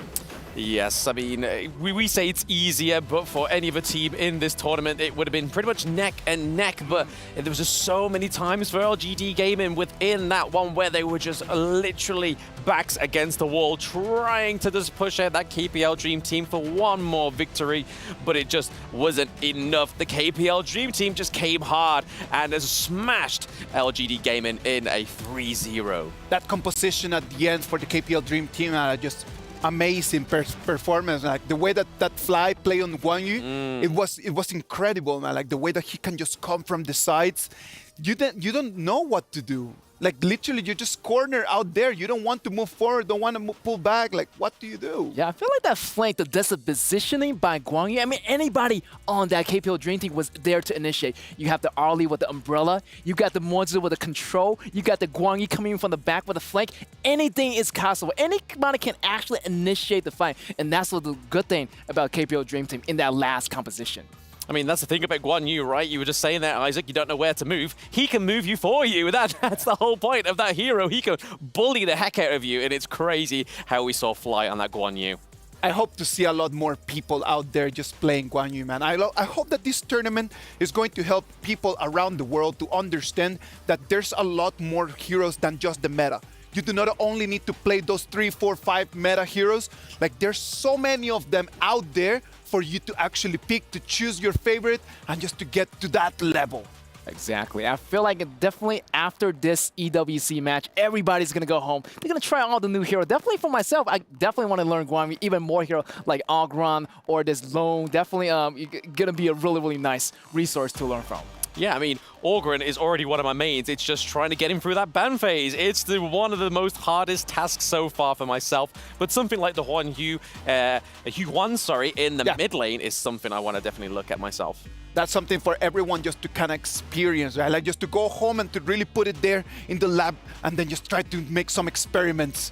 We had 2 semifinals and a grand final today, and Kidia has brought to us the plays of the day. What about we just check on them, just the highlights of what has been an amazing last day of our tournament? Yes, I love about this one. 4 minutes, LGD try to grab the but look at this Guan Yu. Guan Yu try to go around the back here, and this is gonna be the BKS moment versus LGD. Going in, almost getting those kills, almost getting a triple kill on Guan Yu. Great job, double kill on Xian, and this is gonna be the triple kill of the day. Even though LGD Gaming did not take the victory at the end, Xian was really such a great player throughout the whole tournament, man.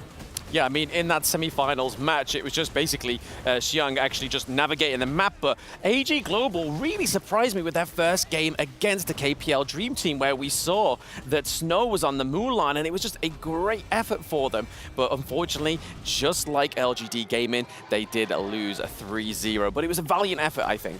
Yes, on the next one, LGD versus KPL Dream Team. I really love this landing one pick, a very surprise pick, and a lot of burst damage coming in, and you can see LGD's this match lasted so long that they almost got the killing back, almost even went to the Tempest Dragon. So this match is probably my favorite match of the day right here. All of us, we were on the edge of our seats, man. Like, we're like literally like, can they really turn this around? Can they really do it? Sadly for them, it was so close, but yet so far, man. It was really difficult. Yeah, I know. We were even on the caster desk, and it was literally, everyone was shouting like, oh my god, what's going on here? Is it actually going to be turned around? And it was just sort of like, oh no. Everyone was just getting so excited. I feel like we were just kind of like hyping up a collective caster desk, just spiritually. Spiritually, everyone was over there with the boys, no? Yeah, everybody definitely. wanted to see an upset. Sadly for us, it was not there. The tournament has come to an end. But what's next? For a lot of the teams, like, they had the opportunity to play against the KPL Dream Team. As we move forward into the next tournaments, what do they need to go back to their clubs and actually start working on if they actually want one day to have a chance to beat this gigantic team? Definitely, they want to go back to the drawing board, as after this competition, every single team already know about KPL Dream Team. So they're going to learn from them, definitely. They're going to learn about the composition and learn about the way of the game. Maybe that's going to be the most important factor that take away from this competition. Yeah, I mean, exposure's the best teacher, right? Because from Season 2 Invitational, we never were exposed to the Malaysian region, and then we took away from that. VKS was able to take a win off the Malaysian region, and then we come into this one where we're going against the KPL Dream Team, and that's the exposure that these teams need to take forward and just be like, yo, this is where we went wrong, and this is what we need to do, and just study that. It is important, right? Like, because if we really want the whole globe to be able to take this game and then just really become a bigger and bigger and bigger brand, we need the people out there, man, and we need the clubs to really up their game. They're doing an amazing job.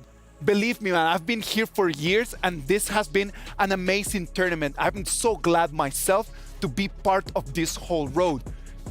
Next, we need to just keep working tirelessly, man. Get more people, get younger people out there, get everyone playing, get everyone learning, and hopefully, the next time, next year if it is, when we have that KPL Dream Team against someone else, we might have a different story to tell.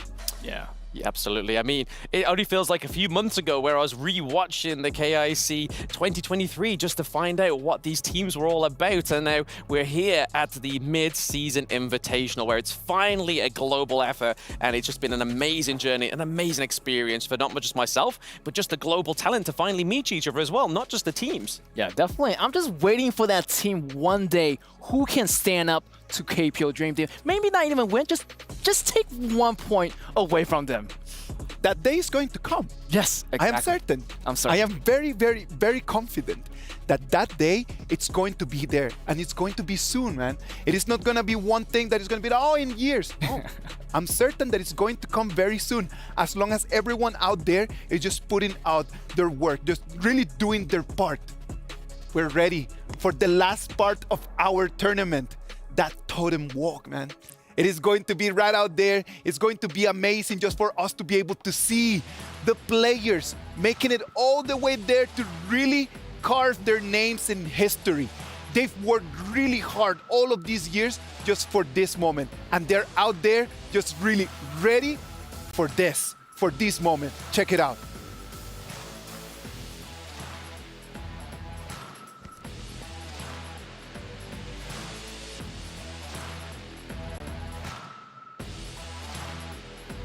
Yeah, as we could see that the players' keys that have been smashed have just been put into the bottom of that big totem that is going to be filled with resin at the end of this whole championship. But that's just going to be a gentle reminder to some of these teams just to try better next time. Yes, that's going to be the walk of glory here for the KPL Dream Team as they put in that medal into that totem and showing so much glory and etch their name in history as the first EWC champion of this series.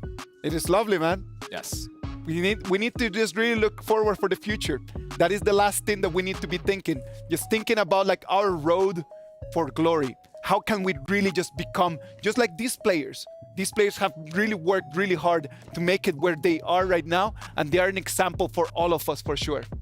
Yes, absolutely. I mean, it's everybody's effort to do better. And as we get through this final part of the tournament is just really reflecting on how great of an opportunity it has been for the teams, for everybody in the production team as well as the talents, just to finally get together and give a great first global effort and a great show in Riyadh as well. Definitely. KPL Dream Team came a long way and they finally did it. They came in, they got what they wanted, and they are showing the world who they are, and that's going to be a celebration here. This is a celebration, ladies and gentlemen. Look at that. Amazing. The sky right now here in Riyadh, in the Kingdom of Saudi Arabia, shines. And it's all the colors for every single one of the fans of Honor of Kings out there. Believe it or not, that sky right over there is shining not only for them, but it's for everyone. Thanks to everyone out there that is playing Honor of Kings. This has been the Honor of Kings Invitational mid-season, man. It is just that moment for us to really carve, man. Look at that. The sky is out there. Blam. Get. What does this mean to us? I think it's like just a beacon of hope, really, isn't it, for the game itself? It's just a great start for the global esports journey, and anything that's grander on this stage is only going to get even better for the teams, for everybody involved. Yeah, definitely. I feel like it's like the beginning of something new. Definitely they're showing the world of what KPL is making of. I feel like KPL Dream Team going to have so much competition down the line when they say they want to challenge the whole world. Boys, this has been amazing. Get, Blam. Thank you very much for everything, man. Ladies and gentlemen, this is it. The Honor of Kings Invitational mid-season comes to an end, but how will the future look like? We do not get to decide. You get to decide that. Please support the game, support us. I am Isaac Peña. This has been the Honor of Kings Invitational mid-season 2024. Hope to see you next time. Goodbye.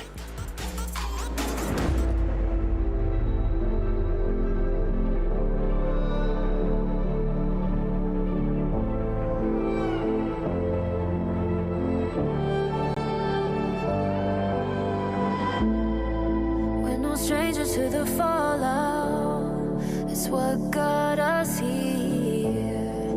Ever changing, some chameleon, blood, sweat, and tears.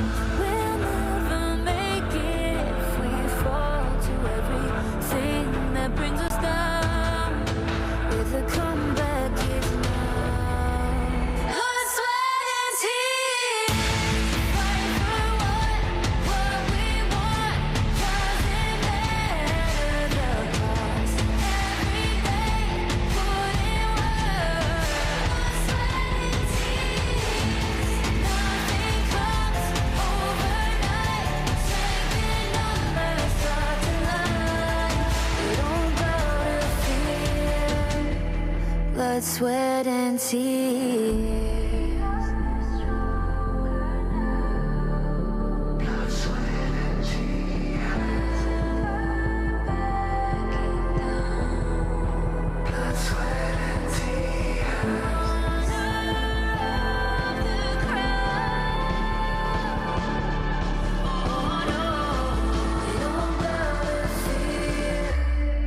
Blood, sweat, and tears. Fight for what we want. Doesn't matter the cost. Every day, put in work. Nothing comes overnight. Taking numbers, start to line. We don't bow to fear. Blood, sweat, and tears.